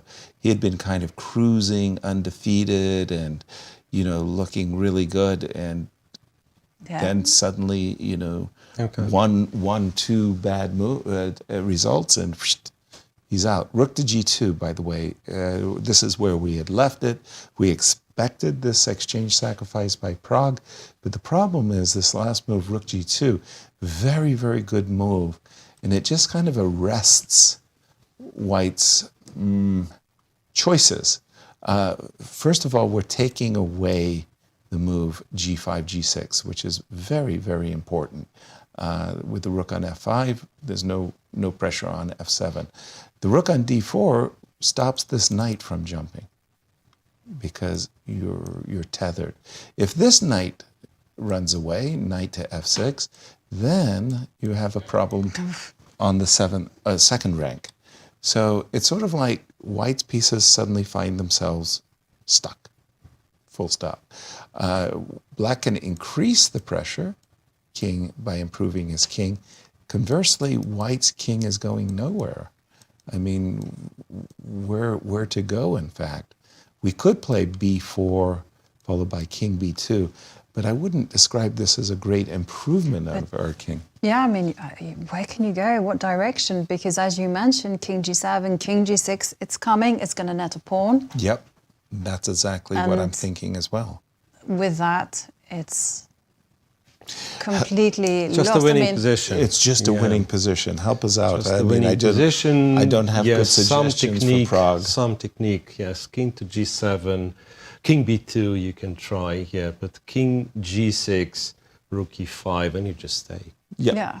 Just take, and there's a... So White can go for various tricks, forks, 2 knights after all, but yeah, if Black is careful, this should be This should be it. And let's check in with Cristian over in Bucharest. It's officially panic time for both Fabiano and Praggnanandhaa right now. Praggnanandhaa, as Miro just showed, he needs to time his trades very, very well. Allow bishop takes g5 because it's going to happen. No matter what you're going to do, it's going to happen. You have the superfluous knights on c3 and e4. They're not moving anywhere, and you have to wait for black to improve the position. White has to push the pawns on the queen side, go b4, a4, try to get closer to promotion, and then once bishop takes g5 arrives on the board, try to get some sort of a tactical melee in the position. Nevertheless, it's going to be a race, and black is going to most likely win that race. And it's panic time for Fabiano as well. Not only in the position is really bad, but also on the clock. Look at the clock, Fabiano with 5 minutes against 32 minutes on the clock. This is not looking good. And this is a golden opportunity in the position that we're seeing on the screen right now for Anish to take on e4. Bishop takes e4, get rid of that central knight. Let's see if he's going to play it. He's just about to make a move. Bishop takes e4 is on the board as predicted. F takes c4. Now the knight will jump to c5 with a tempo, as he does. Then what he's going to do is going to blockade that pawn on e4 on the light squares with the move e3. And that's just simply going to kill black's position. It's not looking good. It's panic time. Fabiano has only 5 minutes to find the best defensive resources in the position, which, to be honest, at some point you're going to run out of. Unfortunately, this one seems to be going Alireza's way. What a turn of events here in Bucharest, guys. Thank you, Cristian. Yes, who imagined that Alireza, who had a very bad start, he was -1, would come from behind with a last gasp victory to put himself in what we think will be a winning situation. We didn't mention it, but we were kind of talking about it in terms of the six-way tie, right? You know, we got caught up. Pragg has been playing in a very impressive way. You know, he's not going to be losing this one. With white pieces, with white very unlikely. pieces, exactly. And the pressure's going to be on Alireza. And when I saw the opening as well, open Sicilian preparation, we never dreamt that there would be simply Alireza. Well, you said it, a drama here in the last round of Bucharest Superbet tournament. As the timing was just fantastic, as Cristian was mentioning. Rook to d7, bishop takes e4. You have to take with the pawn. Rook takes e4 is just a simple fork. Knight c5, hitting the rook on e4 as well as the rook on d7. You had to take with the pawn. Knight c5, wherever we move the rook. e2, e3, blockading the pawn, threatening to play rook c4. And once we tie up the rooks, I don't think there's any way that we're going to save the a pawn. Save the e4 pawn, sorry. Right. Okay, just 3 minutes and 10 seconds, and he played rook to d6. Rook to d6 was played. Once again, e3. Okay, very simple move. Fabiano has to go in hustle mode. Hustle. Right. Coffee house. Coffee house chess, and that just you do that by just activating your pieces. And just maybe the a pawn is a target that he can focus on. I mean, is there any hope, for instance, in getting into a rook and pawn endgame? If it actually feels like maybe not. Yeah, you just got to, help me figure it out. I can understand what you're saying, that hustle, you can hopefully meet rook c4 with a bishop b2 and try to trade off, this weak pawn for the pawn on a3. I think that like by hustle mode, I'm kind of thinking about moves like rook c6. Rook c6. Rook c6 in order to go rook c7. Yeah, but this is always this check, right? Okay, but this is my idea. Yes, I understand that you want to tie me up. Go ahead. Yeah, I want to tie you up and go king. So here, king f7. King f7. Yeah. And then again, there is rook c4 and rook c7, knight e4, and it looks like everything is just falling apart. It's just isn't that nasty? The knight comes Okay. to, yep. Okay. So, another attempt at hustle mode. Hustle. And Rook C6. C6 indeed played. You're channeling your inner Fabi. Yeah, and Anish very cleverly played A4. No, I played A4. Anish is... It's still A3. Anish is very cleverly waiting to catch up with me.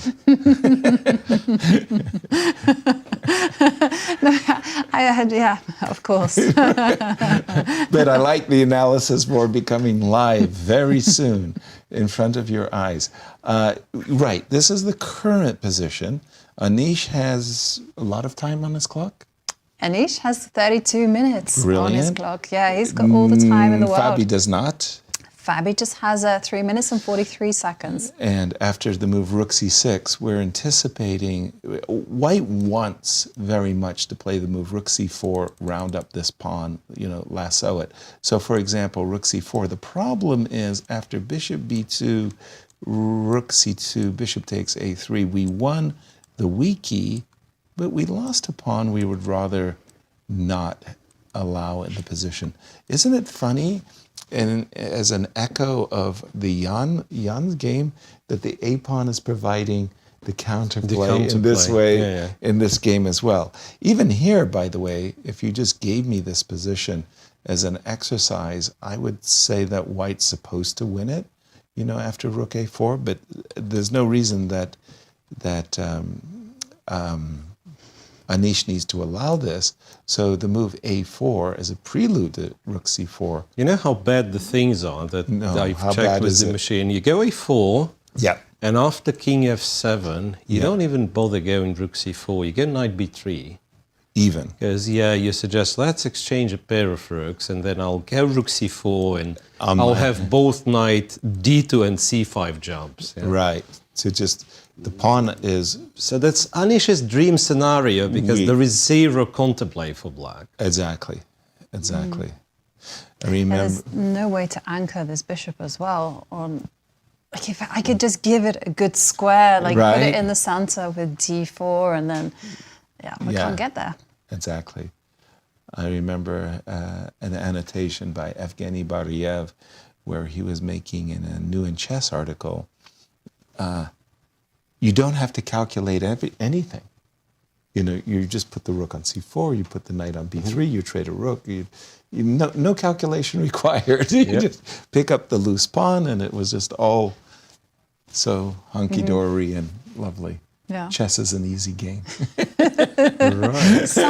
Sometimes it is. Yes. Sometimes you win effortlessly. And I remember one British championship where Mickey Adams won it's easy. And he kind of said, and that was kind of a very smooth victory for him. Next year, he won the event, but it was a chaotic. He won lucky win here or there. Player losing on time from a better position. Yeah. Well, in Fabi's mind, the best he can hope for is he wants to hold this position against Anish Giri, and if he can do that, and Alireza does win, then we'd have a playoff. At +2, we'd have 2 players finish. We do have the move A4. And here's the probability of this happening. So chances to win after a rapid playoff, Caruana would be 49.6%, and Alireza 50.4%. And take a look at this. If the rapid match is decided by Armageddon, then Caruana just has a 37.2% chance of winning. Alireza, 62.7%. Yeah, I kind of agree with these numbers because Fabi's not known to be an incredible blitz Firouzja Alireza is just completely has that reputation, but I have to tell you, after the 2018 World Championship match that Magnus won against Fabi in a rapids, Fabi said, hey, look, I've been focusing on improving my classical chess. I have to focus on improving my blitz. He started playing in these Title Tuesdays events. He started taking them very, very seriously, and he's improved a lot. But here's the problem. Holding this position is a near impossibility. I mean, it's really, really bad. We've just seen this move, knight to b3. We have king h6. So there was all of those variations where when we played the move rook c4, rook to c7, the king became a tactical target. So he put his king out of the way. But this is the problem. Knight to b3, if you trade rooks, then there's no stopping rook to c4 and knight to d2, lassoing the pawn on e4 without a shred of counterplay. So I'm assuming, help me out on this one, Miro, I'm assuming Fabi is going to have to try to gamble a little bit. Well, gamble is wrong. He's busted. So a5, knight a5, rook c6, rook c4, knight c6. I don't see, honestly, don't see a chance. No chance. Rook b6. Oh well, and rook a6. Mine is wrong. Yes, it's not knight a5. It's knight d2. Yeah. Like if you ask the computer, it's knight d2. Right. I like knight to d2 very much. I thought that. And again, if we see anything like rook a6, I mean, it's child's play. Rook to c4, knight to d2, and it's all gone horribly wrong. I mean, a dream come true for Anish, a nightmare for Fabi. Every sense of the word. Every sense. Nightmare. Nightmare. That knight is the one that's going to be costing him the game. Potentially the game. And Absolutely. Fabiano just down to 1 minute and 23 seconds. It's a terrible thing because both players have this great awareness. It's lost. I mean, and both players understand that while it's lost, Black has to make the most challenges that he can. And so it's actually kind of funny. When we play a4, the most challenging move, in my opinion, for Fabi was to try king h6. And I bet you dollars to donuts, it was the only thing Anish was analyzing. Because he absolutely knew he had to try for the cheapos. You know what, if I may, king f7, in fact, might have been a better idea. Really? Even though it loses, of course, but the position is lost. Yeah. Because if you go after this beautiful tactical trick, which I was advertising, yes, knight e4, then after rook c4 it might not be as clear. Because if you trade all the rooks, which takes, check on d6, king e6, knight c4, king d5. 19 and this seconds. is what you're looking for. Wow. Ooh, none of this has happened because the king did go to h6. Knight to b3, he has played rook to b6. And we are expecting knight to d2? Yeah. Knight d2 played. Oh no, hasn't been No, played. that's me. That's you. That's me. Yasser, you're confusing me. Apologies.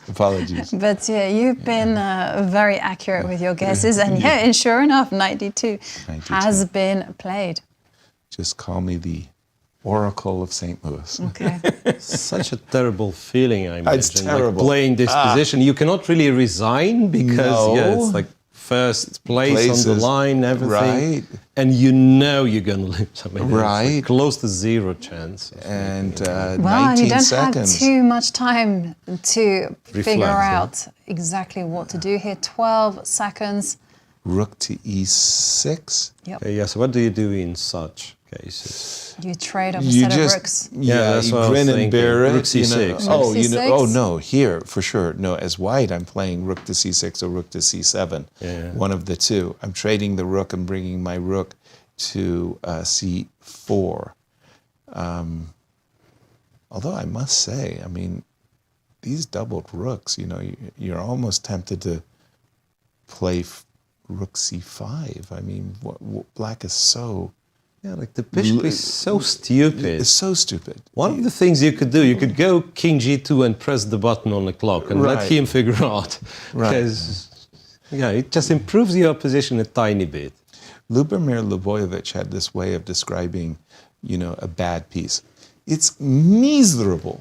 It's so miserable. I mean, like you just could feel the frustration in his voice that the pieces were bad. Rook to c6 feels like an automatic. Trade a pair of rooks, bring your rook to c4. Lasso the pawn. Wow. And with a win, Anish would be playing the role of spoiler because at the minute he's on -1. He was in Hasn't won a second game. to last place. He hadn't won a game, drawn all of his games, lost against Prague. Yeah, and saving his best for last. In this case, seriously, the move queen takes b2 was, I mean, Fabi has played such a beautiful tournament. One slip. He was playing a great game as well. Even up to that Really moment. up to that point, you know, his position contains so much dynamic potential. And just one massive slip up. Yeah. And look what you've got. Yeah. I mean, chess is such a cruel game that you can play, you know, a near flawless game for 70 moves, and then you stalemate your opponent from a winning position, and you just like, you're almost shell-shocked. It's just like the sense of absolute disbelief. What just happened? Yeah. You know, I was playing once a perfect game. I was going to beat a grandmaster. I had got in my beautiful preparation in the Caracan. And then at the end, I just hung a bishop. But my position was so good that, you know, it was a draw in the end, but I just hung a bishop. You just put it on pre. Yeah. He took it. And He took it, and I was like, what did I just do? Yeah. There goes my perfect game. I know. And it was such a good piece of preparation. Yeah. I was really annoyed. Yeah. There was a game that decided the Pan America's Final Four. It was literally king and rook versus king and knight with pawns on both sides of the board. And the player with the rook completely winning just put his rook on pre, and it was captured. And it was like, what? That decided the Final Four championship of the Pan American. It's like, Yeah, also a completely World Championship match. Was a very famous game, allowing checkmate. Yes. He just lost his mind, yeah. Rook Chigorin C6. versus Steinitz, I believe. Rook C6, yeah. Very simple chess. Nothing really to calculate. All we're doing is we're trading a defender, and we're bringing the rook up to c4 after the trade, so that we'll play knight takes e4, a5, and again, Fabi knows his fate. I mean, that's already been decided, but the situation, he can't resign because first place. Rook takes c6, rook takes e6, rook takes e6, rook to c4. Suggestions, anybody? Rook I mean, b4. Could sorry? you try rook b4? This one, yes? Yes. Yes. And we're taking... Okay, now this is my hustle plan. Hustle. Rook to b1. I have an idea. Check. Yes, check.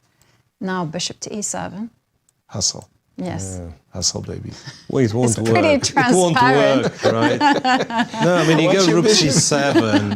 I know. You go rook c7, it won't work ever. I know. But her hustle was to go bishop b4. Yes, that's a very important part of the hustle. But this is where the king on h6 is so badly placed. Yeah, because if it was anywhere else, I might get away with my hustle. I might be.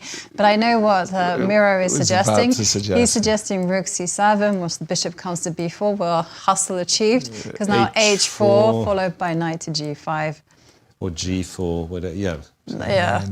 Well, the problem with a hustle like this, that even if you go rook a1 and a4, and this is your kind of weakest moment, right? Yes. The rook has like no squares, so it very rarely works. Yes, absolutely.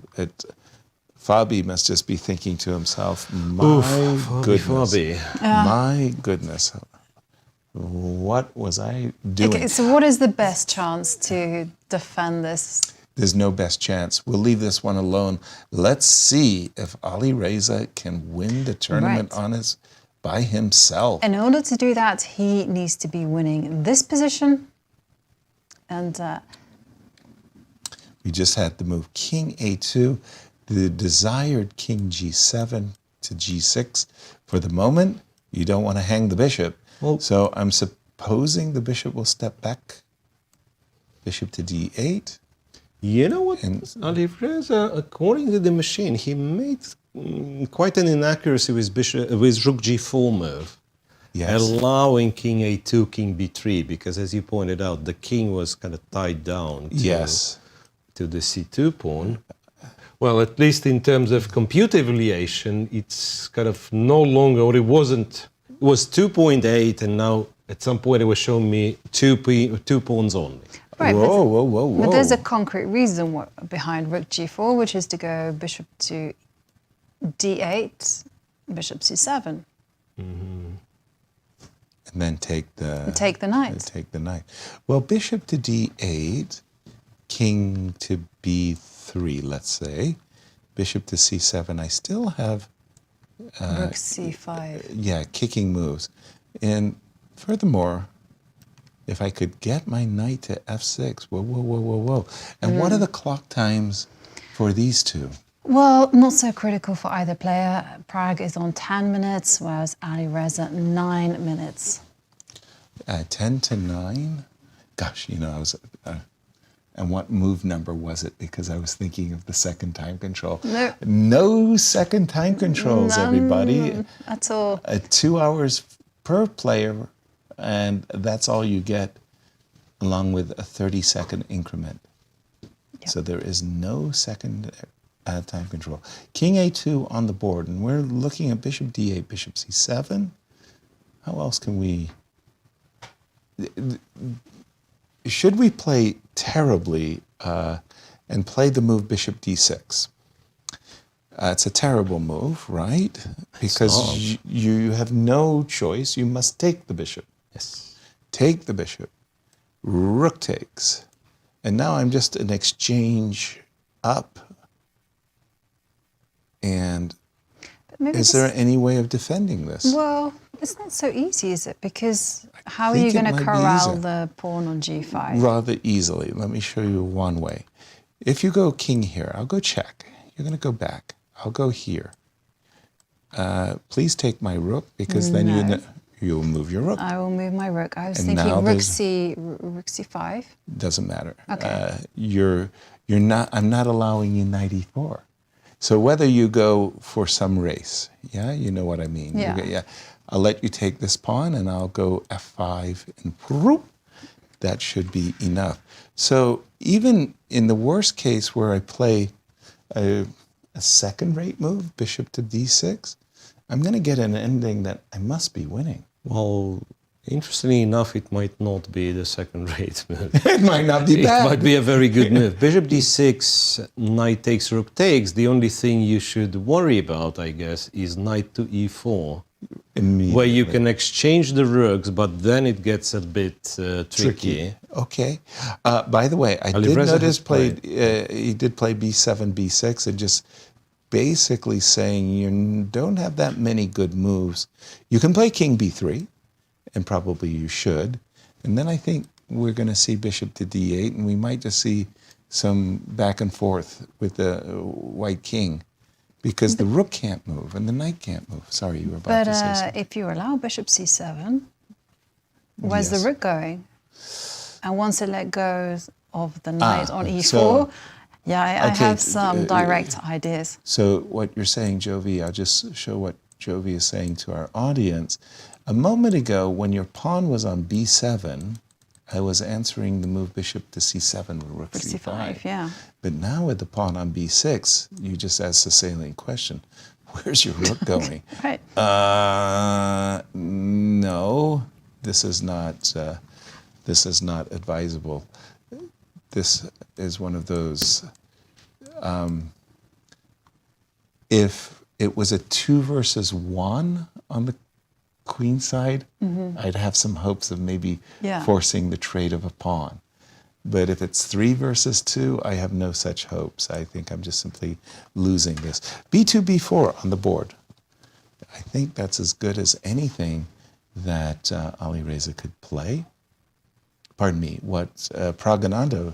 Let's head back to the game between Anish and Fabiano, because as we predicted, the e-pawn has fallen, bishop to e7, and this is where white could be very clinical and just play rook to c7, h4. you go h4.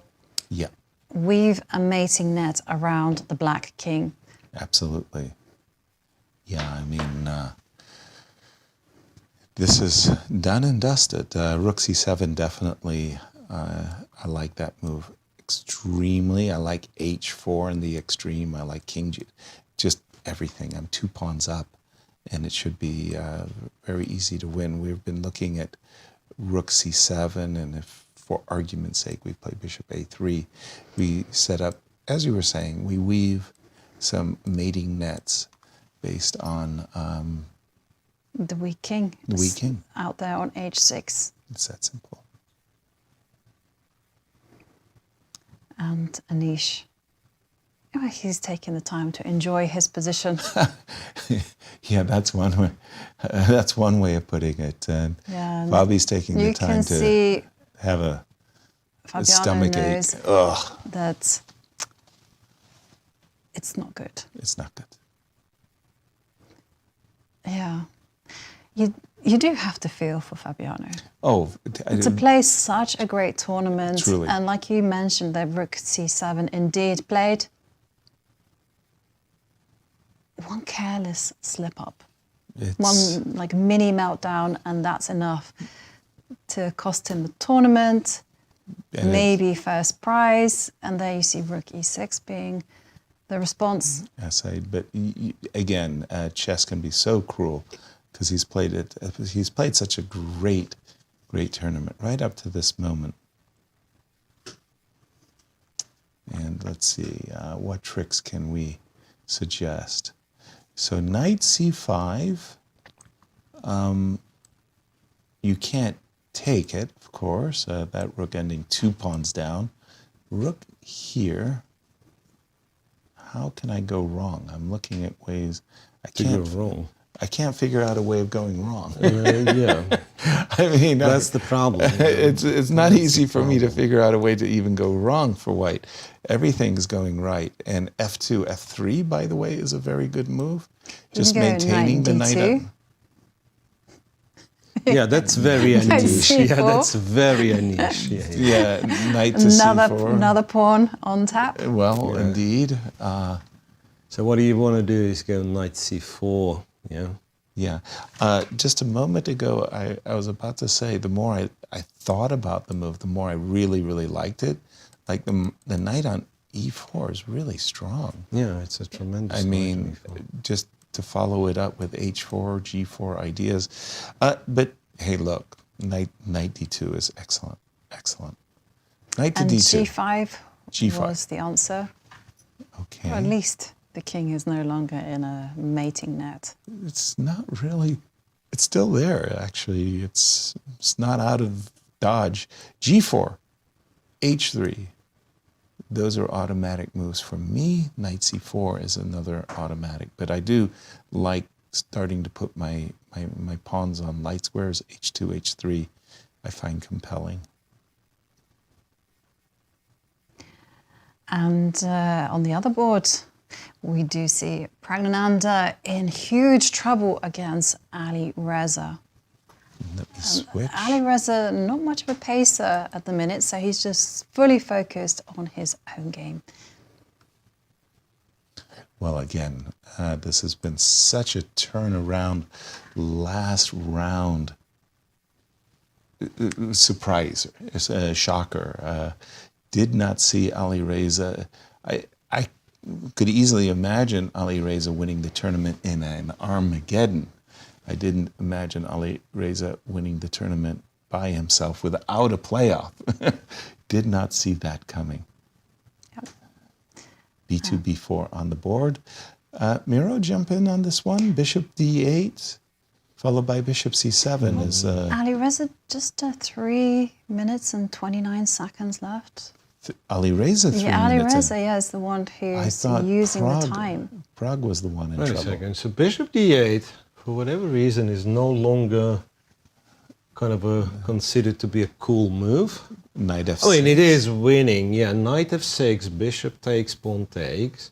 And could rook this to c4? Could this be a bit awkward? Rook to c4. He's played rook to c4. Threatening bishop takes g5? Somehow. King to b3. That's an automatic, right? King to b3. C4 surprising, no? He wants to put his rook back on c6? No, but that allows the c3 knight to jump. Of course. I don't understand it. Rook to c4. Wait a second. Can this be... I guess he wants to play, just a second, king to b3, b5? Yeah, but then why did you go b6? To trick you. To trick you into putting your king on b3. I don't know. I truly don't. But b5, I just ask you to make a move. What move immediately comes into your mind? Tick, tick, tick, tick. Okay, nothing. I can just... I can't move a piece. That's right, because as soon as the rook moves to off the e5 square, king to g7 comes.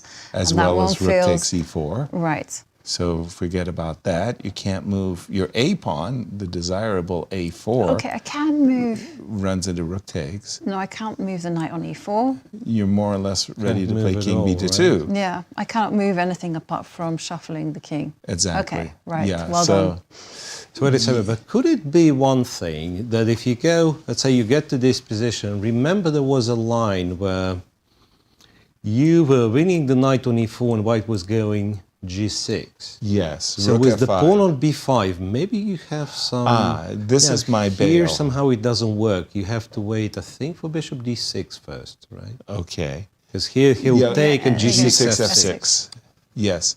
So b5, king goes, b5 and king b2. Right.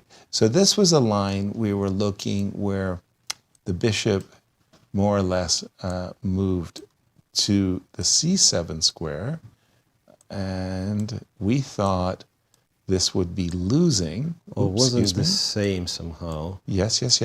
Wasn't the same. This would be losing for white because you have 2 pawns. However, if from the game position we play king to b3, b5, and then get into the same variation where you end up winning my 2 pieces, like this, like this, like this, and like this, like this.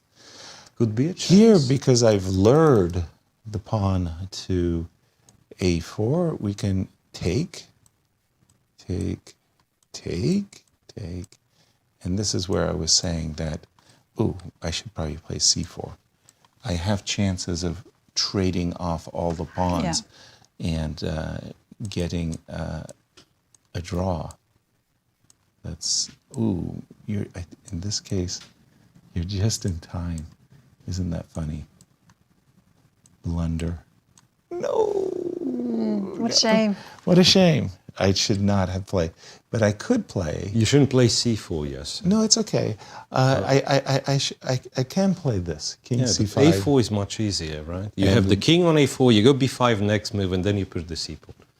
Except he plays a5. No, I've got c5 and b6. Yes. Yeah. So we know how Pragg could potentially draw the position, and he has, provoked or otherwise, the pawn has appeared on b5. We now know that the bishop comes around, chases the rook away from the e4 knight, but that means that you need to put your king on g7 so that you don't fall into my nefarious Right, except you don't have a move. That's another problem. King b3. King b3. Yeah, king b3, king b2. Yeah, right? that's my pass. But after king b3, strangely, black also is not equipped like with the automatic. What do you do? Yeah. After king b3, it's not easy. True that. King b3, bishop d8, knight d6, white's better. Oops. Don't blunder that. No, I thought maybe you need to re-centralize the rook, put it back on d4. Exactly. If you're going to play bishop to d8, put the rook back on d4. I didn't understand the move rook c4. I liked black's setup with the pawn on b6 much better, or even the pawn on b7 makes it harder to trade. Yeah. Well, Alireza. By the way, both players, I mean, they didn't have that much time when they started this ending. Where do they stand on their clocks, Jovi? When it comes to this game, it's 4 minutes for Prague and 3 minutes and 25 seconds for Firouzja. Just 30-second difference. Yeah, there's a 30-second difference, but Prague is the one thinking. And so we were looking at with the king, the white king, stepping up to b3 and stepping down to b2. Correct. So we're anticipated in this position king to b3. Expecting king to b3 because what else can you do? Yeah. And then we were going to reset the rook back to the d4 square. So king b2. Yeah, so that we can make the move bishop d8 work for us. Now, what I was saying is that when you get your king to b3, I don't want to get into those positions. I want to threaten to play bishop to c7, right? But I didn't want to get into that ending where you had rook f5 and g6. So put my king on g7. Guys, he hasn't put his king on b3. Whoa. Wow. He's played knight f6. Whoa. And knight f6 is a blunder. That does not look Okay, very good. let's have a look at why. Well, it's a tricky thing. Yeah, you take and you go rook g to f4, point being knight d5, and you go other rook. What? No, am I lying to you guys? Rook g to f4. Thought knight d5. Knight d5, rook f2. Yeah, rook f2. That's happened. No, well, at least knight takes. Yeah, takes stage. The bishop takes. This is the current knight. position, and we're expecting after. Yes, it's already happened. Rook here.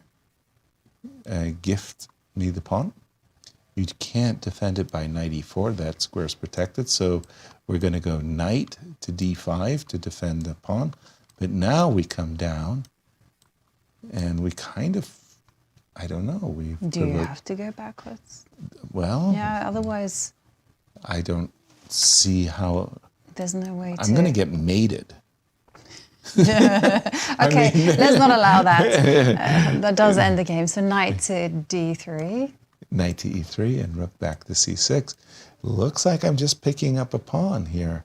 The knight has to. That's sorry to say. That makes Black's task a lot easier. Just, I think knight f6 was a bad move. Jovi, did I miss something in that fantastic piece of analysis? Unless there's some issue. I mean, it would be with one the thing. F-pawn, but you know, it's kind of funny. While I was slightly critical of the b pawn pushing to b5, in this case, rook e7, would have hit the pawn, but now rook e7 is just met by rook f6. Sorry, you were about to say something. No, I'm trying to work out what happens after rook f4. Rook f4. It feels like a certainty. And okay, So we think this game is going very, very well. Let's go back to Fabi's game for just a moment. Yeah. And just see where we. Okay, nice improving play by Anish, who once again kind of looks bored. We left it here. Rook to e6, knight to d2, g5, knight to b3. Give me the pawn. Bishop to b4, knight. Wow. What a square, what a visual this f5 square is. Oof. He had to move his rook off the 6th row because you don't want to be trading rooks. Yeah, and the problem is, I mean, you're getting in a position where you just have so many just absolutely gorgeous looking moves. One move I find very attractive is forking the rook and the pawn, kind of forcing the move rook g8. And please let me introduce my king. That looks just fabulous. Yeah. I also quite like the move h4. At which moment? Like after you throw in a check, king. Rook. Okay, sorry. Rook c6. We've got this currently. Yeah. Right now. h4, Yeah. like it.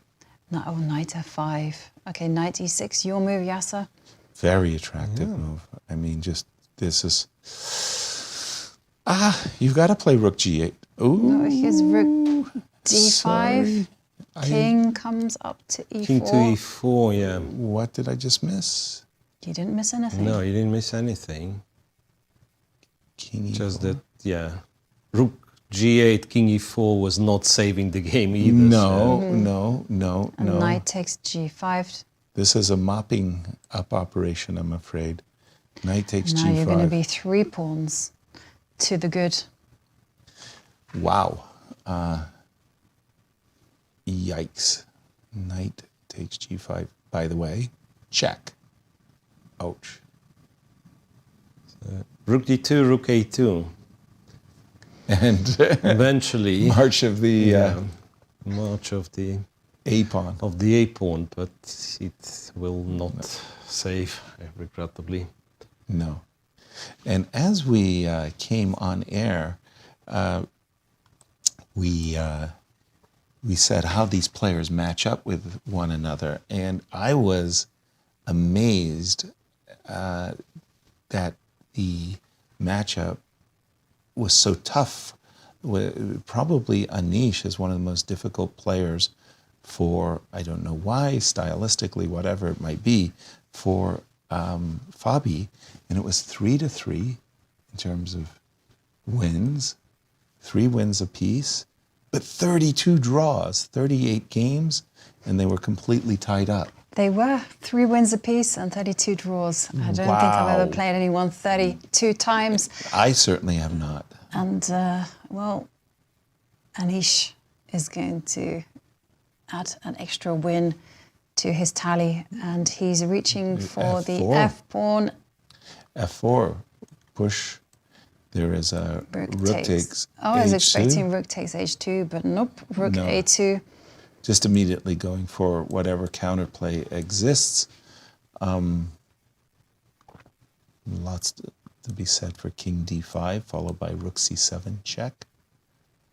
Trying to drive black's king back into the corner. Yeah, and keeping an eye on the other game between Pragg and Alireza. Rook f4, as we were discussing, did appear on the board, and Pragg is now down to 28 seconds. Oof. And indeed, Losing the position. f-pawn is going to be falling, and with that, all hopes fade for securing that half point. Yeah, and for Fabi too. Fabi is just waiting for his opponent to play so many easily winning moves. Knight takes h7 is one, king f5 another, king f5, rook takes a4, knight takes h7. I like knight takes h7. Yeah. And it's the g-pawn that's going to be advancing. And it's such a fast moving pawn. By the way, I only once that I can remember had 4 connected pass pawns. That was against Bent Larsen. He had a bishop, but I had 4 connected pass pawns. That was tough to deal with. Yeah. So king d5 definitely has my stamp of approval. King f5, knight h7, and g5, g6. Looks really compelling. And if you're just joining us, well, we have 2 games remaining. One between Fabiano Caruana, who is a tournament leader, but he is losing against Anish Giri. And in the other game, we have Alireza and Pragg both in shared second, just half point behind Fabiano. And Alireza is the one who is winning that game. So Praggnanandhaa desperately trying to keep the game alive, looking for tricks. But for Fabiano, it is all over. He is just simply prolonging the inevitable. Yeah, and it just keeps getting worse and worse. And King D5 was Anish's move. It's such a compelling move. You're threatening to play Rook C7 check. You're driving the king backwards, where it's going to be in mating patterns thanks to the very active white pieces. The rook, king, and knight combine very, very nicely in many of these patterns for checkmate. And for Alireza and Pragg in the other game, the winner of that game will win clear It's first. going to win the event. Yeah, clear first. Rook takes A4, and here we're about to see Rook C7 check, and I wouldn't be surprised if Fabiano just throws in the towel. At that moment, yeah. But it's heartbreaking to do. Totally. And 5 minutes on the clock. Fabiano's king marches to the back row, takes a step towards the back rank. And we're expecting King E6. King E6, weave that mating net around the black king. Exactly, that's exactly the way to go. King E6. Yep. Sure enough, it comes. I've got King to D8, attacking the rook. Again, Fabiano is just making these moves because the alternative is just to resign. And we have Rook C4 on the board and a resignation from Fabiano Caruana. Wow. Anish playing the role of spoiler. He moves to 50%, but a heartbreaking finish there for Fabiano and his fans. And when you say role of spoiler, by the way, I can't even think of another game that so exemplifies what it is to be a spoiler. I mean, poor Fabi, he's playing against the players 7th in the tournament, who plays a brilliant game. Our congratulations to Anish. We're going to jump quickly to Pragg versus... Pragg to Alireza. So Alireza, he's got 2 rooks, he has the winning position, but... If Praggnanandhaa managed to save this, then we're looking at a 3-way tie for first place. No way. 3-way tie. Wait a second. I mean, Fabi's still alive? He's still alive. But if Alireza gesticulating there. But if Alireza wins, he will win outright. He will win $100,000, 13 Grand Chess Tour points for being the clear winner. And he'll be our Superbet champion. Yep. But he has to win it. Right now, full exchange, 3 versus 3, full exchange. He's got a pass pawn. The good news for Pragg is he's got his knight is anchored on a pretty good square. Makes it difficult for black to just choo-choo the pawn up the board. Not only that, some technical difficulties. The rook is stuck on c4. Why? Well, for now, right? And white has a chance to go king b3 and a4, decrease the number of pawns. That would be a very good then you have a choice, like to keep the pawn on b5 where it's always a target, or take on a4 and then white is getting a passed pawn of his own. By the way, rook c7, just again, you said it very well, the black rook was a little bit stuck.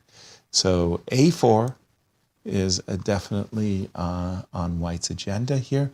But again, how am I going to get in the desired f5? This knight is... and Alireza only got 40 seconds on the clock. Not easy. To get the required f5 on the board. Once the f-pawn starts motoring, that's it. That's it. Alireza will be winning this game. He puts his rook on e7, but if he doesn't manage to do this, okay, so then it's a full-blooded fight. What's the big idea here? So he wants...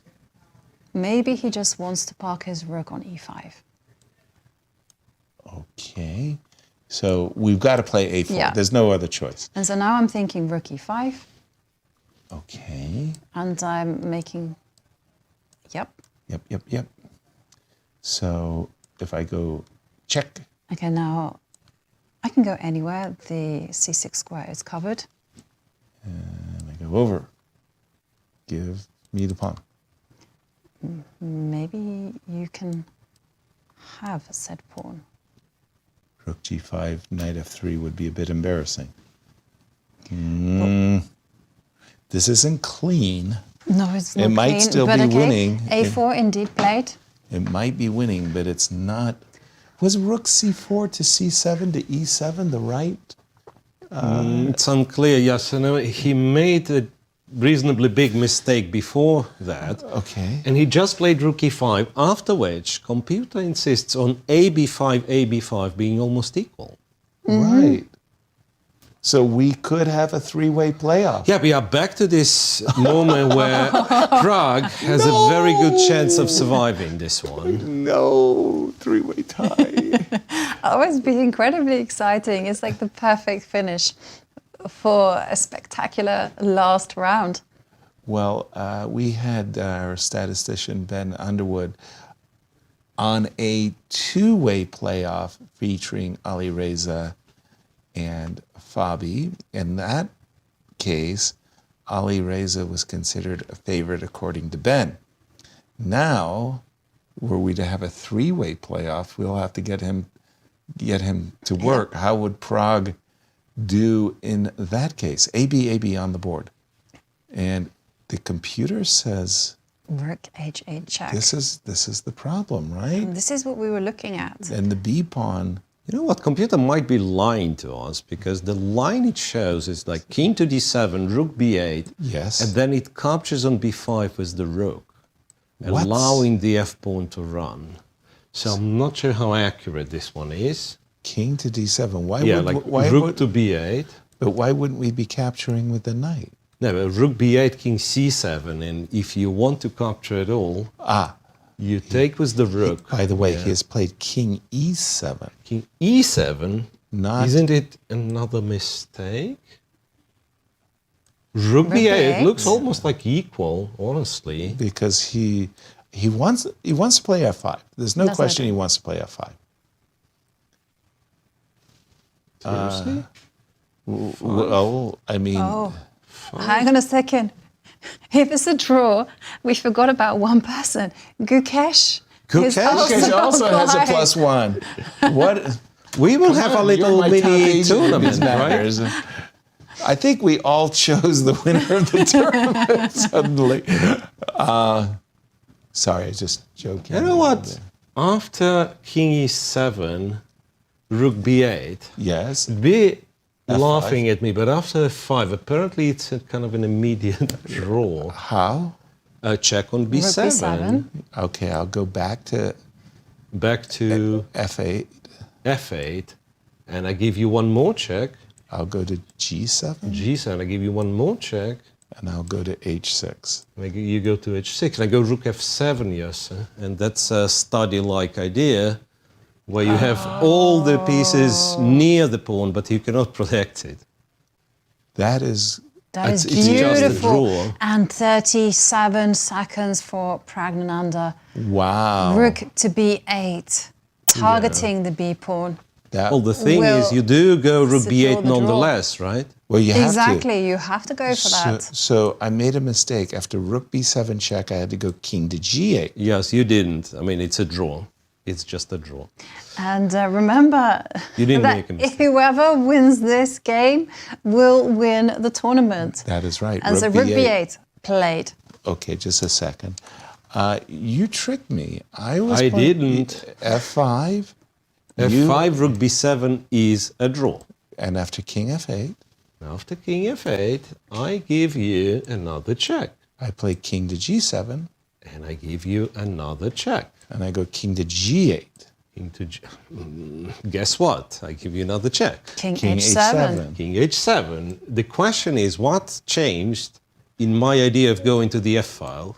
And the answer is nothing. Rook f8. Oh, I want to win your passed pawn, not the b pawn. Right. Yeah, okay. Beautiful. I was expecting rook to b7 check so that I could go rook to g7. Then you could block. Yeah. Yeah, but in the same way that when my king ended up on h6, you went rook f7, you could play rook here. That is really gross. One last trick, though.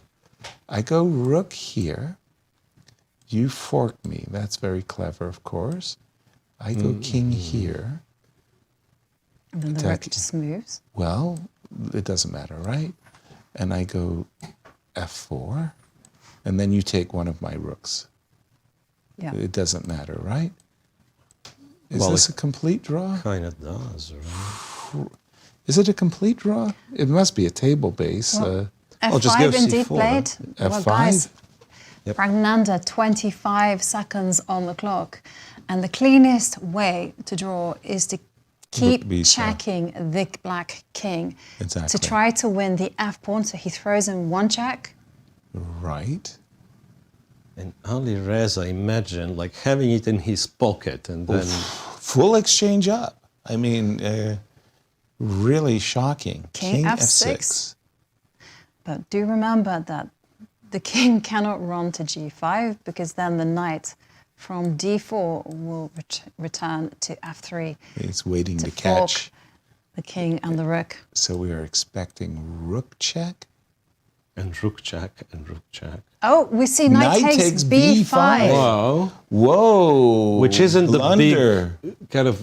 big mistake, but it's no longer a forced draw according to this not very deep machine. So black is back to being better. It might be a theoretical draw, but not a forced draw. Mm-hmm.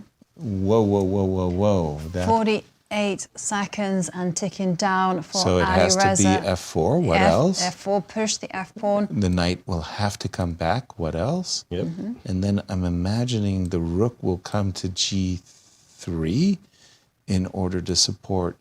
And also to cover the f3 square. Yes. White pawn's going to start running as well. Oh, as well? Yeah, there's a b-pawn in the That'd be fray. some rook b8, rook from behind. And, Rook g3.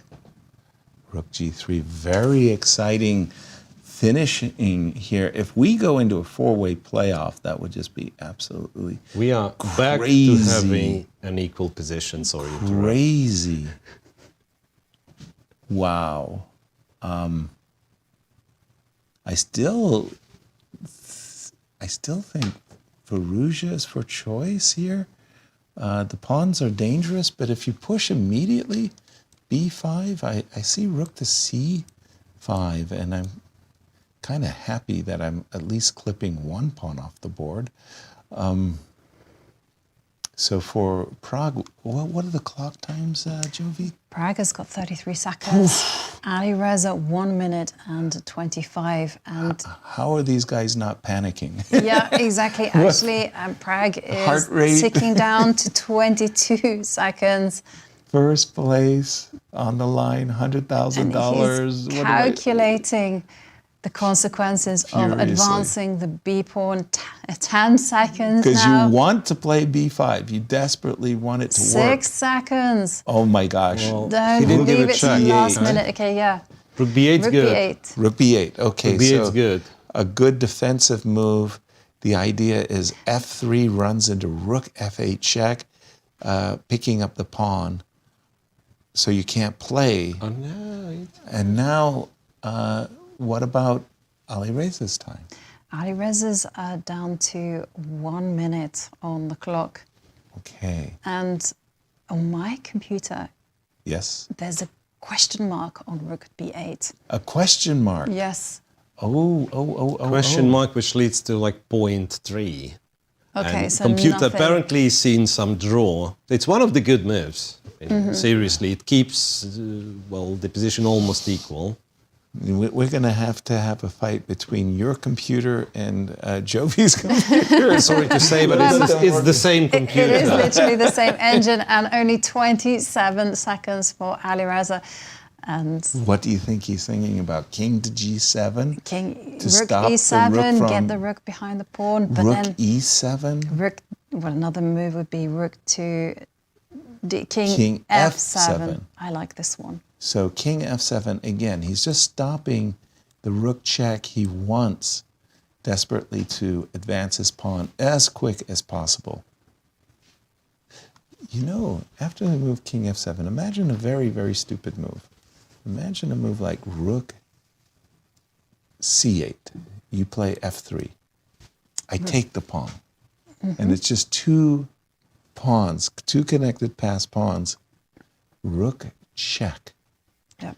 These guys are playing on increments, and I have to say, I mean, this is so tough because it's a complicated position, and you're playing for first place, and you know every move could cost you the game, $100,000 in a playoff. 15. Rook e7, a nice block there from Alireza. Rook to b5, preventing the advance of the f-pawn. Once That's again, not possible because of rook to f5 check. Exactly. Well, wait a minute here. Can I pick up a tempo? Can I play the move rook e4? Rook e4. A moment ago, my rook was on e5, yeah?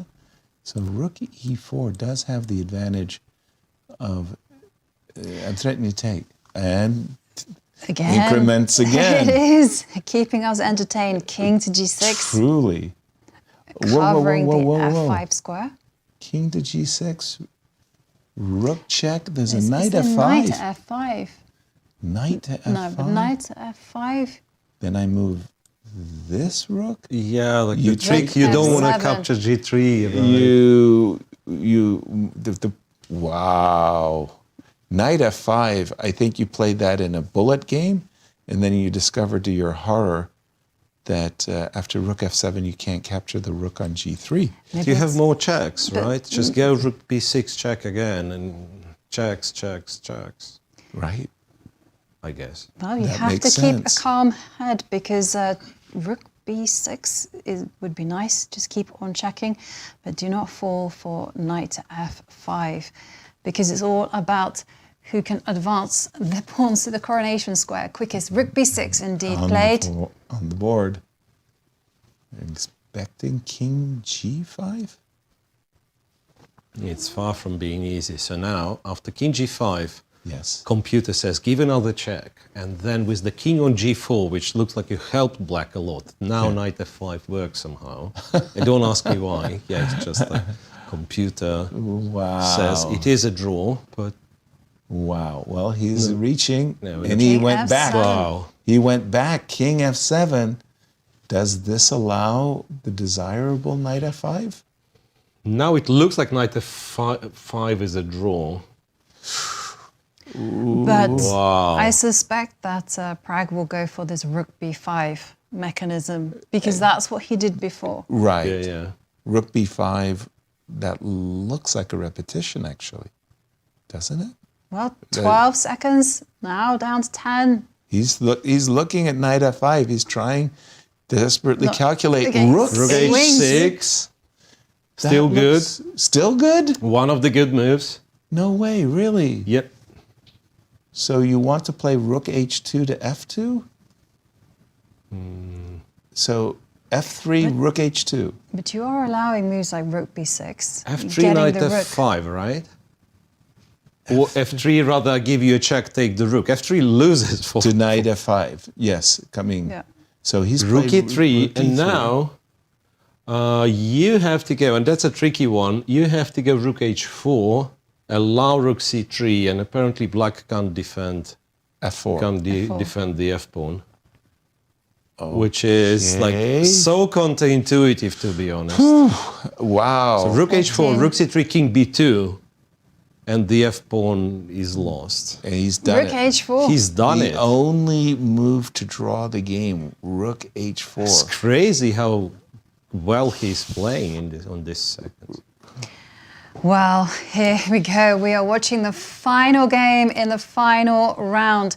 Whoever wins this game will be winning the event. But if it's a draw, we are going to be seeing a four-way tie between Gukesh, Fabiano Caruana, and these two players, Praggnanandhaa and Alireza Firouzja. Rook takes pawn. Check. Seconds left with the clock. King to b2. Unbelievable stuff. And now this is the huge point. Black cannot defend the f4 pawn. That's amazing. Okay, and it really is amazing because the crazy part is when you do take this pawn with check, you also get to play the move knight c2, and you'll end up being able to defend the b4 pawn. It's not just going to be 10 two rooks seconds. versus rook and a He knight. moves his king up to f6. Okay, that was a good attempt, but we still have rook takes f4 check, king to e5, And the rook will back, hide on h4. where it will be nicely insulated and protected. And again, we'll be looking at the opportunity to play knight c2 ASAP. Yeah. This feels like a draw, but the But do you know what clock this means? It feels like a draw, so we're going to see a four-way playoff. Hang on, guys, hang on. It really depends if white saves the b pawn or not. Yes. Because, like, two rooks against knight and rook, I'm not even sure what it is. I mean, there are winning positions, there are drawish positions. I would go with the win Well, on in that 15 one. seconds, though. But also, yes, the increment, the clocks, that's a big factor as well. Rook takes, check. King e5. The king e5, there are two moves. Rook h4. Rook h4. Or knight e2, surprisingly. Okay, rook h4, the most natural. Yes, and this is the problem. I mean, you know, rook c4 would be really desirable, except knight f3 check, and we know that knight versus rook is a draw. Right, if they're closely connected. Yes, but two rooks versus rook and knight, I'm going to suggest that the two rooks would win if we could just get the b pawn off the board. But the problem is I don't see how we Let can me win. see, because I do have access table to base. Yeah, to database. I'll just do something silly to get kind of lose the b pawn, let's say. You can do it. Rook b6. Rook to and c8. I'll press the table base thing. It's a draw according to the table base. Rook and knight versus two rooks is probably still a draw, but it'll be extremely tricky, of course. I wouldn't want to defend it. Rook to c8. 46 seconds for Praggnanandhaa. This is for all the marbles. It is, absolutely. And it will. And if this is a draw, we are going to see a four-way playoff. This is going to be a round robin between our four players for that first place. And if there's a tie at the top after this round robin, we're going to see Armageddon. That will decide the day. But whatever happens, a champion will be crowned. Knight to b5, yeah, okay. b5. I'm not sure if I like that move. I really liked knight to c2, defending the pawn, and in case of rook to g2, I really like rook check and rook to c5. And wait a second, rook check king e4. You should be careful with this one. I can't. No, I can force a trade. Well, rook to b8. Whoa. Rook to b8? What? Well, how are you going to cross with your don't king? know. The fifth rank. I have no idea. Wait a second. So now you can do it. Yeah, so you can go knight c3, pardon. Yeah. And then if rook attacks knight, check and to rook c5. To c5, right? Right. Or even then it's kind of tricky. Not so much time. By the way, rook takes b5 is not a threat. Rook takes b5 is not a threat. So I guess knight c3? But knight c3, yeah, this looks like a fortress. Nice move. We're one move away from playing rook to c4. We could play rook c4, I'm certain it's a fortress. But wait, but now we have rook h5 check.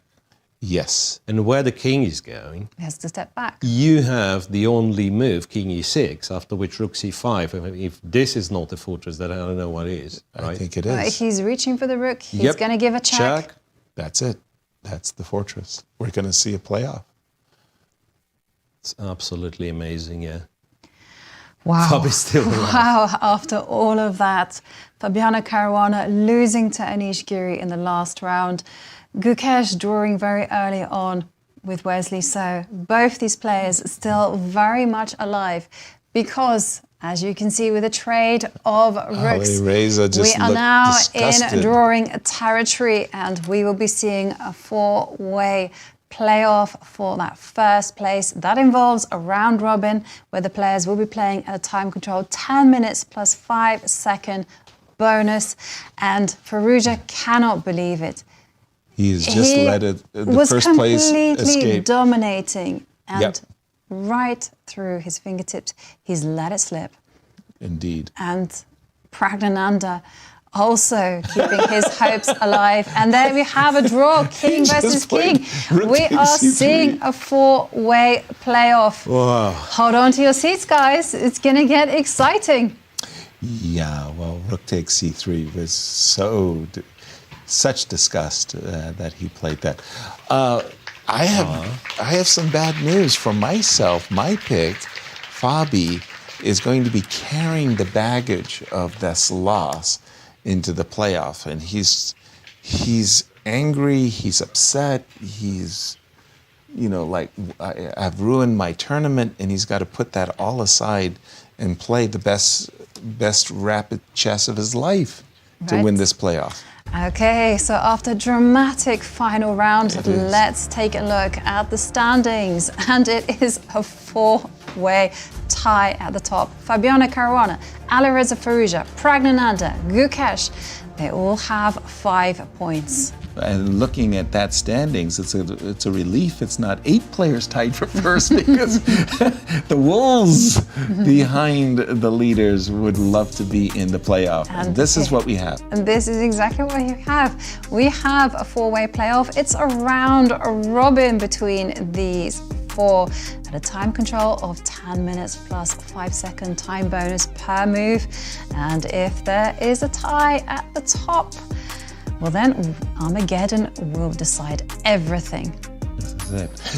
So, Miro, it looks like the professor versus the youths. Yes, and Cristian, over in Bucharest, what is the atmosphere like after such an exciting turn of events?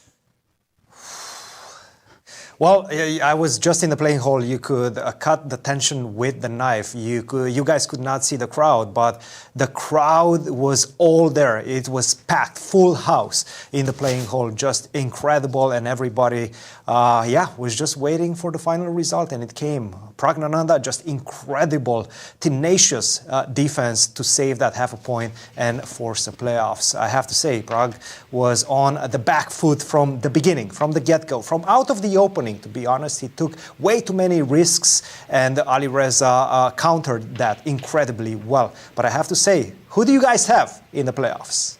Hey man, I got Fabi. You know, I got Pragg, and you got Firouzja. I'm in the playoffs. You guys are in the playoffs as well. Yes, so that's we all good. have a vested interest. You have no skin in the game. That we saw a moment there, Cristian, where it appeared to us, at least, that Firouzja said something angrily, like the crowd may have been buzzing a little bit too loudly, and you saw that. You were saying a packed house, noises are inevitable. Packed house, yes. Packed house, and I have to say, I think that was the last moment where probably, I was not in the playing hall at that moment. Immediately after that, I went to the playing hall, and it was dead silent while I was there. So I don't know exactly what happened in that one, but I know the arbiters were on top of it. Gotcha. Yeah. Wow, we couldn't have asked better.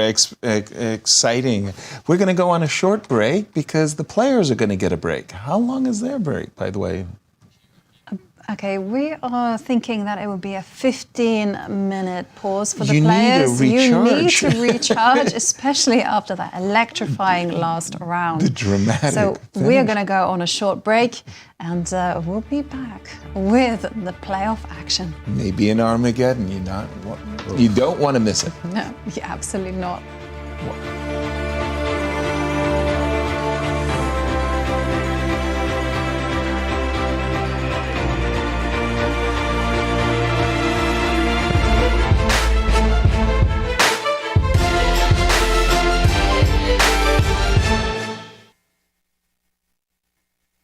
The stages are set, the players are primed, the best of the best are ready to face off in the 2024 Grand Chess Tour.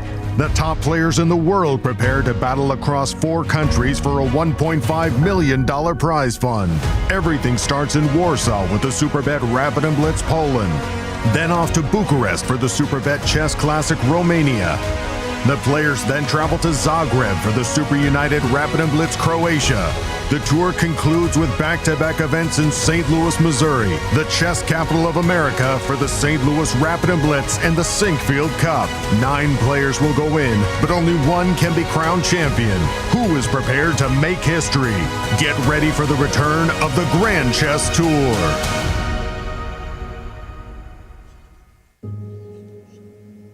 We are here to celebrate what the chess campus does and collectively make a difference to St. Louis through the artistic, cultural, and educational endeavors of chess. The St. Louis Chess Club and World Chess Hall of Fame makes such a significant imprint throughout our community, and with your help, we will continue to grow opportunities of outreach and engagement.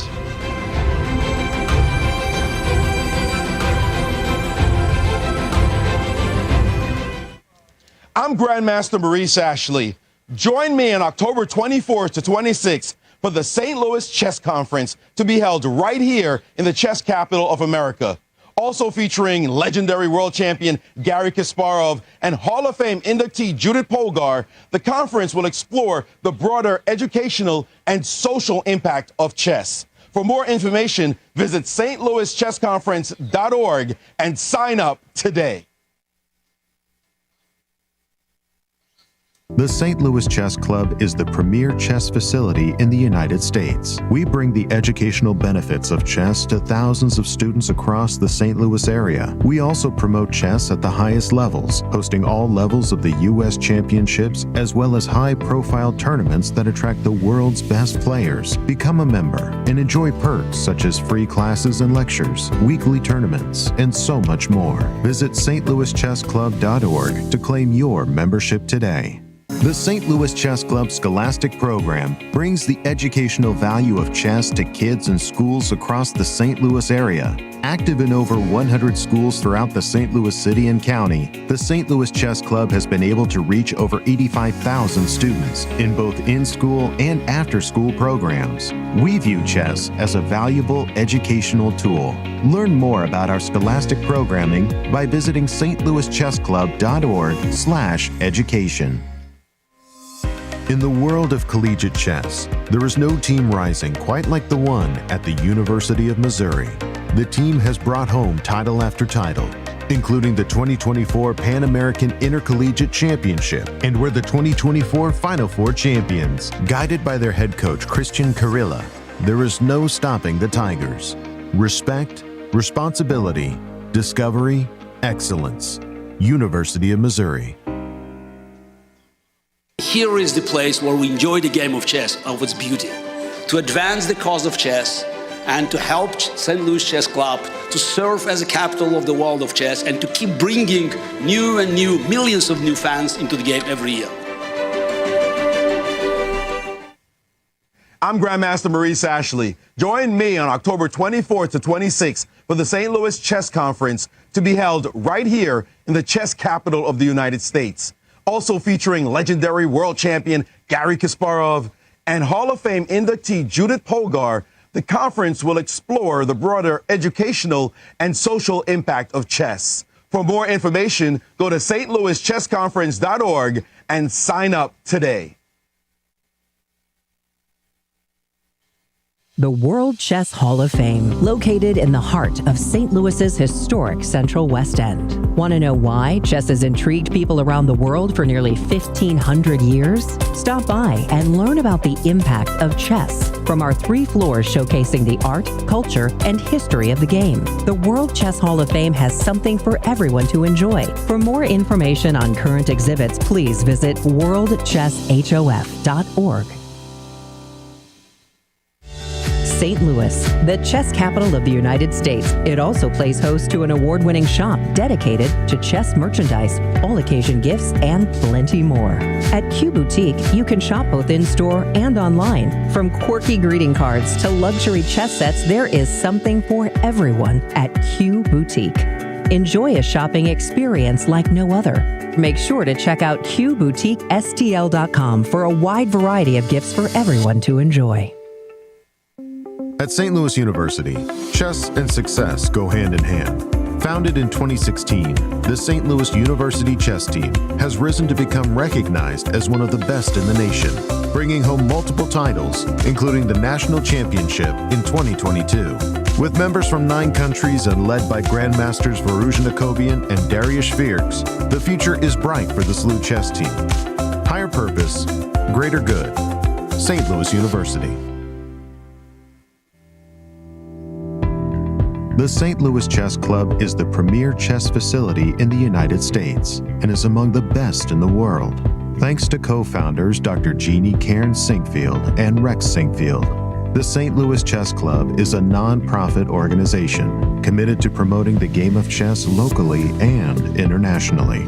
We bring the educational benefits of chess to thousands of students across the St. Louis area, promoting cognitive development, critical thinking, concentration, and analytical skills. The St. Louis Chess Club welcomes chess lovers of any age and skill level to come and enjoy the game of chess. We also promote chess at the highest levels, hosting all levels of the U.S. Championships and the American Cup, as well as high-profile tournaments that attract the world's best players, including the prestigious Sinkfield Cup, Cairns Cup, and many more.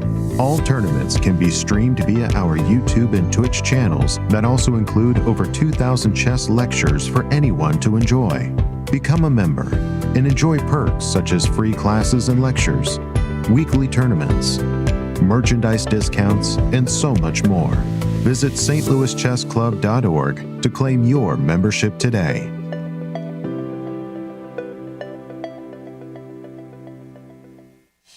The World Chess Hall of Fame, located in the heart of St. Louis's historic Central West End. Want to know why chess has intrigued people around the world for nearly 1,500 years? Stop by and learn about the impact of chess from our 3 floors showcasing the art, culture, and history of the game.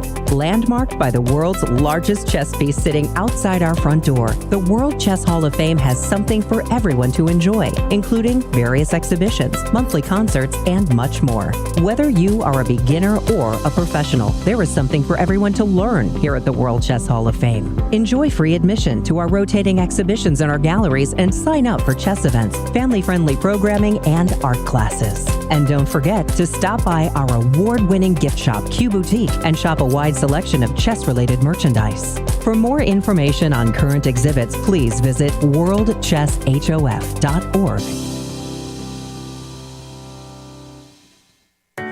St. Louis, the chess capital of the United States, boasts the world-class St. Louis Chess Club and the World Chess Hall of Fame. It also plays host to an award-winning shop dedicated to chess merchandise, all-occasion gifts, and plenty more. At Q Boutique, you can shop both in-store and online for chess merchandise, autograph collectibles, chess campus souvenirs, and much, much more. From quirky greeting cards to luxury chess sets, there is something for everyone at Q Boutique. And all purchases go right to benefiting new exhibitions and programs at the World Chess Hall of Fame, dedicated to exploring chess and its immense impact on art and culture. Located on the first floor of the World Chess Hall of Fame, enjoy a shopping experience like no other and become everyone's favorite gift giver. If you can shop in store, make sure to check out QBoutiqueSTL.com for a wide variety of gifts for everyone to enjoy.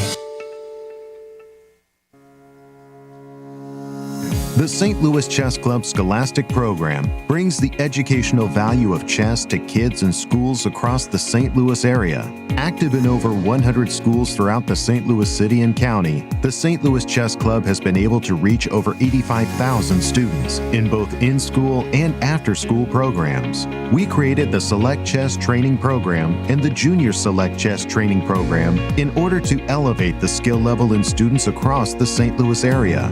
These students receive professional training from Grandmaster Firouzja. Other programs include Chess Cops, a partnership with the St. Louis Police Department, looking to improve relationships between at-risk kids and police officers in the St. Louis area, with over 600 students playing chess over the board since 2019.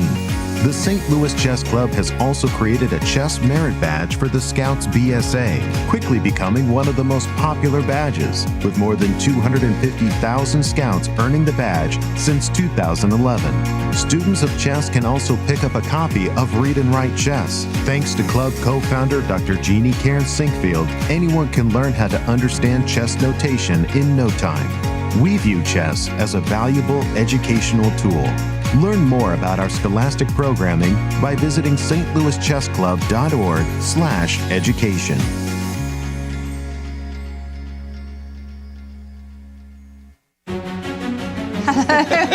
We were suddenly surprised. That was there. a surprise.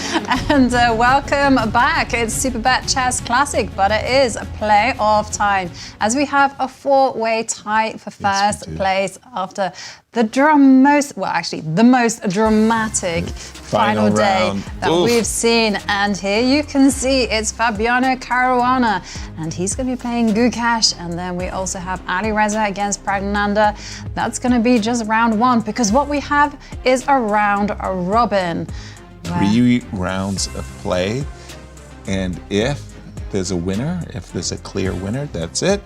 But if 2 players are tied, it will be decided by Armageddon, where White will get 5 minutes, Black will get 4. Black has the draw odds, so therefore White has to win.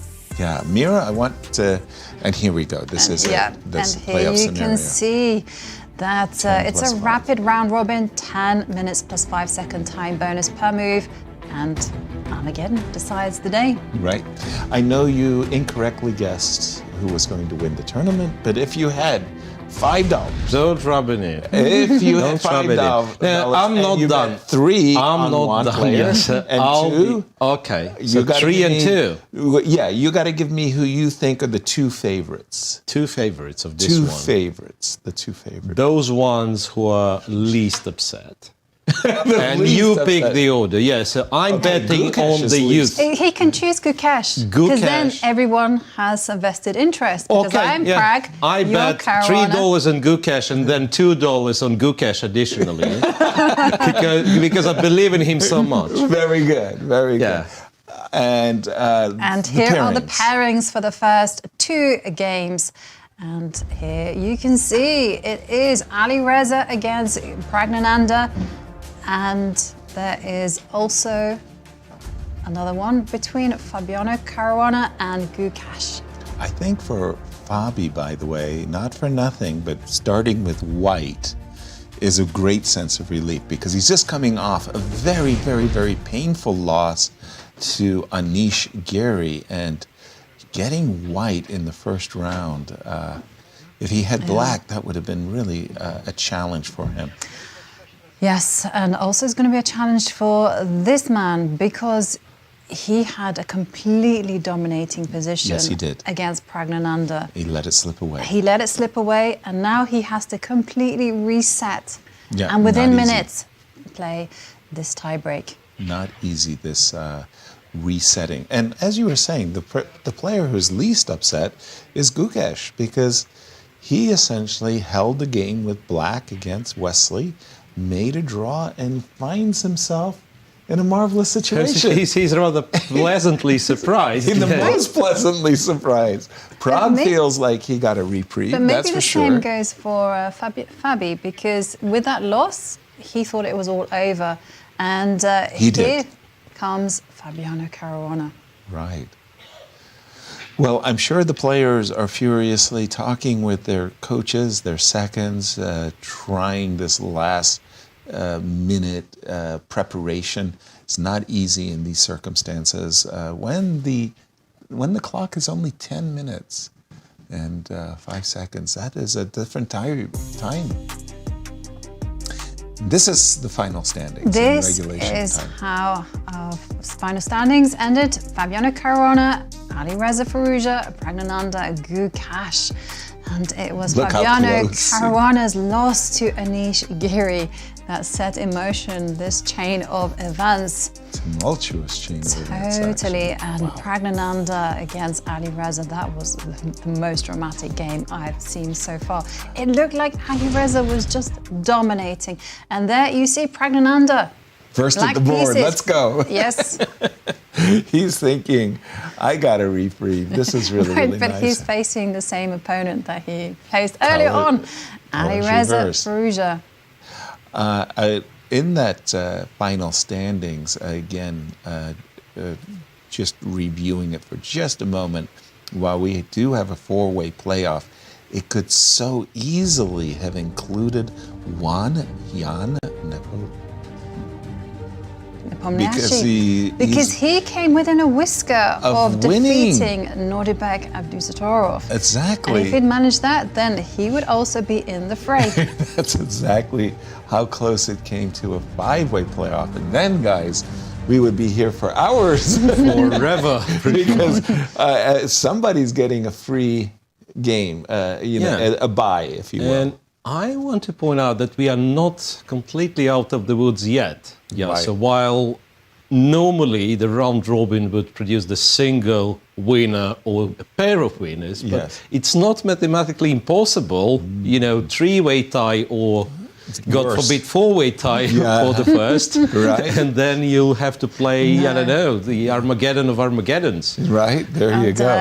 Here comes Gukesh into the ring, sits down at his board.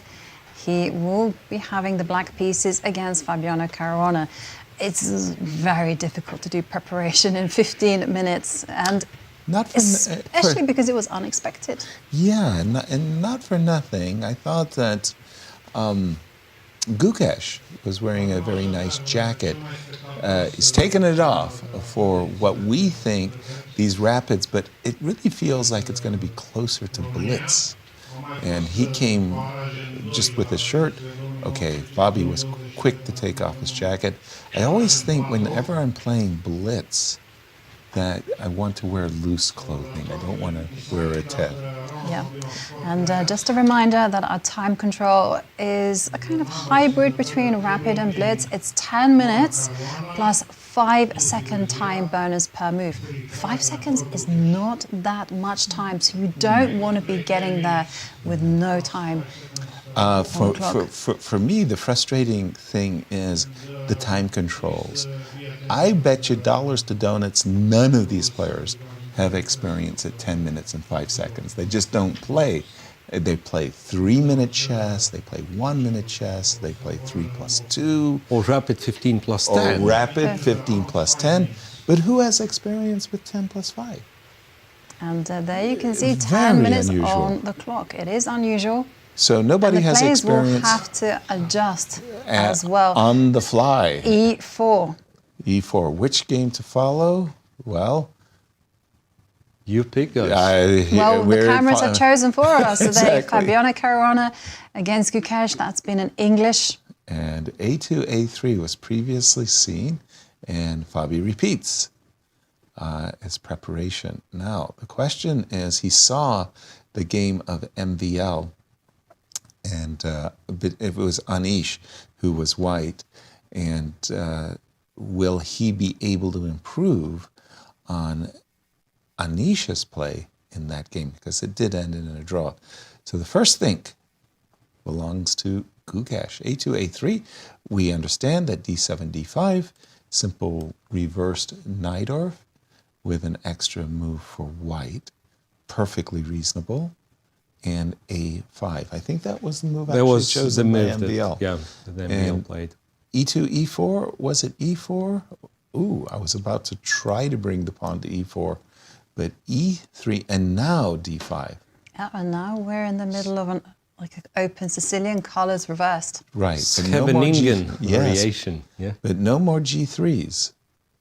Now, earlier in his career, most definitely, Fabi played open Sicilians as black. I mean, he eventually became an E5 defender, if you will. Wow. E2, B3. I like it. It's a kind of hedgehog pawn formation, and Exactly. the focus is just simply to develop the pieces and then wait for Black's reaction. And I've got my eyes on the other game between Alireza against Praggnanandhaa. Shall we can switch? there because they've gone for a very aggressive line. And Alireza piano. has gone for the Joker piano, which at first sight doesn't appear that aggressive, but then out has come the bishop to g5. It's been kicked all the way back to g3, and this signals one thing, that there's going to be a kingside attack brewing, and white is going to lash out in the center. Right. Forcibly reminds me of the candidates tournament where one, Vladimir Kramnik against Levon Aronian, played g5 and won a fantastic game in the candidates. Is this, Miro, is this what we would call theory? Because I just don't know. Let me find out. I don't think it is. Well, there is one game apparently. Okay. So last move, knight f8. You know what? The engine didn't like b4 at all. Okay, so this was the moment. Yep. What did the engine prefer? The engine was advocating for d4, which is a pawn sacrifice as far as I can see. Yep. However, the only game that I have in a database had seen b4, and so they're repeating b4, knight f8. Yeah, some. And theory. how did the game go after So b4, the engine was voting for knight e7 or knight f8, yes, and then the game went king h1. But Black won that game, so king h1. So you never know. Maybe it's just a game of weak players because king h1 was. And my goodness! Remember, this is the first round. Yeah, and we're going to be guaranteed 3 games. But my brain just exploded over the move king h1. Like, king how does h1, that relate to? Isn't it the to prime? get the bishop out of the eye line? So at times you can go f3 just to rescue that piece. I've seen that idea happen. Okay. But this is such a topical line, very, very sharp. King h1, above my pay grade. Knight f8 on the board. We're gonna be switching back and forth. Apologies, everyone, for not staying with our favorite games, but let's just see how this one developed between Gukesh and Fabi. When we left it, we saw the move b3. Bishop to d6, getting ready to defend the pawn on e5, which is exactly what happened. The knight was jumping to d2, again, keeping a careful, watchful eye. Bishop e2, knight back, rook here. This all looks like standard stuff. Queen c2. Okay, sorry, queen c2, rook d8, rook e1, f6, knight e4.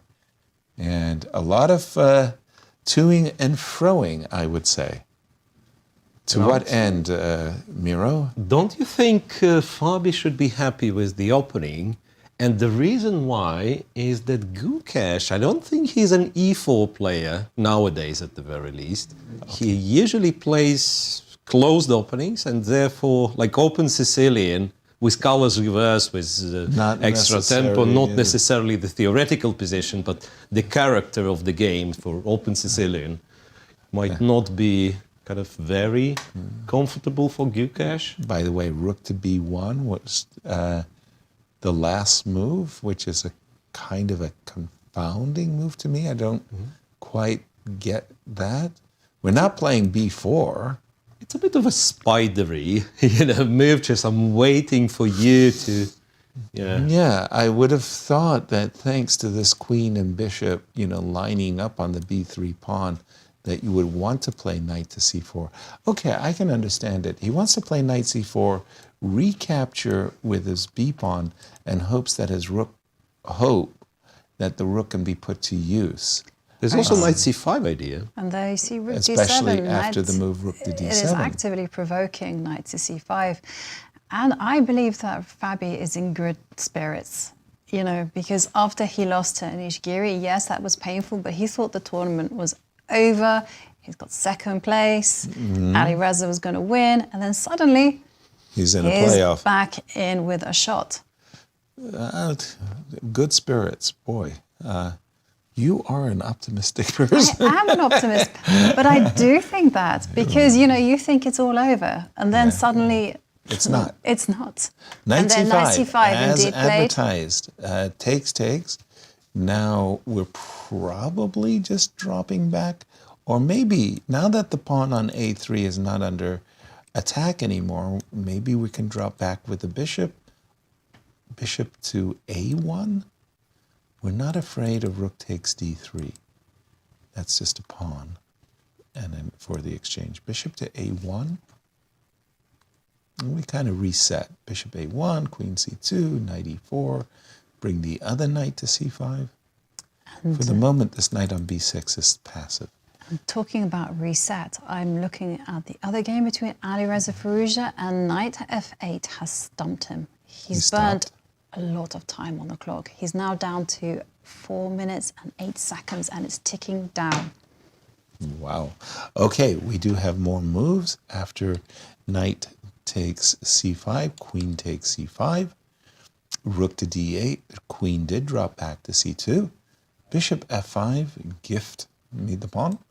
No, sir. Knight to E4. And here it has to be mentioned that if black captures, right, it looks like white has the double pawns and rook D2 active move. Yes. But if you do not achieve something immediately, then the rook will eventually get evicted with bishop C3, right? Queen C1. Yeah, he's queen done C1. it. All of those moves that you just prescribed. They were not good, all those moves. For Gukesh. Yes. Right. I've given this line how not to play with black. And, well, Gukesh, could this it be is that, from your book? Could it be that he's listening to me? Anyway, I bet on the guy. Yeah, right. Can we turn our attentions quickly to Alireza against Praggnanandhaa? Because I'm just wondering whether my computer has frozen. Oh, no. We played the move queen to B3. Ali, 4 minutes? 4 minutes? He used half of his allotted time on the move queen B3. Right. Very impractical. You're only getting a 5-second time bonus per move. Yeah. Wow. Wow. That was a lot of time. And the position is still razor sharp. In fact, it's going to get even sharper Truly. as it progresses. Oh. So queen B3, it has a very direct and obvious threat of capturing on F7, I assume. If I was in black shoes, bishop E6 would be my first inclination. My second would be to move my queen to protect queen F6 and or queen E7. Oftentimes in that game, for example, I just cited between Levon and Vladimir Kramnik. Vladimir put his queen on the E7 square and then thrust his king side forward. So it should also be mentioned that rook H7 also protects the pawn. But I'm expecting either a blockade, bishop E6, or queen E7. What's the computer's recommendation? Queen E7 or F6. F6? Yep, that was Queen F6. Oh, Queen F6, yeah, sorry. Queen to E7 or F6. Yeah, Queen E7 was played. Right. And believe it or not, Yasser, the move that was puzzling you appears in practically every computer King line. H1. So whatever the reason is that we don't know currently, but King H1 has to be played either immediately or after, say, A4 and knight G6. Computer goes King H1 in all of those positions. Fantastic. I mean, modern chess. And I think I get it. Like with the knight on G6, black all of a sudden goes G4, and he'll have to move the knight, and he goes H5, and he threatens H4. And this is where with the king on H1, you probably go F4 or F3, and at least you're running away with the bishop. Yeah. Right. Which is also not obvious, but yeah, it is what it is. Computer favors black a lot, by the way, almost by a whole pawn. Feels like a nice initiative is brewing. Black didn't do anything. Pardon me, he didn't make a sacrifice, I meant to say. B5. B5. An indication that there is not a lot of comfort in the position for white.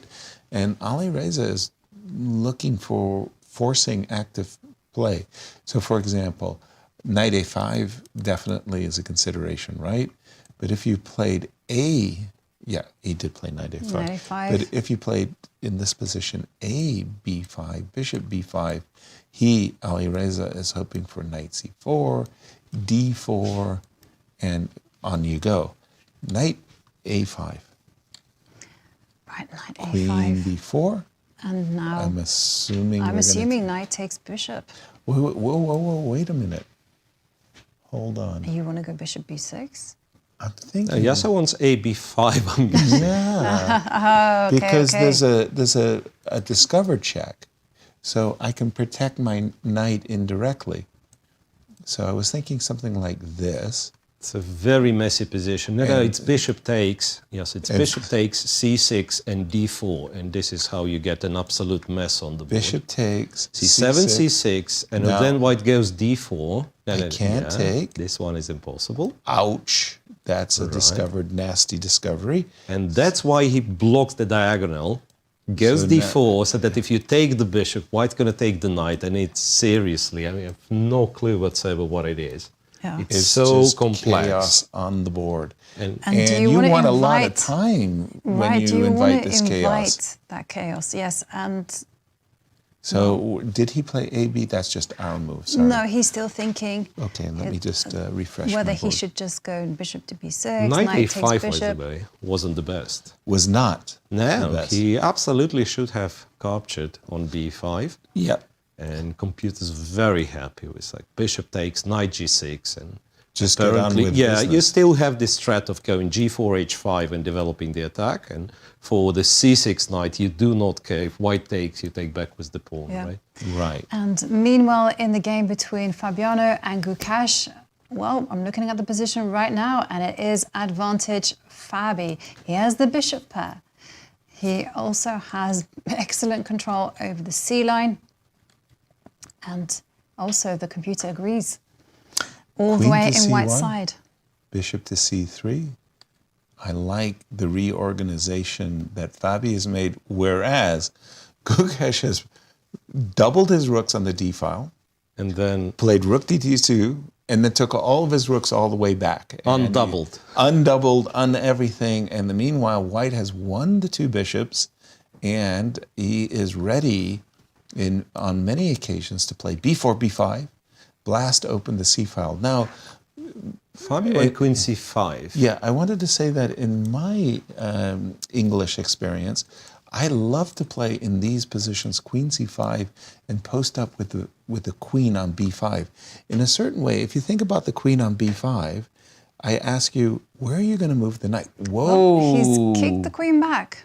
Whoa. Is he really kicking it back? Because queen goes to b5 anyhow. Right, of course. There's also queen goes to d5 move, because you don't want to be capturing this queen. Exactly. Right? So it wins you a tempo, perhaps. And you by can the go queen way- d5. Oh. Oh, he's dropped the queen back to c2. Is it? Whoa. I liked queen to d5 a moment ago. So the queen dropped back from c5 to c2. Fine, that's the game position. But queen d5 would have been a tempo, because there's no way you're trading and allowing rook takes c7. So queen to d5, queen e7. So And Fabi then you just could go b4. Yes. And drop the queen on b3 in case of knight b6. Yes, I like that very much. Fabi took a different approach. He's prepping b4. Right, and the line that you guys suggested in the Alireza The chaotic Praggnanandhaa line has indeed happened. with d4. With d4 being played. Excellent Too move, fun. d4. Yes. Too much fun going on for in this- that one. Let's flip over there Well, and see it's what just looking happened. like white is in full control again in the game between Fabiano Caruana and Gukesh, and Bishop instead we're going to be B8. treated to a lot of chaos on this board. Bishop b8. Bishop b8, amazing. What a crazy move. Defending the knight on a5 and reintroducing the threat of capturing the bishop. Yes. Right, but the knight on a5 is offside, so the bishop will just simply retreat. Yep. It's not so simple. Knight, once your bishop has retreated, it gives black the time to defend the e5 pawn with knight g6, and I'm prepping for g4. Now, I don't think you necessarily want to take on e5, but maybe the computer will disagree. And does Alireza want to trade queens? You have this one right. Bishop d3, knight g6, black is better. For some reason, bishop e2 is a stronger move, where Bishop after e2, not obvious. knight g6, you can play h3. I'm trying to figure out the difference between two moves with the bishop. That's a rock. Yeah, it's not hard to it's not easy to tell. No. And it looks like at the end of the day, black still has a very, very playable position. Well, he's got this better like chances. iron grip over the f4 square. The bishop on g3 really makes a bad impression. And the crazy part is even the move f7, f6 has something to be said for it not to. And bishop e2, bishop right? E2 You play. are. I mean, Knight g6 quickly played. Remarkable that Alireza understands the bishop is actually better on e2. Speed is of the essence. Knight b3. I'm seeing an orange question mark accompanying the move knight b3 on my Never mind. Yeah. Never mind? As long as it's not the red one. Okay, it's one of the moves. Okay, Black so has bishop c7. I am not under any circumstances taking and opening up the a file and You can't afford to do that with the black king in the middle. and helping white structure. No, of course I'm defending the knight Right. with the move bishop c7. Isn't it remarkable the bishop went back Well, to bishop b8? c7 was played, h3 was the response. And And, I noticed that Alireza is playing quickly because He his doesn't clock. have time, but he has to come up with an idea against black's plan of going h5. How much time does Well, Alireza? Alireza has just under 2 minutes on the clock. Praggnanandhaa just under 3 minutes at 2 minutes 46. It's ticking down, as we can expect, but this position's still sharp. incredibly sharp. It's no laughing matter, but seriously, I desperately want to play h5, but in that case, I don't want to allow de5, a trade of queens, and the loss of the g5 pawn. So I'm thinking if I'm in black shoes, I want to play the move g4, but I want my pawn on h5. So I would start to think in terms of f6, not the most beautiful move, but f6 preps h5. Jump in, f6 Miro. is You were about definitely an option. You were about to suggest a So move. f6, this must be why bishop is better on e2, because Compi goes knight f to d2 and has ideas of bishop to h5 and F6. at the same time knight c4. So just to continue the line, f6, Yeah, knight d2, F6, knight h5. d2. h5 played. Immediately. h5 played immediately, and it's a very strong move. Is it? Yes. So now, if he captures, go h5. If he captures on e5, d5. Yes. Exchange the queens, king takes. Yes. Knight takes g5. Yes. And I guess He's done it. h4? It's done it. They're going right down. You're going to lock the bishop out of the game. Well, h4, bishop h2, f6, knight back to f3, and bishop d6 or bishop e6, perfectly playable for black despite being a pawn down. Bishop e6. Well, I understand this bishop, but it's not completely. We were looking at ideas of king h1 some time ago, and they're going right for this line. And Prague is making this pawn sacrifice as if it's something very obvious, that he's familiar with. I mean, he's playing it incredibly fast. Let's see. Yep. h4, knight f6. Will he go for f6? Yeah, I think he will do. You want to be locking this bishop out. And you want to play bishop e6 too, right? But rook, he's played it. f6. Wow, he has played this almost in the speed and style of Vichy Anand. Vichy was incredibly fast player, gifted, if I could put it like that, in Blitz. Right. And he invariably played the right decisions. But what a courageous pawn sacrifice this is. Definitely. And talking about sacrificing, can we just turn our attention to the Fabiano game against Gukesh? Absolutely. Because Gukesh has traded pieces And how is this looking? Because it looked very, very comfortable for Fabiano. No Full question. control over the C-line. We were anticipating that there would be a lot of pressure. And yes, it's still 2 knights against 2 bishops, but I feel like these trades have favored black. Absolutely. Absolutely. No, I'm very, very confused about the last few moves by Fabi there. Somehow he managed to conspire to get the worst pawn structure on the queen side. If Fabi's pawn were on b4 and the pawn was on c7, I would say very good. White's minority attack is rolling.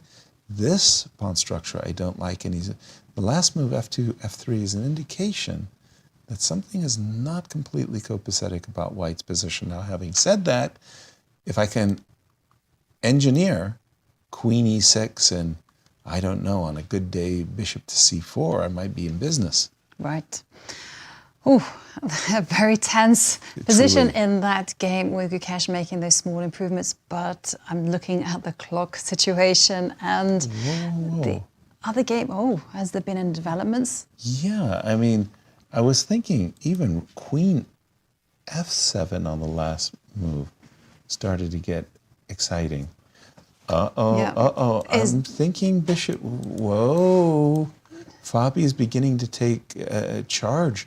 Bishop to c4, bishop to d5, and what's happening in our other game? It's down to seconds with Praggnanandhaa, just 22 seconds on the clock. Remember, it's a 5-second time increment per move.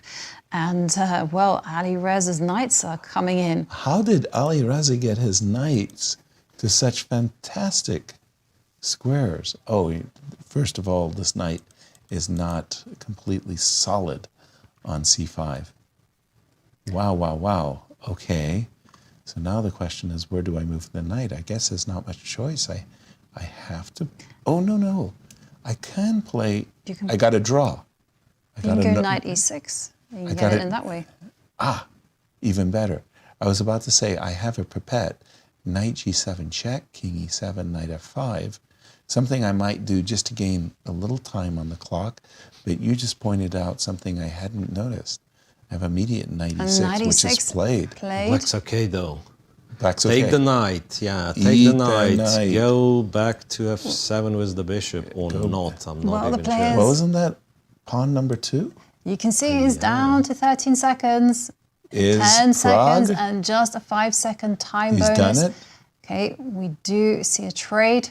I'm expecting knight takes h4, and I do agree. Knight h4 and some knight c4, rook a3. I presume there still will be some play. Okay, he did. Surprising for me, he just captured on f7. Okay, king h1. So he's focusing on getting that break in the center with f4. Or 14 seconds. And or f3 and bishop g1. But f4 certainly seems the more natural.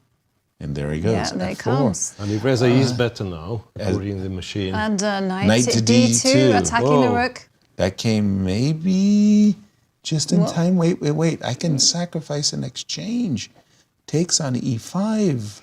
Takes on f1, knight to d6. Do you play that when you only got 8 seconds left on the clock? I play rook e1 like a chicken. And indeed, it's been played. 10 seconds for Praggnanandhaa. Hienti advances his rook up to attack the pawn. And there is a capture, and knight takes e4, threatens knight 5 f2. seconds. Oh, he took, whoa. He took, wait a minute, bishop d4. Bishop d4. This is excellent for white. Practically wins. Exactly, whoa. 5 seconds. Bishop takes bishop. Pawn takes. Knight g3 check. Okay, but you can round up that g3 pawn. Which is precisely what he's done. And now that's 2 connected passed pawns. That's an easy win. But wait a second, there's also rook f1, rook g3. Also, and the all rook checks. roller checkmate. 5 seconds, and there you see. Rook f1 forces rook f4. Makes that move with 3 seconds left on the clock. Ooh, rook takes g3. Well, he decided to keep all the rooks, maybe more practical decision. Right. Rook I two. will play a3 here in an instant, Me too. or rook f1 check in an instant, followed by a3. A3. A3. Very, very Practical. 5 seconds for 5 Pragg. seconds. And now rook f1 check. P5. B5 is awkward because rook c1. Rook or c1. Rook c3. Yeah. 15 seconds and Rook he's, e1. yeah, but he's setting up that mating idea of going rook f3. Rook f3 check. And they go king driven to the G line. Okay. So what are we looking at? Rook check. Another. What we're trying to set up is a check along the G file. And here it comes. He wants to go rook check from behind King G7. and drive the king to h6. So that was why we saw rook to g7. He's just giving himself some extra time on the clock. Good idea. Very good idea. But now he's thinking What to do? Tick, what to tick, do. tick, tick. 9 seconds. Rook back. Okay, king G6. Okay, king h2. Let's go. Yep. King h2. But then after rook c to c2, you'll have to let my king Rook out. g3 check. Yes, that's true. I will have to do that. Rook A2. Pragg goes for the A pawn instead. This doesn't feel right. I don't know. Something has not gone perfectly well for Alireza. It's not an easy position to play when you only got It's seconds. not. Okay, this move I think I is like setting it. up for rook c3. Rook c3, and on a good day, a rook trade with Could have 10 won, seconds. I think, playing rook f6 instead of rook e3. Okay. Kind of forcing the pawn to move. Rook f1. I can't guess. Wait, this move. Rook g3. He wants to. I mean, he wants the king on the He h file. really wants the king on the h file, and he's got it. He's got it though. He's got Not the setup exactly he the wanted. endgame play, but Yes, this is winning. Yeah. He's now winning. the king has to step back If and you go rook king f5. h5, rook f5, That's it. double threat. in both threat of- cases, yeah, you go picks with up the Fabian, pawn. pick the pawn. And this is easy. Whew. Well, you have to make Is sure it there's though? no. No queenside, no queenside counterplay once I play a b4. Yeah, now you are very happy to trade the rooks, right? Trade the Yeah. pair of rooks, and that be it. That's what Yes. he's achieving by going rook g4 next move. Exactly. And then connected passed pawns should decide. Easy. So the idea is he just wants to play rook on g6 to g4 with the threat of mate, and that's why we're forcing the trade of rook 5. Yep. Oh, rook to g5. Same. Yep. Same and principle. here Same it thing. comes. Yeah, and h4 and king h3 and g3, and slow but very, very certain progress. G3, king h3, g3. Yeah, this I this think this game is a certain going to win. be a certain win for Let's- Alireza. Let's move on to the game between Fabiano and Gukesh. They're also on seconds, but this Increments. one Ooh. is far from easy. Fabi was like had at some point almost winning advantage, but then now it's nothing is clear. 7 seconds. I think we're Did you see that wobble there We from did. Gukesh? okay. We definitely don't want to trade queens. We definitely want to play with this vulnerable king. We want to play bishop to f5 as soon as we possibly He can. moved his queen to d6. Bishop to e6 to f5. Well, queen d7 is winning according to machine, but it doesn't matter really. Yep. Well, one great thing that Black's done is they've centralized the queen. Oh, wait, but queen f7, he Oh, won't how be did he able get to out of move this? at all. No, that's it. That's the end. Bishop e6. Bishop e6 threatens mate, followed by h4. Bishop e6 played. Queen d8, though. Queen f8. Queen sorry. f8 as well. No, I think he should have included h4. Yep. Bishop e6 was a bit naive, but He could have included the move h4 and just trapped the knight Gukesh. is doesn't out. change much, yeah? Bishop d5, the Bishop knight is d5, still... domination. It's a light squared domination. And How much? Such a terrible position to play. H5, H4, pardon me, or F4, F5. What do you think, Jovi? I think anything wins H4 is what I would play. Yes, he did it. He did it indeed. Now Bishop F7 is very strong. Creaking. And he did it. Bishop F7, brilliant move. Absolutely going for G5, Bishop G6. That's a winner. I guess. 5 seconds. Gukesh, And now you can check. give a check. And you can take on G6. That's the whole trick. Yeah, and he knows and it. he knows it. He does it. He knows he it. reached for it and did And it. there's no move that Has no Gukesh can chance play. as well. H5. Bishop F5. Bishop F5. F5, yeah. Yeah. Ouch. Such a pain. Queen. No. Bishop check. And bishop to to D5, so that they're always going to be Queen F7. As well the as knight Queen can G8 move. mate. The Queen knight G8. can move. The queen can't move. Right. King H3, just to... You got to be careful with these ones, right? Because King H3, Queen D7. Do you really want to play it? It's a winning position. I think so. I like, do. I perhaps you do not want to play the queens. Well, the clock is always a factor. 10 seconds for Fabi. Now it's ticking down to 9 seconds for Gukesh. I was thinking 2 seconds. Queen to C8 made more sense to my The eyes. players are just playing on instinct now. Queen Queen E8, Knight G6.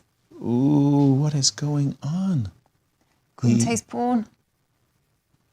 Takes on F6. He did it? Yeah, but can you just give a check? On F4, and he F4, should. and he should. Okay, He's he does done it. He's done it. He will breathe a sigh of relief that at least he hasn't got checkmated. For sure. I thought he was going to get checkmated, in fact. So G3, get rid of that knight. Put the bishop on F7. But he's 2 pawns down. He should be winning. It's just a matter of He time. is. Now He just is bring in the winning. king. He is winning. So 2 extra pawns and H5 as a target, which is And also in important. our other game, has that game completed? It's still going Well, on. apparently Firouzja doesn't. Okay, it is over. Yep, Alireza just won. So he begins this round robin with 1 point. King to F2, just getting ready to reroute the bishop to E2. I want to bring the bishop to the E2 square so I can attack H5 pawn. Mm-hmm. Sure enough, it's making its way there.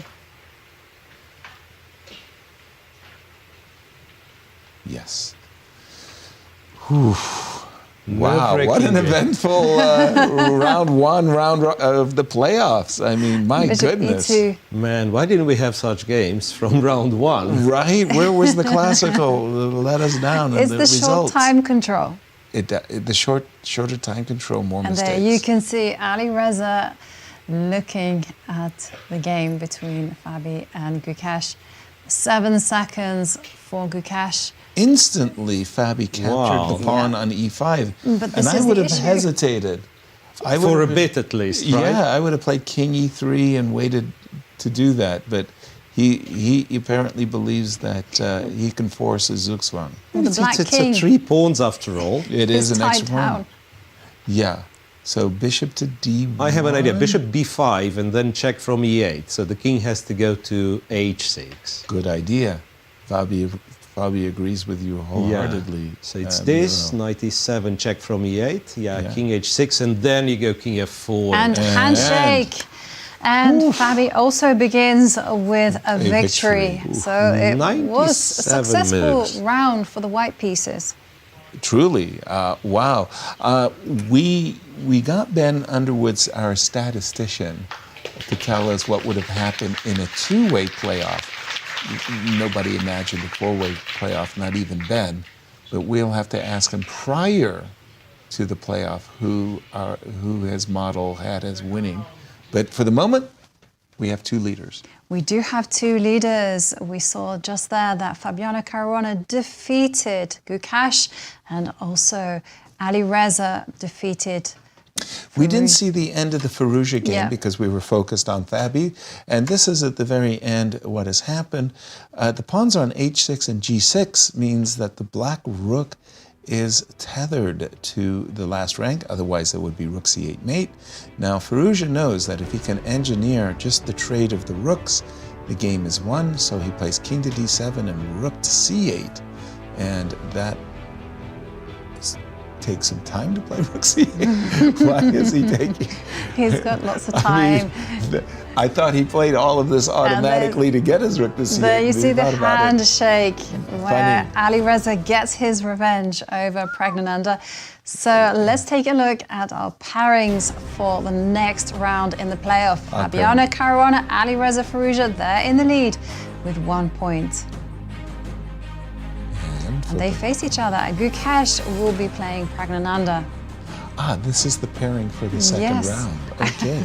Sorry, I just thought, here's our tournament Yeah, leaders. and there that's was what it. I thought as well. Exactly. That's kind of suddenly Very, dawned very, on very- me. Right. But okay, what it means, our round robin leaders will be facing off against each other.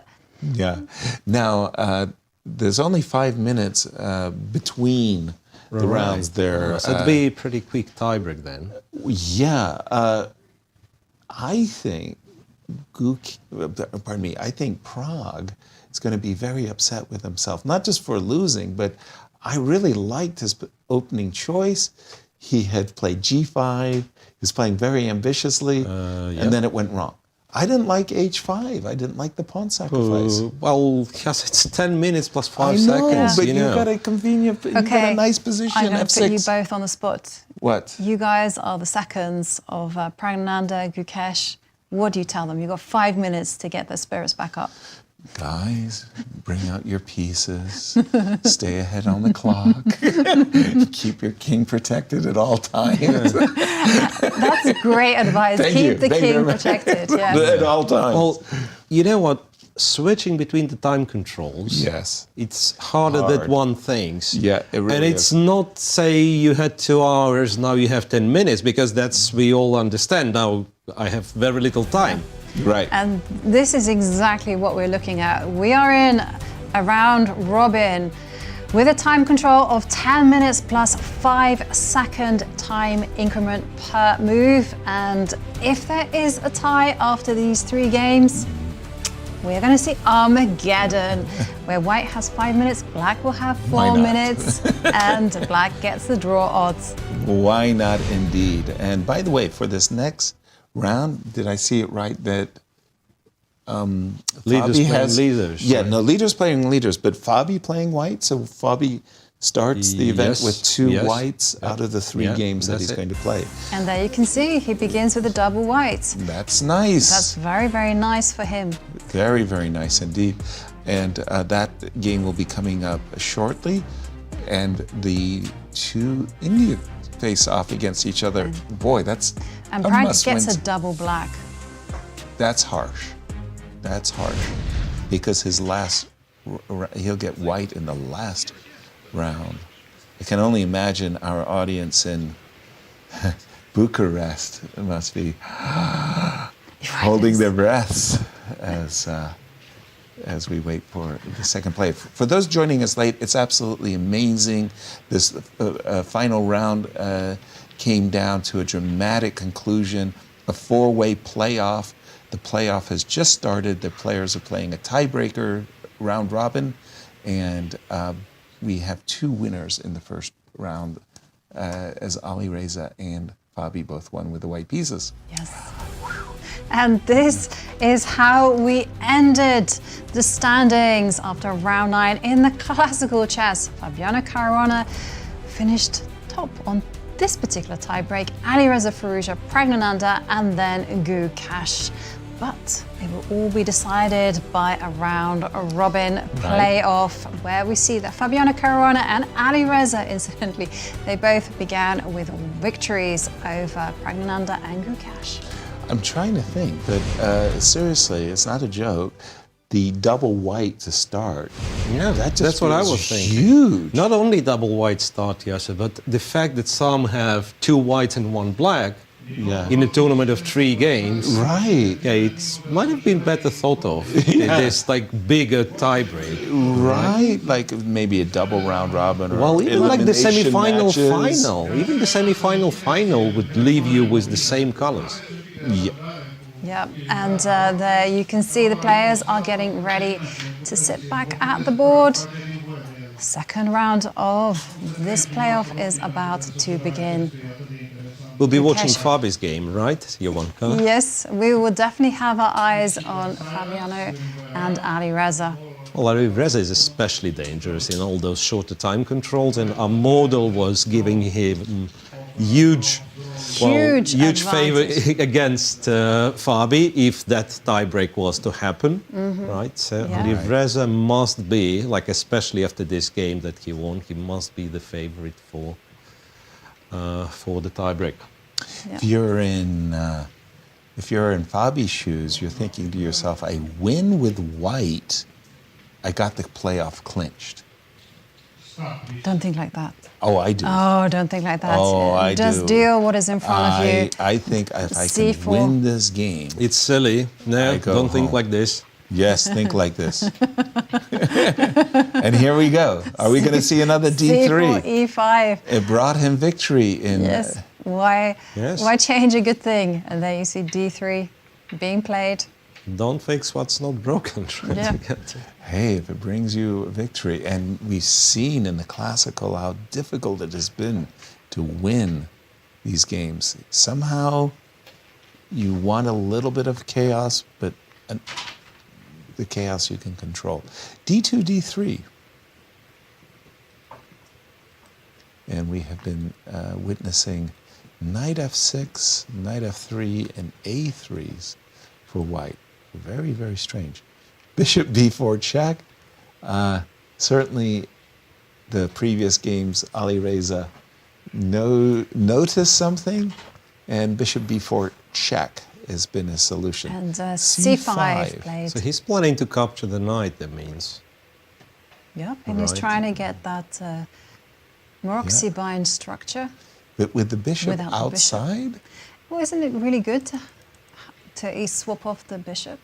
I'm not a big fan because Okay. seriously, let's say I play a3 and you swap off the bishop, as you say, bishop takes d2, bishop takes d2, I'll be threatening b4. And I think you can't stop it. In other words, if you play a5 in those situations, play b4 anyway. Okay, Well, here we he go. goes bishop a5, so that means he keeps the bishop. Right. And you know why bishop a5? Because after castles, white could have gone knight b3. Knight b3. A funny move, and then a3 and force the exchange. Snaring the bishop. Now, I've really liked these positions a lot for white. I like playing a3, rook b1, and b4 plans. Usually my knight, of course, is on c3 in these cases, but okay. Yeah. Shall we turn our attentions to Let's the do it. starting positions of the other game? Gukesh. And that one Okay, this is a Look. g2, g3, looked like a Gleck system to me. Yes, indeed. d3. G3, the bishop came out, and then this is important. After knight c3, you have to preserve your dark square bishop. So knight c3, you're threatening knight to a4. Very good. So that's why a5 was played. h3. And white's plan is very simple. You're just going to go king h2, get the knight out of the way, and eventually go f4. That's a simple plan. Yep. But by the way, especially when it's simplified for you and your opponent forces you to get your knight out of the way. And here we go. He's got in f4. Miro, tell me the state of theory according to Jovi. State of theory. According to me, Jovi, White's we've plan achieved has everything. worked a treat. Well, this to- never as a happened charm. according to database. Oh. Never been seen, but Never yeah, been. it does look very logical what white was doing. Very, very much so. I mean, now we've achieved the half-open file. I can see the bishop coming to c3. I can see that I've got ideas even of invading with knight h5. I like it, Jovi. So d5 maybe? D5 feels like the only move, D5, actually. in order to get the bishop to C7, because the king is in need on of H2, needs to be disturbed a bit. Protection, yes. The 2002 English women's team would also have agreed with you. What's that? What did I say? About it being a good idea. Yeah. It Very was good. our specialty. Ah. So you've been doing some Back in 2002. Olympiad training. Before these guys were 18 born. years before they were born. I get it. Bishop is coming out to C3, and I like your suggestion of D5, Miro. Looks good to me. I'm going to go back to our tournament leaders and to see what they have concocted. When we left it, we have just seen the bishop going back to A5, and Fabi took a different approach. He played B3, castles, bishop B2, H6, E2, E3. And Black's setup was designed to stop White from breaking in the center, but it didn't work. Fabi was unstoppable. D5 takes. Caught up with the players. I mean, it's balanced. I'm not going to say it's not. It's clearly balanced, but I kind of like White, actually. I feel White's bishops are more useful. And look at this. For example, bishop takes D5, queen G4 might rock your world. It might do, but it might not as well. Why? Because I can intercept that attack with a knight to G6. Oh. You know, it's one of those things. Good morning, St. Louis. I was thinking queen takes G6. Oh, yeah. And you know why I was thinking queen takes G6? The pawn is pinned. It was the wrong bishop. The wrong bishop. Oops. Good game, Grandmastership. I still like White even in this position. I mean, I'm ready for Rook D1. I don't think this is what you necessarily want to do, give up the bishop. So I do feel like Fabi will be pleased with the outcome. Black has to be very inventive to equalize. We might be seeing this, actually, because bishop takes pawn was on played. On the board. Look, after queen G4, yes, there will be a funny, available, not sure if played, knight F5 move. Wow. Knight F5, and then if you take Black captures G2, and then D2. Gotcha. Something like that. And that would be, I think, the only way to have the position equal. Right, Fabi went knight E4, which has a question mark, interestingly. Because there is a 5 for Black, which is once again not easy to play. Knight E4. Knight E4, Black has a 5. That's what computer has to say. I'm not sure how accurate this one is. It does feel like White's advantage is slipping away. Or poof, gone. Slipped and gone. Sorry, how was Queen G4 being met? It was knight F5. Knight F5. Knight F5, and wow, knight F5. Well, knight to E4 was indeed the choice. Okay, let's go to the current game position, and now the F5. suggestion is for F5. And somehow my pieces are a little bit awkward. I go knight to C5. I'm assuming. Bishop takes bishop. King takes. And now I don't like queen to D5 check. Okay, it's not my pride and joy either. Should I play F3? Okay, I'll play F3. It's not what I intended when I put my knight on C5. No. But okay, Bishop my B3, Bishop B6. Bishop B6, okay. I like my pins, you've taught me that. Exactly, I hate being pinned. Yeah, I don't know. A5. A5, well, after all of the back and forth, what have we got? A5. The thing is, A2 is hanging with check. That was my plan. Yeah. Nasty. And this is the second of 3 rounds of rapid. And we are guaranteed one more round. And if there's still a tie for first place after these 3 rounds, then we're going to be seeing it's a Armageddon. huge blunder. Wow. Blunder alert. Okay, so we've got to go to the Bishop, other board. this This board, Bishop F6. No. Bishop to F6. This is wins nasty. a pawn, I guess. This is nasty. We want to play queen takes d5. Oh, I mean, this is, how do you say, puzzle rush. Puzzle rush tactic here. Bishop to f6, queen takes, and we all know what happens next. Check. And which might be still not easy to win, to be honest, especially with this time control. But extra pawn, white's of course much better. Color. Bishop to, ooh. Gotta be said, knight f6 might be even stronger. Really? Yeah. So it goes like this. Yes, check on g4. King, let me see, h8. Why king h8? Well, because if h7, then queen f5, I'm guessing. Yeah, okay, that's good enough for me. That's good. Well, is it?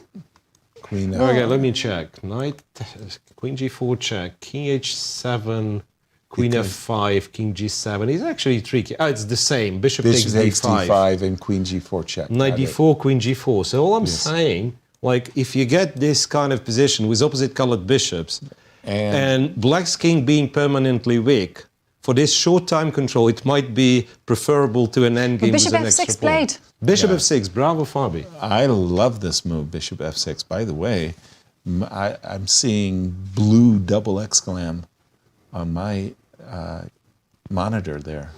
Double exclam. Like that. Yeah, I like that move. Ouch. It's arriving on kind of an invisible square. That square is covered by a pawn, a queen. You think it can't go there. Right. The loose pieces, they drop off. Yep. Well, let's take a peek at the other game between Gukesh and Pragg. Wow. Pragg beginning this round robin with a double black and not fun. Not fun, as Yasser says. Yeah, d5 White has was control played. over the lines. d5 was played, captures, queen f3, gift, meet a pawn. No, you can't have it. Rook e1, c3, rook e2, and it just feels nice what Gukesh has done. You kind of double, and it's not easy for black to come up with some good moves. His Well, how do pieces you are unravel? Because there's pressure against d5 and b5 played. b5 played. Well, computer has an opinion practically on every move, but what's important, he could have captured on d5 with the knight first. And then the line would go, you'd have the same position but without the knight. Which and is if you huge. compare white knight is more active, black knight on f6 is defensive. Not only that, but the black knight on f6 is about to become a massive target to the bishop d4. on d4. So big advantage here, Gukesh. And the clock times, Jovi? Well, they're not serious for the time being. Gukesh has 5 minutes and 8 seconds, whereas Pragg has 6 minutes, 15 seconds, and it's ticking down. Let's jump back to our two leaders. Alireza done something unimaginable, I'm sorry. What has he done? Queen to e7, yes, sir. Leaving the queens on the board? Keeping the pawn on the board, like not losing the pawn. No. But don't you like resign after queen h5? I don't understand. That is a terrible, terrible decision in my Queen view. h5, king g7. King to g7. I guess the rooks will swing over. The rook. Just Keep in mind also that there's a connection between. Oh, you want to grab material? Well, Hang on, yeah. yes, I Knight do. takes f6 is what you're looking at. Yeah, and bishop takes c6. So I can do it in a nice way. I can go queen h5, king right, g7. king g7. I was just thinking introduce a new piece into the attack. Oh, I know what I'm going to do. Can I play for bishop e4? Apologies. Yes, sure. Here, yes. And I can go queen e5. Queen f6, yeah. And try to get the queens off. No, for me, I would have traded the queens in an instant. Leaving the queens on the board just feels altogether wrong. You're playing with fire. You bet I am. and not very clever to do that either.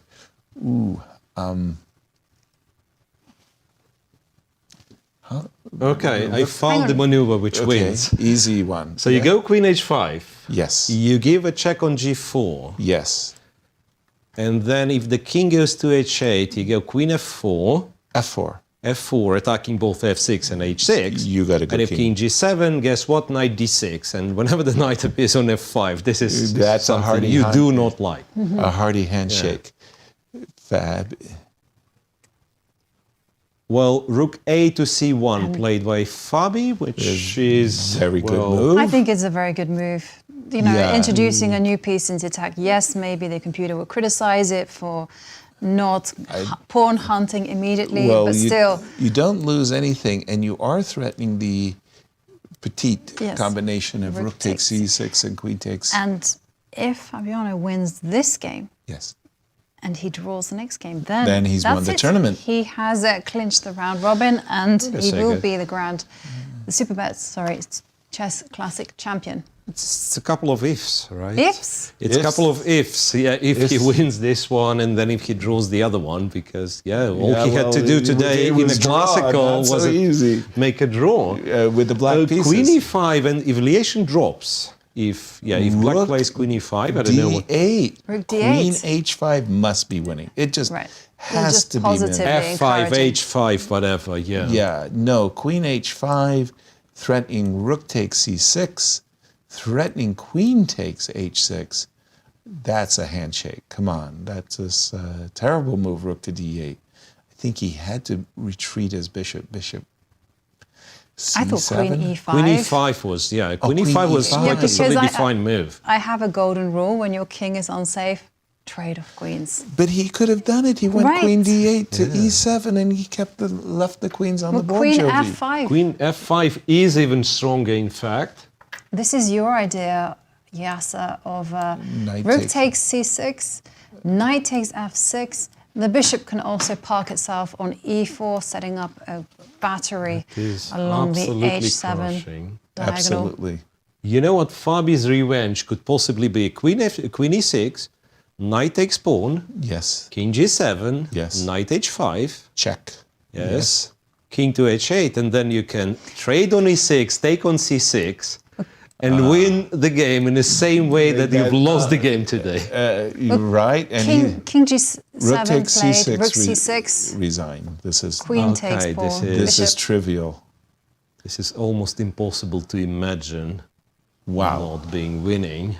Sorry, this is just everything just went wrong. The wheels fell off. Well, we've seen miracles in Alireza's games. I'd be still cautious. Are you saying that's why you never resign, because miracles do happen, yeah? At this time control, yes. We've seen worse. We've seen the most ridiculous things I've seen happen. bad. I've seen bad. I don't know if I've seen worse. Yes, what do you do in this I once saw someone under-promote a completely drawn to was it a bishop or was it a knight? Into a knight, Naka versus Mamedjarov, yes, right? This he was wanted to show off and then he lost. His style is showing style. Okay, I sense a Peshki is hanging. Queen takes c6. Queen takes c6. Give me that pawn. And in case of f5, knight c3, g4. G4, I was heading that direction as well. Knight to G3 to get a post up on f5. We know how powerful knights are when they do reach those outposts like the f5 square. G4, I like it. Call me pessimist, but I feel like this game is not over yet. I mean, something's going to happen. Really? That's terrible. By the way, seriously, I didn't see anything wrong with grabbing another pawn. Queen well, takes you could. He still can. And it's still on offer, after queen e5. Let's do it. Let's take it. The pawn. You can grab it now. Take the pawn. Queen takes c6, rook d1, knight g3. What I want to do as white is just establish firmly my knight on f5. Right, and a knight on g3 is a fantastic piece in blitz, because not only can it jump to f5, but it holds the defensive resources around the white king, so just in case you're ever in trouble. I love the double role that the knight plays, both as an offense and defense. So I'm looking at queen takes c6, rook d1, knight g3, as we've just discussed. And that is 3 words. Fabulous. Got it. And there we see Fabiano ticking to 2 minutes 34 seconds. Remember, time. It is only a 5-second increment that the players are receiving per move, which sounds a lot, but actually is very, very little. Wow. Surprise decision. Queen takes I mean, this is a winning ending, don't get me wrong. Queen takes e5, f takes e5, bishop to f3, followed by king g2, followed by rook c1. Whenever I have the 2 pieces against 2 rooks, I want to keep the rooks on the board with the pieces. That's why I don't want to see... Such a strange decision. To take the queen, undouble the pawns. Undouble the pawns. But still winning. I mean, easily winning. Bishop f3, king g2, knight g3, rook c1, finito. Easily. Easily. I'm afraid of this easily, to be honest. I'm not afraid. I am. Well, how do you hunt down the c6 pawn? How do you win? How do I win? Yeah, like, look, the line goes, I say bishop f3, I can clearly tell you how you're not winning. Rook a5. Okay. Then a4, and black has like rook d3, and you already have to play bishop d1. That's, bishop d1, and black goes, say, h5. It's very easy to kind of panic at some point. Well, I understand your point. But white is completely winning. Bishop f3 played.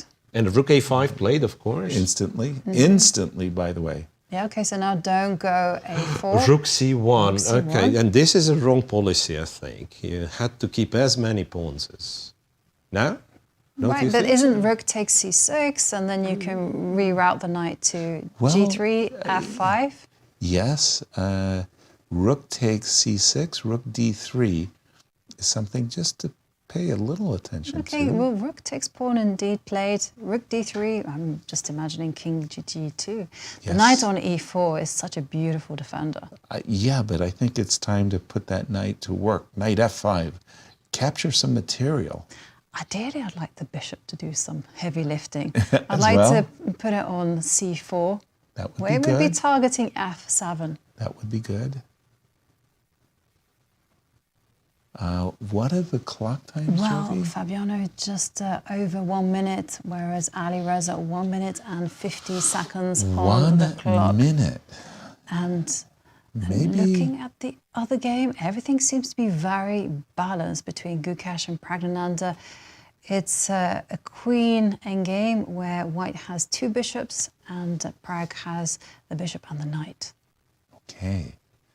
And again, for those of you joining us late, we are in the 2nd round of a playoff.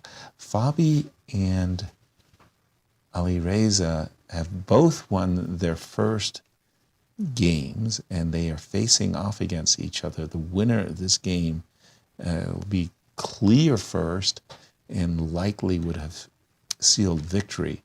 Fabi, with the 2 minor pieces, should be winning, but as Miro has been saying, I don't like the trend, yes. It's not over. It's not over. Pawns disappear on the queen side for whatever reason. Yeah.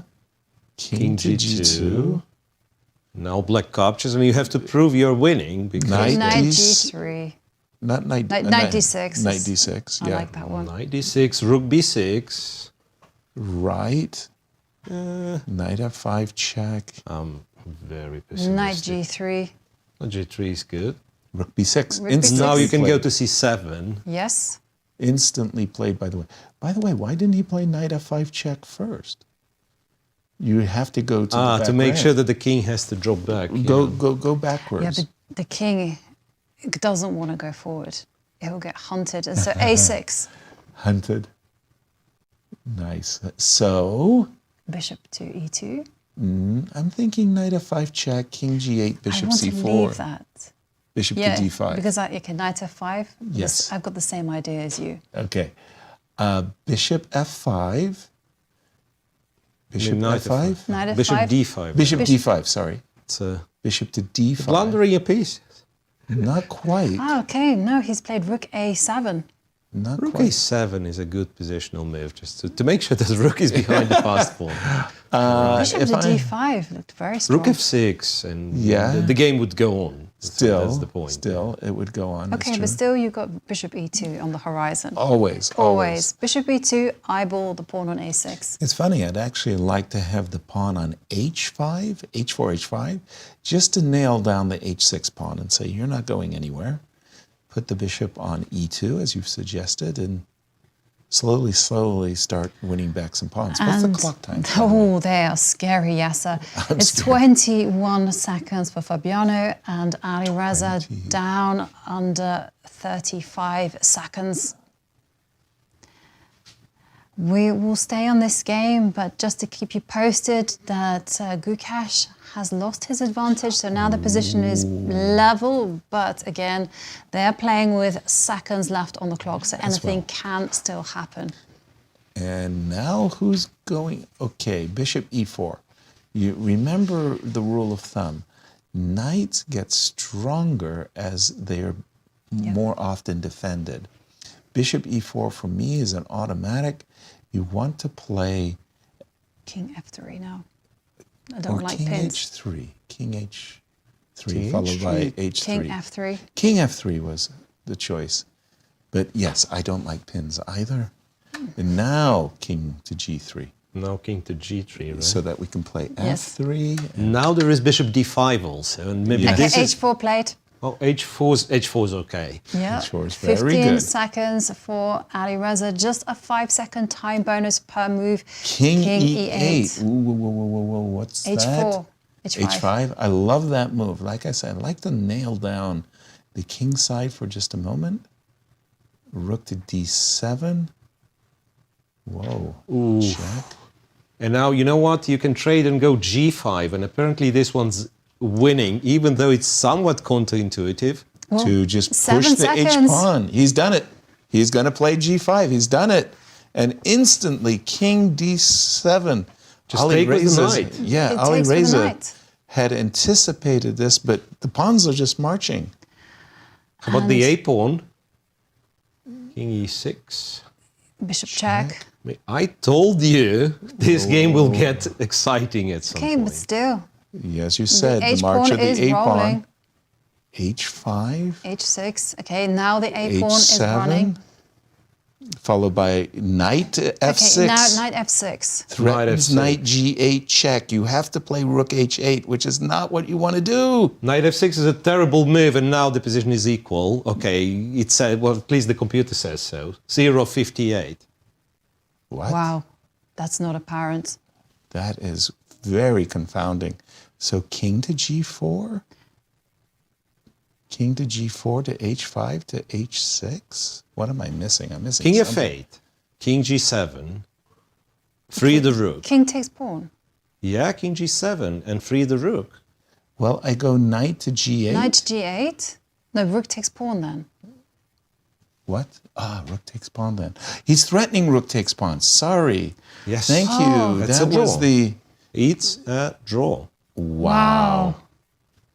7 seconds for Fabiano. He tucks the bishop on a2. But now rook b8, right? Right. Forced. Hang on a second. F4. Rook b5 check. If you move your rook down to b7, have you've got knight- bishop takes f7. As well as knight h5 check. f4 was a bit strange because he could have gone knight h5 check. Which is what you want to do and take on f7, don't you? Yep. Why didn't... Okay. The players are just playing with seconds left. It's I know, more or less it's- intuition here, and I can It's also nerves. see It's that nerves. nerves are affecting You the know, game rook between b5 Gukesh and Praggnanandhaa. Rook b5 is a must, otherwise white is winning again. If Rook not b5. for a rook b5 check, like any other move is lost. Rook c8. White wins. Instantly king d4. It's a draw. He had to play knight h5. He had to play bishop any other f7. move, yes. f5 was winning, knight h5 was winning. Well, 9 seconds for Alireza. What's the way to draw? Rook c2. Rook c2. Active. 3 Knight seconds, h5. 2 He's seconds. done Rook it. c2. Woo. Yeah. Knight h5, bishop f7, a2. a2, yes. Bishop takes.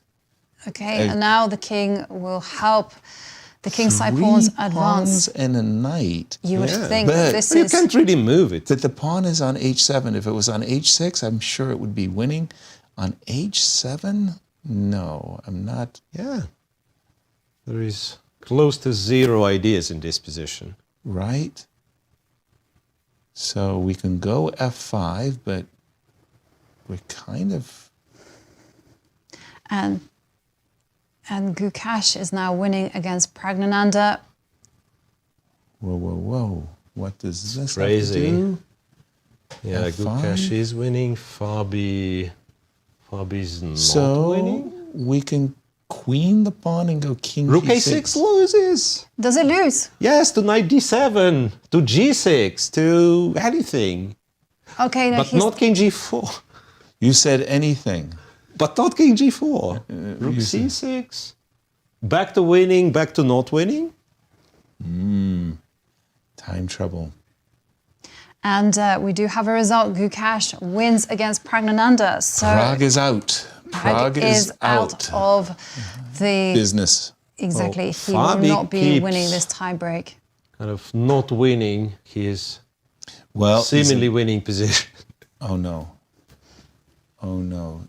I think he was setting himself up for knight d7, king takes h7, f6, but king g6 might draw.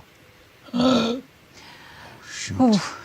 not easy position to calculate when you just have 12 seconds. And he steps back with the king. You know, he can just take his time in this position, just march the king back to where it came from in order to gain some time on the clock. Well, That's what he's doing that. Precisely that. Well, with the king on h5, he has to do the same pretty much. Go knight d7. This is back to being winning, I guess? No. Now it's winning again. g6. He has to understand that g6 is winning. Why g6? Rook g6, takes rook f6. f6, king g5. And you're winning. Oh, because you got Seriously. f6. Yes. So Okay, he king still has h5. g6 in King his h5, pocket. there is rook c5, which makes it... Now we are winning again. g6 or knight d7. Both 97. win. 18 seconds. I can understand knight d7. I must say the g6. G6 is incredible. Is an incredible win. Yeah, like... Because Will he find you? Knight No, knight d7? d7. Much more reasonable, much more logical. f6? F6. Yes. Here he's threatening f7, winning on the spot. Right. f7 is winning on the spot. And the position is winning because you move the king and there is g6. And then followed by f7 wins. Yeah. He's got it. He's clinched the game. That was the money move, knight d7. And I think Alireza is realizing to his horror that he's lost. 4 seconds. Okay, 5 and you just go F7. f7. And here you are. Yeah, you saw. It was like allowing us Rook Exactly, rook g5. takes takes g5. Rook g5 is the trick, but Yeah. but it is not a stalemate if you do not take the rook. Right, rook h5 check. You'll have to go to f4, right? Yeah. Yes. You'll have to, or f3, whatever. Yeah, and you go away from the And handshake there. Wow. And Fabiano wins 2 of his first games. So he moves to 2 points out of 2. And all he has to do is draw his final game against Praggnanandhaa, and he will be winner of this tiebreak and winner of the Superbet He Chess doesn't Classic. even have to do that. I believe Gukesh has to win. Well, Gukesh and Firouzja. They're playing each other. So if they draw, then he wins. Yes. Yes. So draw. But if he clinches. wants to be the master of his own fate, he needs to draw. Wow. And, well, there was another game in progress between Praggnanandhaa and Gukesh. Let's take a look at how that game ended. Who knew? So let's figure this one out. You've got a bishop's ending, but there's a king, a white king, coming. Oh, what a move. What a move. What a move. Oh, cheeky. And now the king just marches in. And if f3, king takes. Bishop. And f2. And the bishop will just simply defend Right. the promotion square of f1 with bishop g2. And now f2. And now takes we go, pawn. no, d7. D7. You have to take the pawn. King takes. Now I'm threatening king He's c7. calculating everything with 4 seconds left. Exactly. Now I'm threatening king c7, which is a mate in a few moves. King d8, then you take the pawn, and that's it. This is handshake territory. Well, one last cheapo. And king c7, the pawn cannot be stopped. Ooh. Nice victory there from Gukesh in the closing seconds. I'm glad we weren't watching that game. That was nerve-wracking as well. Really, it was just a draw. Yeah. But there you can see the scores. Alireza and Gukesh playing with 1 point, and this is also the next round's pairings. And there we see Fabiano with black pieces against Praggnanandhaa, who so far has lost both of his games. So can Prag play the role of spoiler? Will there be a victor in the Alireza-Gukesh game? Well, I must say, with the draw today in the classical, Fabi would have saved us all of the energy of a playoff. He couldn't hold with the black pieces against Anish. Can he hold against Prag? Well, we're going to find out. Only time will tell. Borrowing a tagline, hey, what happened to our correspondents in Bucharest, man? Having a cup of tea or a pretzel. It's the cherry pretzels, man. They tuned out on us, and they're we lost our on the ground, guys. Folks. Yes. So, did you watch the end, the absolutely winning endgame of Fabiano Caruana, Alireza, Firouzja as closely as I did? Because it was going back and forth like a... That's what I said. No, I mean, remember, he exchanged the queens, and you guys were saying, oh, but that's an easy winning endgame. But I know Firouzja, I'm sorry. He's tricky throughout. To rub it in, I'll use, it's not grammatically correct, but a very spot-on expression, I tolded you. I tolded me. You did. Wow. Well, if you like this rapid blitz of the playoff, it's coming up next, because next week it is the Super United Rapid and Blitz in Zagreb, Croatia, July 9th to the 14th, and the field is stacked, as you can imagine. And Zagreb has been host to many, many, many great events over the years, and I remember going to Zagreb ages ago, different lifetime, playing in the interzonal and just having a fabulous time. Croatia is just a chess mecca, if you will. And we are getting ready for our third and what we think potentially final round of this tiebreak.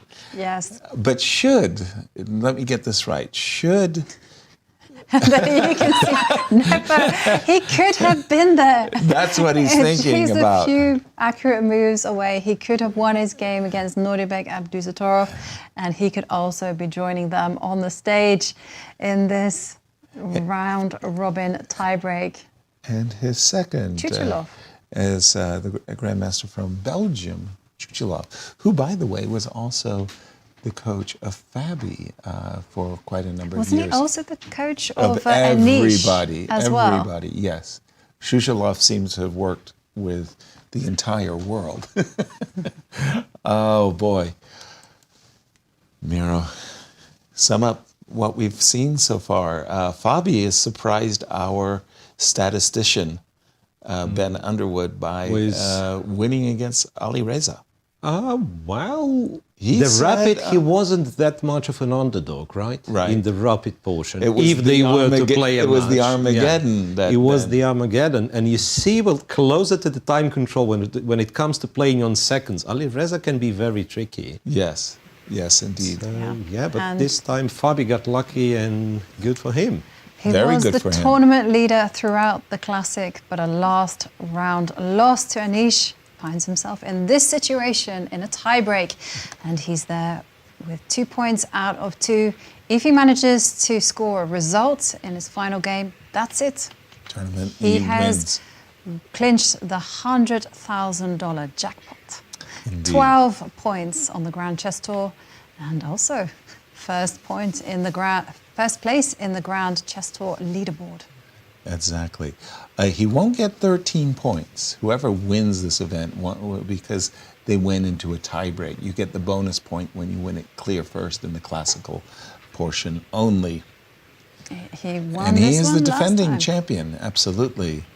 And for Prague, I do feel a great deal of empathy for him, because starting with 2 blacks, it's just, that's tough. That is so harsh.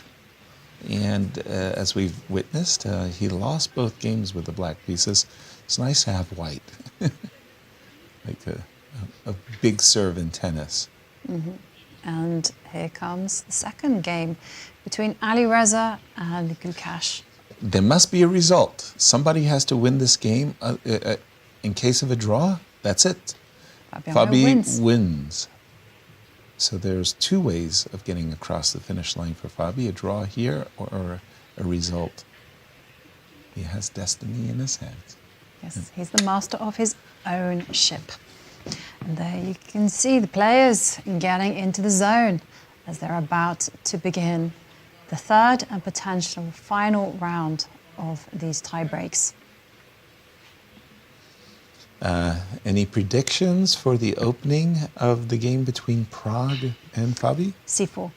C4. Turning the tables. Whatever you can do, I can do better. C4? I have no idea. E4s, E5s. Prague can do anything, I want to say, and especially in a shorter time control. Okay, and here we are. D4. And now the bishop comes out Trompovsky. to G5, the Trompovsky. So D5 is the response, knight to D2. Making sure that no knight can hop into E4. Minus knight D2. I was about to say E6, E4, we could transpose into Rubinstein French, which is a funny way of getting there. But E3 on the board. Okay, so C5, standard stuff. Just countering in the center. Maybe we want to tickle with Queen B6, but you don't have to do that. Knight C6 is pretty standard. C3 is the response.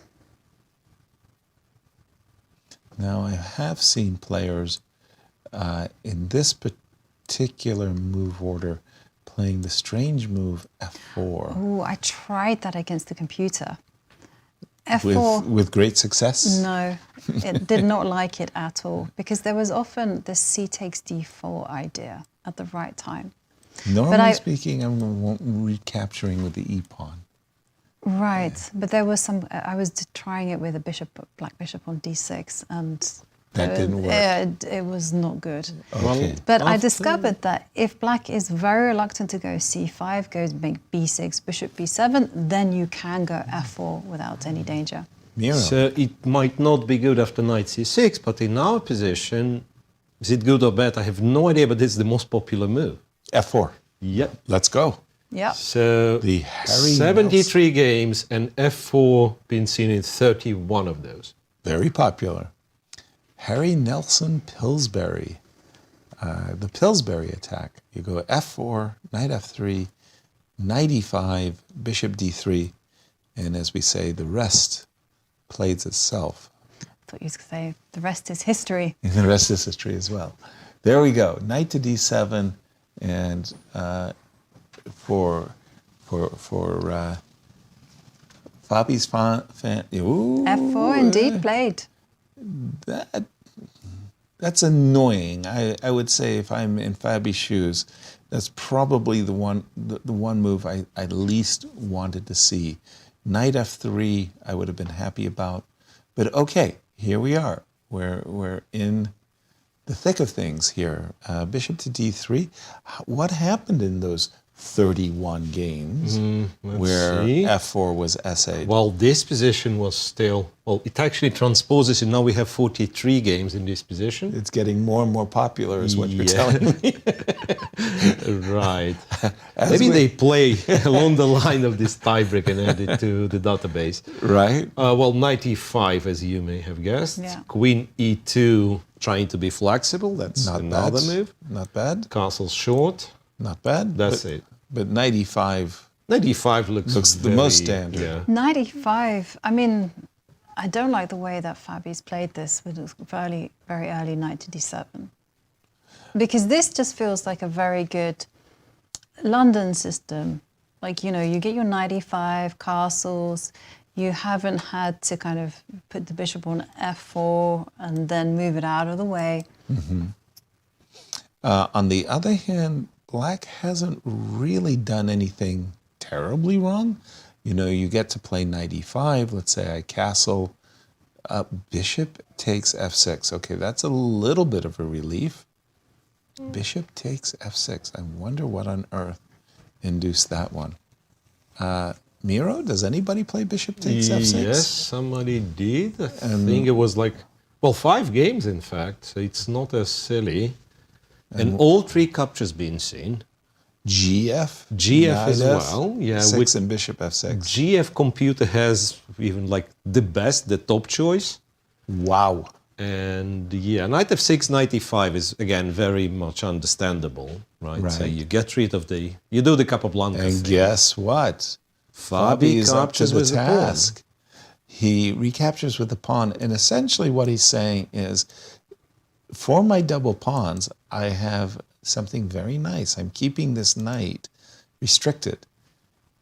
Now, one reason why we might have played f4 is to play f5, but since Black's king hasn't committed itself to castling, we delay that move f5.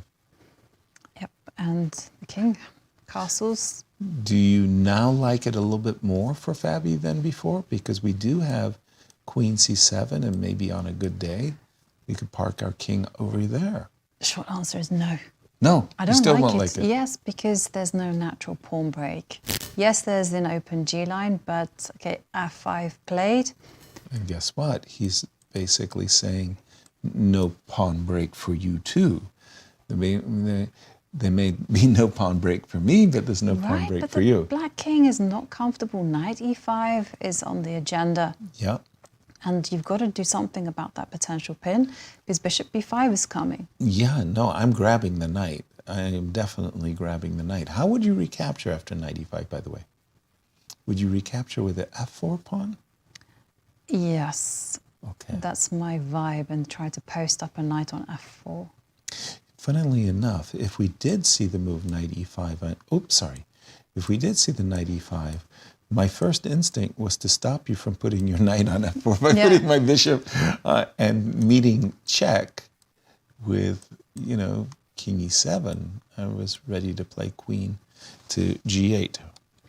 Yes. Let's take a look at what is happening elsewhere. Wow. Let's head there, because it's very dramatic.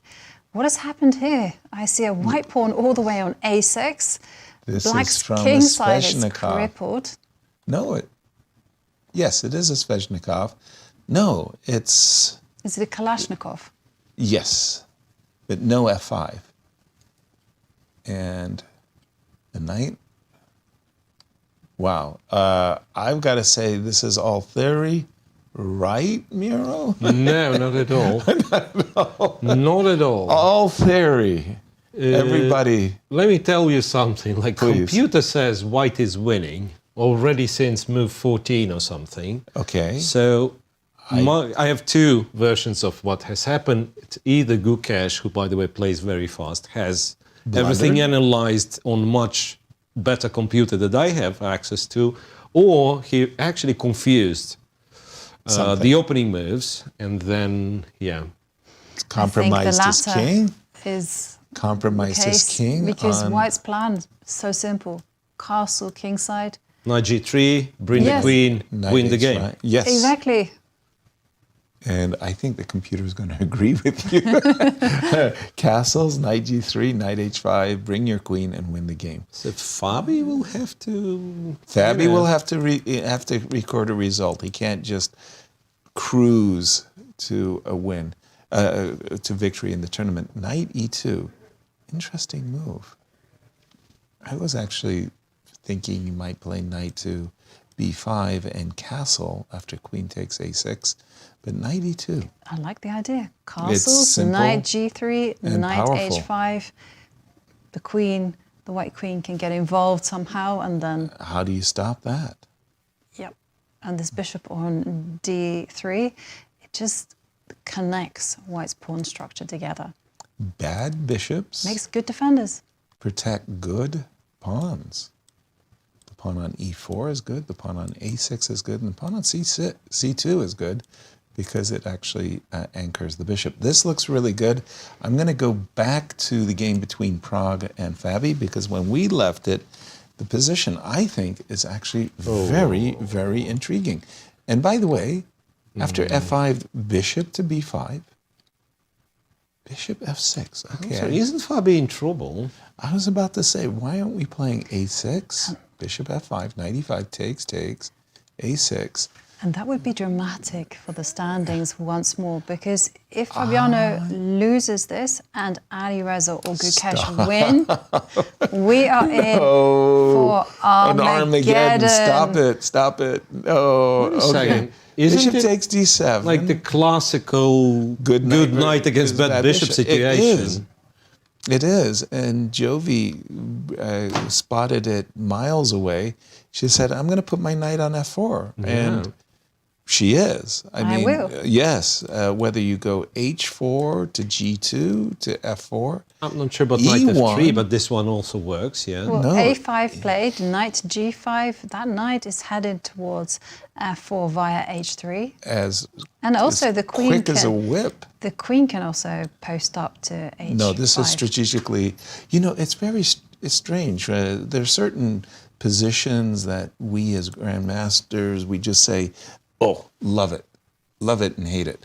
And the computer is like plus 25, plus, 0.25. And we say, I say white is strategically winning. Just, it's really that simple. And the computer says, no, the bishop is actually okay. And you can get out, there's some defensive resources further down the line. Anyway, you play very short time control. Yeah. How on earth you are supposed to find out those very hard maneuvering with bishop, like how to activate the bishop and so on. For white, it's so easy. Like knight on f4, and you can make 50 moves in like 10 seconds. Exactly. You can put your knight on f4, you can bring your rook to h3, you can bring your queen to h5. Everything just kind of goes. h5, by the way. Wow. h5. Okay, I like that move. It stops queen h5. It did. I know that the computer gave it a question mark. Computer's not happy. Yeah, but that's because it's perfect. I say we disregard it. It's not perfect. We're not perfect. I'm thinking to play knight to h3 to f4. Is there a reason maybe I should bring my rook to h4? That would be a very strange way of going about things. Yep. But yeah, I'm playing knight h3 to f4. Yeah. Planting my knight on some very, very good squares on the king side. I agree. It's also... Is time a factor in this one? Well, Praggnanandhaa, 4 minutes and 18 seconds. Knight h3. Fabiano, 6 minutes and 42 seconds, ticking down. I see on my monitor the computer doesn't like this move. Yeah. It must have felt that there was a stronger alternative. What was the... It thought the best move was h4, which is not... and just not keeping the knight on g5. h4, I presume you would eventually move the knight, but first you could get the rook on g3, king on h2, kind of get in all the preparation moves. And then reroute. h5 would be constantly hanging. Well, h4 played. h4, like at least you do not have to care about the h-pawn anymore, right? In order for white to open the position, he will have to exchange it instead of winning it on h5. And well, where's the black king going to hide? For me, it would just hide in the center. D8, C8. Yes. King D8, King C7. King C7 is what I was thinking of putting. Yep, that's what computer And does. With I don't want to be castling queenside because you do that and there's too many hooks to open up the position for black. Right. So for me, again, I think Fabi, strategically he had to do something that maybe he wasn't, really happy about doing. For me, I am playing for G3. Whether I play Rook F3 and G3, I do want to trade my pawn here, and I do want to play H3 and get a passer. Wait a second, there is also a big question. Do we try to stop, if it's possible, do we try to stop knight H5? Because planting a knight on F6 would mean Is that very white probably wins the H pawn for free. Which is a big pawn to lose. And by the way, just to keep you abreast of the news, in the Yes. other game, Alireza against Gukesh, Alireza looks like to be completely winning. Let's just go there for a moment. I mean, we will return, of course, but Alireza, ooh. C4 is what I have up there on my screen as a winning move.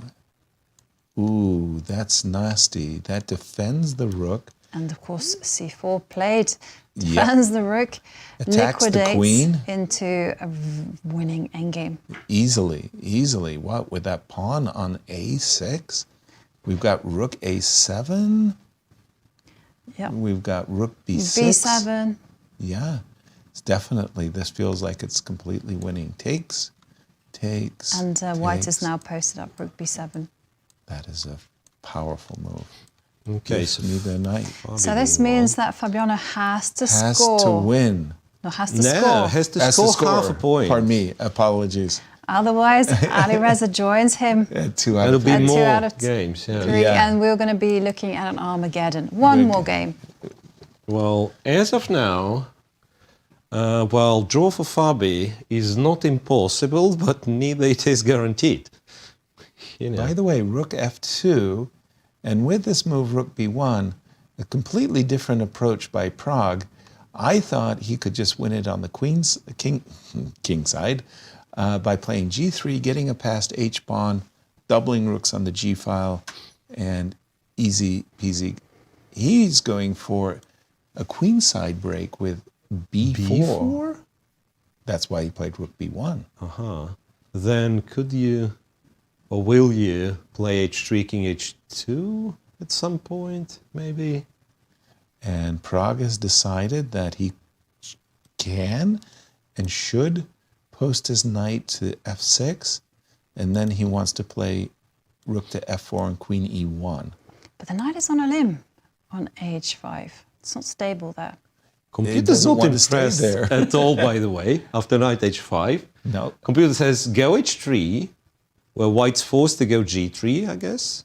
Not opening. Take it. Well, H3, take it.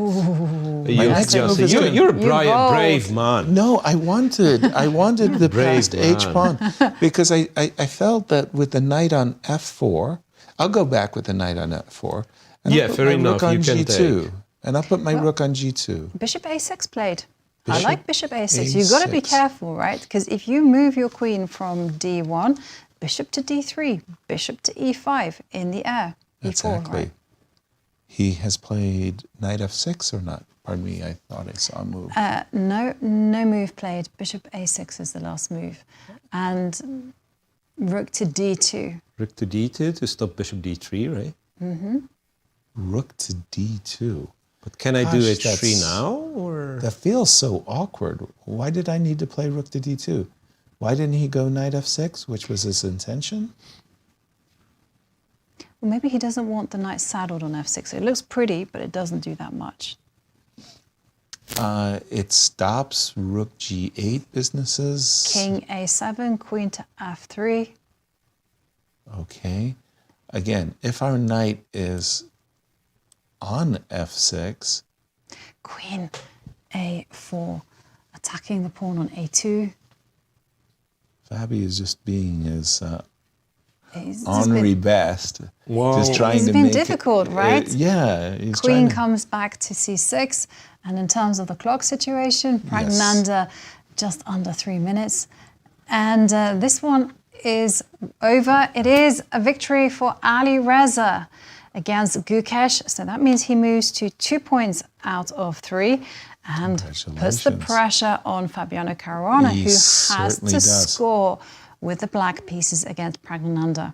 We just see A4, menacing A3, potentially creating a weakness on C3. Hence, I would play A3 and say, great, congratulations, you have a B3 square, enjoy yourself. But I don't want to see the disruptive A4, A3. Now keep in mind, there's still a black king on A7, so A3 could weaken, you know, A3 played? A3 played nonetheless. Okay, threat of queen to B5. Whoa. Why is that a threat? I want to go bishop D3. Bishop to D3. I'm insistent. Even then, it's not a big threat, but maybe. Okay, if I'm white, I'm playing H3, King H2, Rook on A1 to G1, G3, and G3 takes H4. So you go ahead and put your bishop. Well, what I wanted to do is some weird moves. Like I'm prepared to sacrifice an exchange in order to get a bishop to E4. I don't think you can. Wait, there is one maneuver that black can play. Yes, have to go Rook H6 after your H3, for instance, to play Rook H8, and then the other rook can go to G6 or not. So 2 rooks on the H file. Stopping you from going G3 that easily, and also in some cases Rook H6 goes to G6. You don't get Rook H6. In the game I see there's a queen parked on F4, well, and he's going for the line, at least I prescribed, with Rook to G1. But eventually, when white plays G4 or G3... en passant is necessary. Yeah. Because you don't want to see the G-pawn basically going to G4 and capturing on F5. So G4 en passant, I recapture with the rook.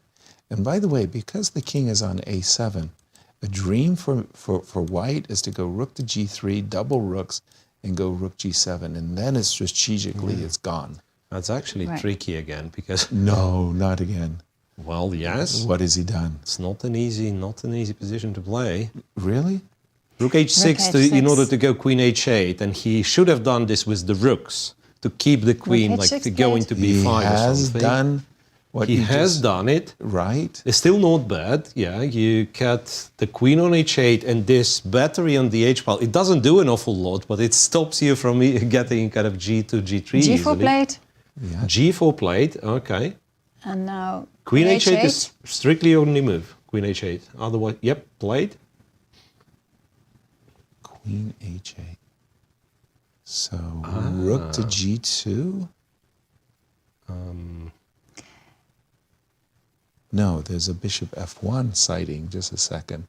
I want to be able to play rook G7, but my H3 pawn needs protection. Do you know what I would like to do?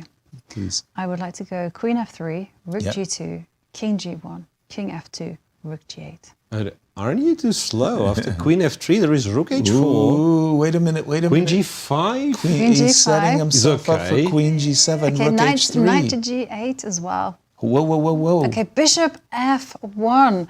Rook takes pawn is the threat. I didn't like Queen to G5. What was Queen to G5? Well, how do you keep control as white? King to King G1. Bishop takes pawn. Well, there's Bishop rook takes pawn, rook H2. Rook H2. Rook H2, aha. Hello. There is rook G6 in the position. Rook G6, Queen F4?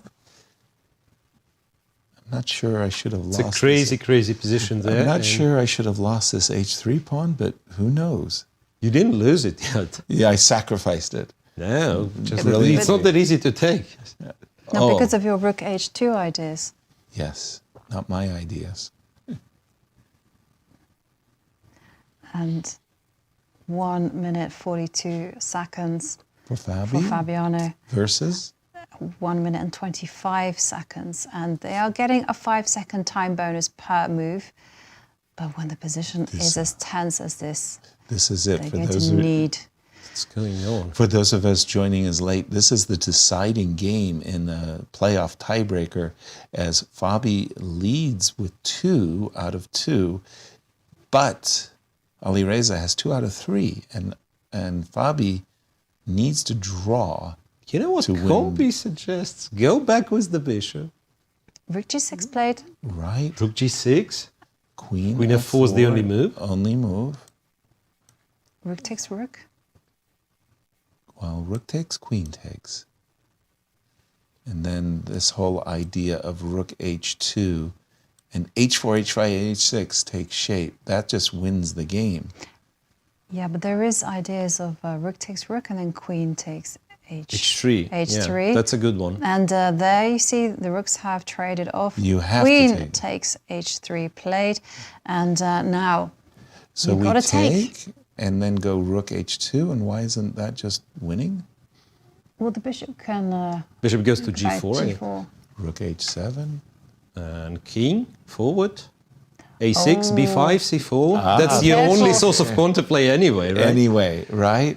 Yes. And there also could be some moment where you go 4 with black. I don't know if you have the time for this, but like f4, c takes, e takes, like create something. Right, but no, king a4. You can actually defend the f7 for now. Go rook c7. No? A little scary. I can go knight e8 to d6. d6. And then the king... Yeah, you move knight d6 and king a6 and go take it. But the king is not going in. I think you've got to make that run for freedom right now. King a6. Yeah, and indeed he does it. Fabi's making the most out of his chances. So rook takes, f7, king to b5. I'm going to play rook to b7 to try to keep your king honest, so it doesn't go to c4. So rook to b7 playing a little bit. There was a way for Fabi to keep defensive. equality, but it was very, very complex. Rook e7. Whoa. Oh, what a nice move there from Pragg. If the king comes up to c4, you just simply capture the pawn on e6. And I'm sorry, You have to go f4. You have to go, absolutely have to go f4 rook here. takes b6. Okay, so he captures on d4. E takes, lost. No, f4 was necessary. Rook f4 was c6. absolutely necessary. And now it's just kind of slowish death. King comes closer, the knight, if anything, will be transferred back to f4.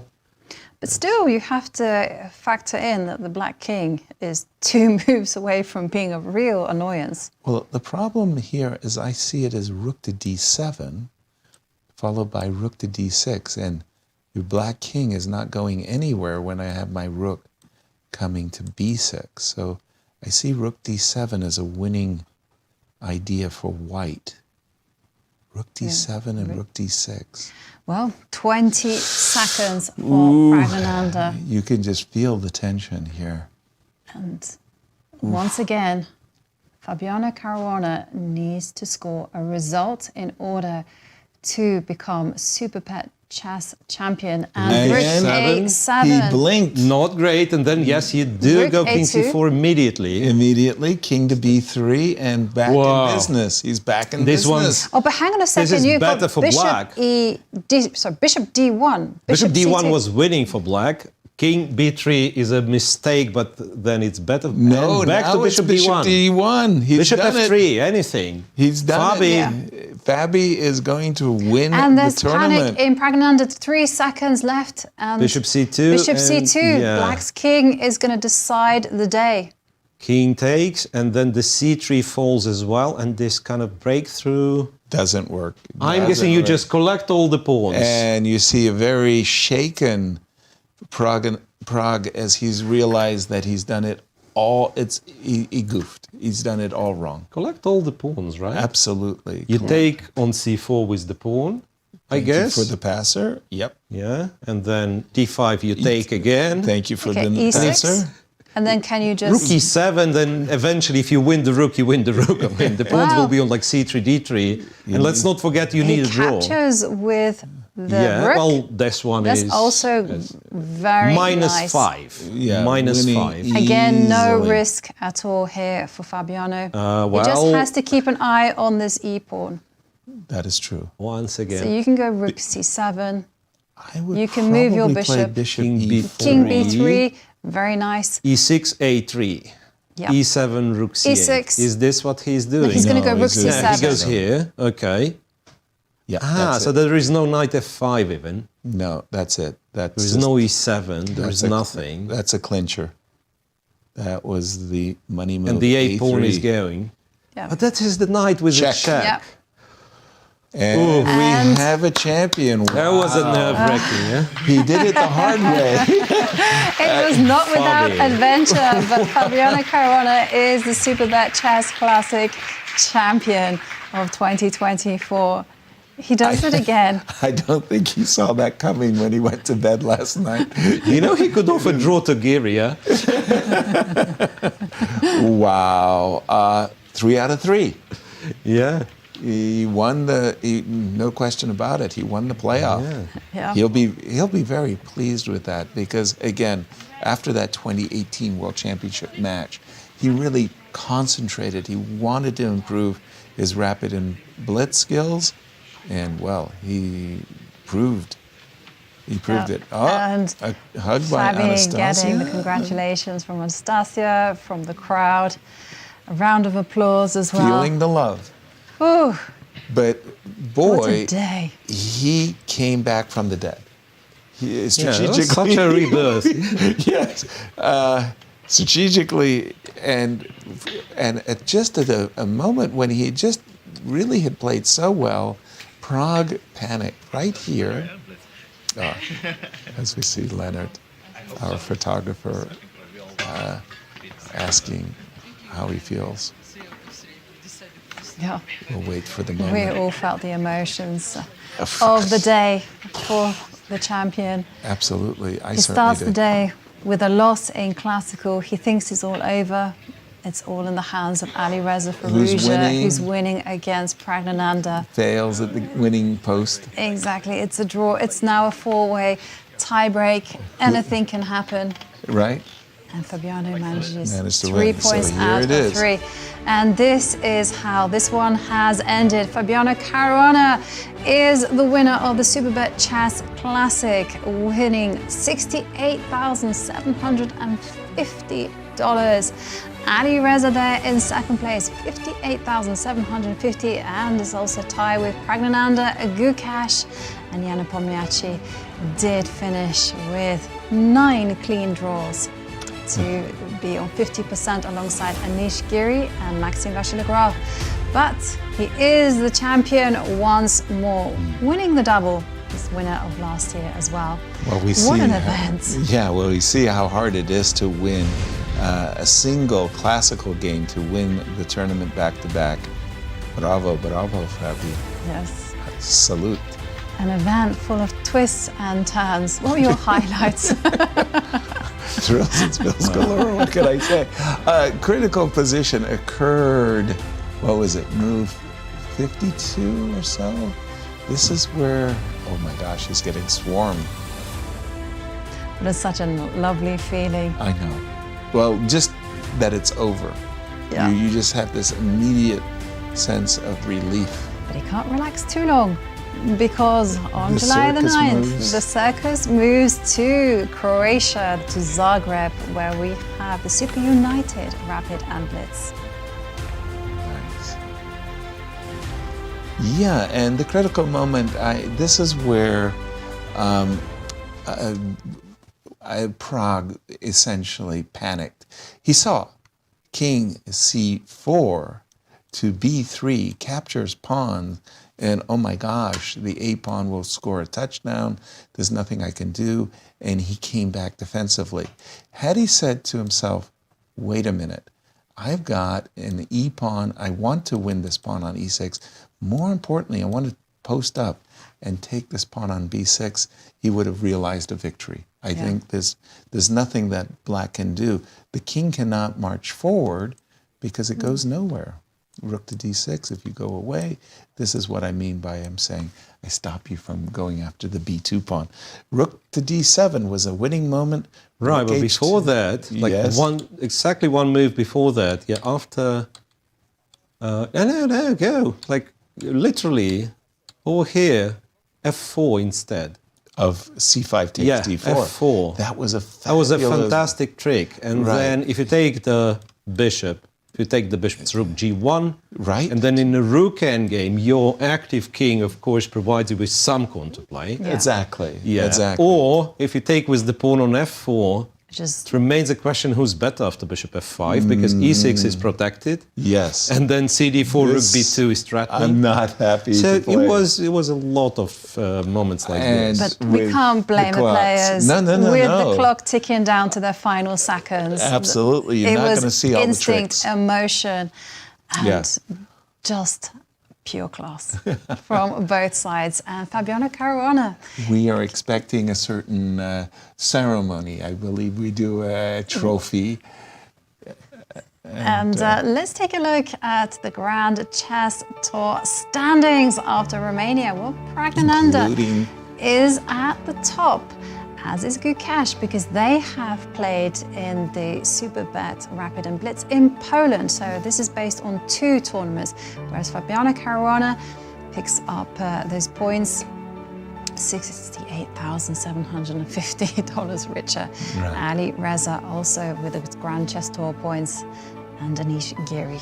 Well, that victory by Anish Giri was just really remarkable because it just pushes him so much up the ranking. And again, just to remind you that the chess continues as it moves to Zagreb, Croatia for the Super United Rapid and Blitz, July 9th to 14th. You don't want to be missing that one.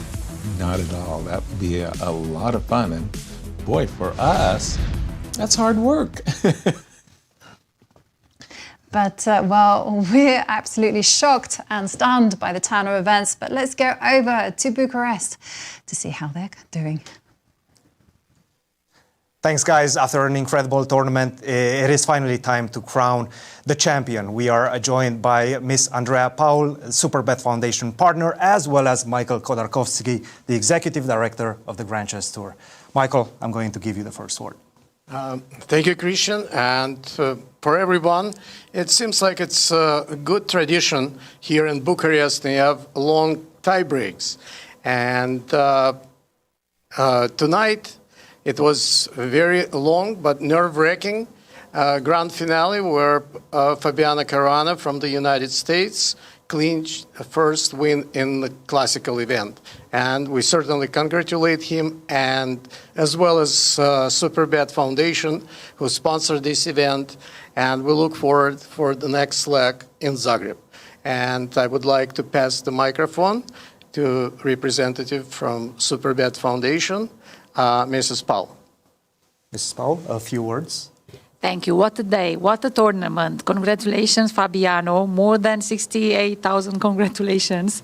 And also, I'm very honored to offer you this trophy of the Superbet Grand Chess Tour that is holding here in Bucharest. You are really, really having a great, impressive tour, and also your effort is applaudable for everybody. So congratulations to every young and strong player that we've had here. And thank you also to Superbet Foundation that helped all of us to unite not only minds, but to unite also sports. Thank you very much, Ms. Paul.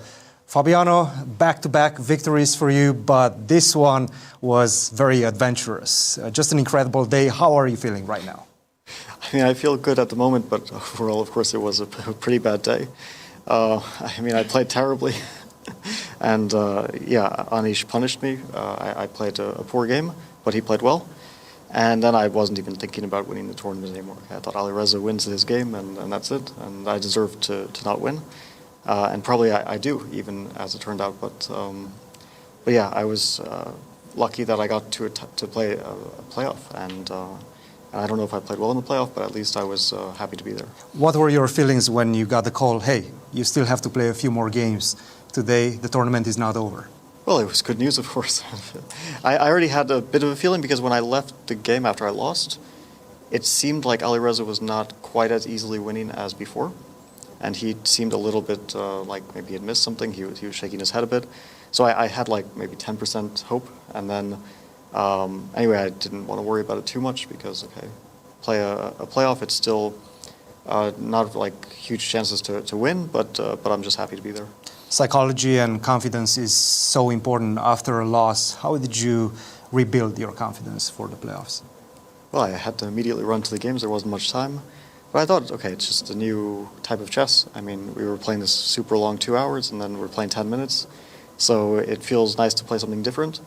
And the first game was very tough, but I think things went pretty well in terms of I got a nice advantage, and I was pressing Gukesh. And then, yeah, maybe I didn't like convert it very well, and he was tenaciously defending. But that was a very important game. And then the second game also totally crazy, but I felt like yeah, Alireza was always on the back foot. And the third game, it turns out, didn't really matter. I was losing for sure, even near the end if he played Rook D7.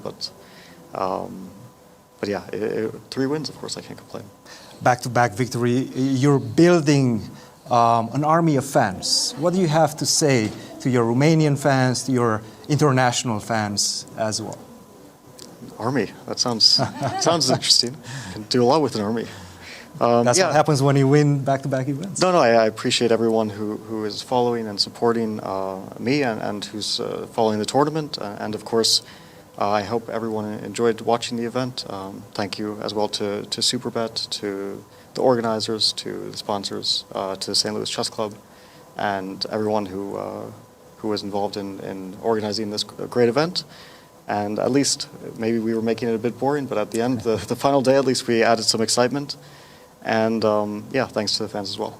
Fabiano, congratulations. You are the 2024 Superbet Chess Classic champion. Thank you. Back to you in St. Louis. Congratulations. Congratulations. Congratulations, to Fabi. Fabiano, the Superbet Chess Classic champion for the second year in a row. Walks away with a very impressive $68,750.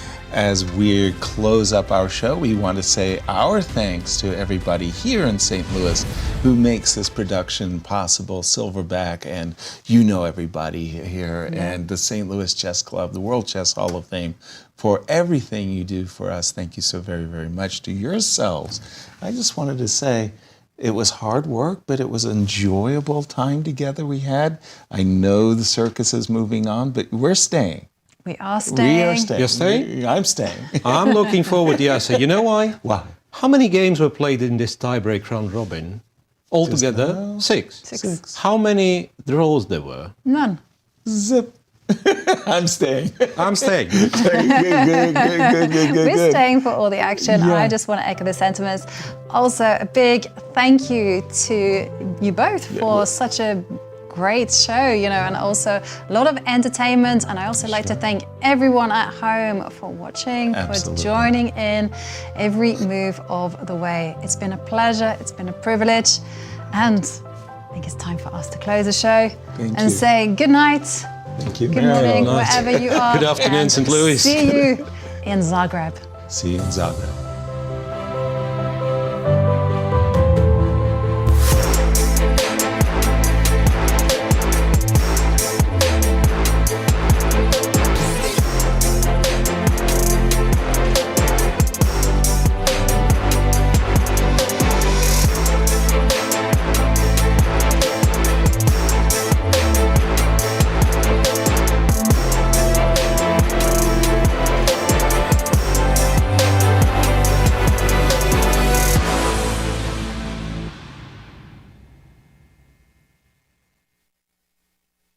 This has been a presentation of the St. Louis Chess Club.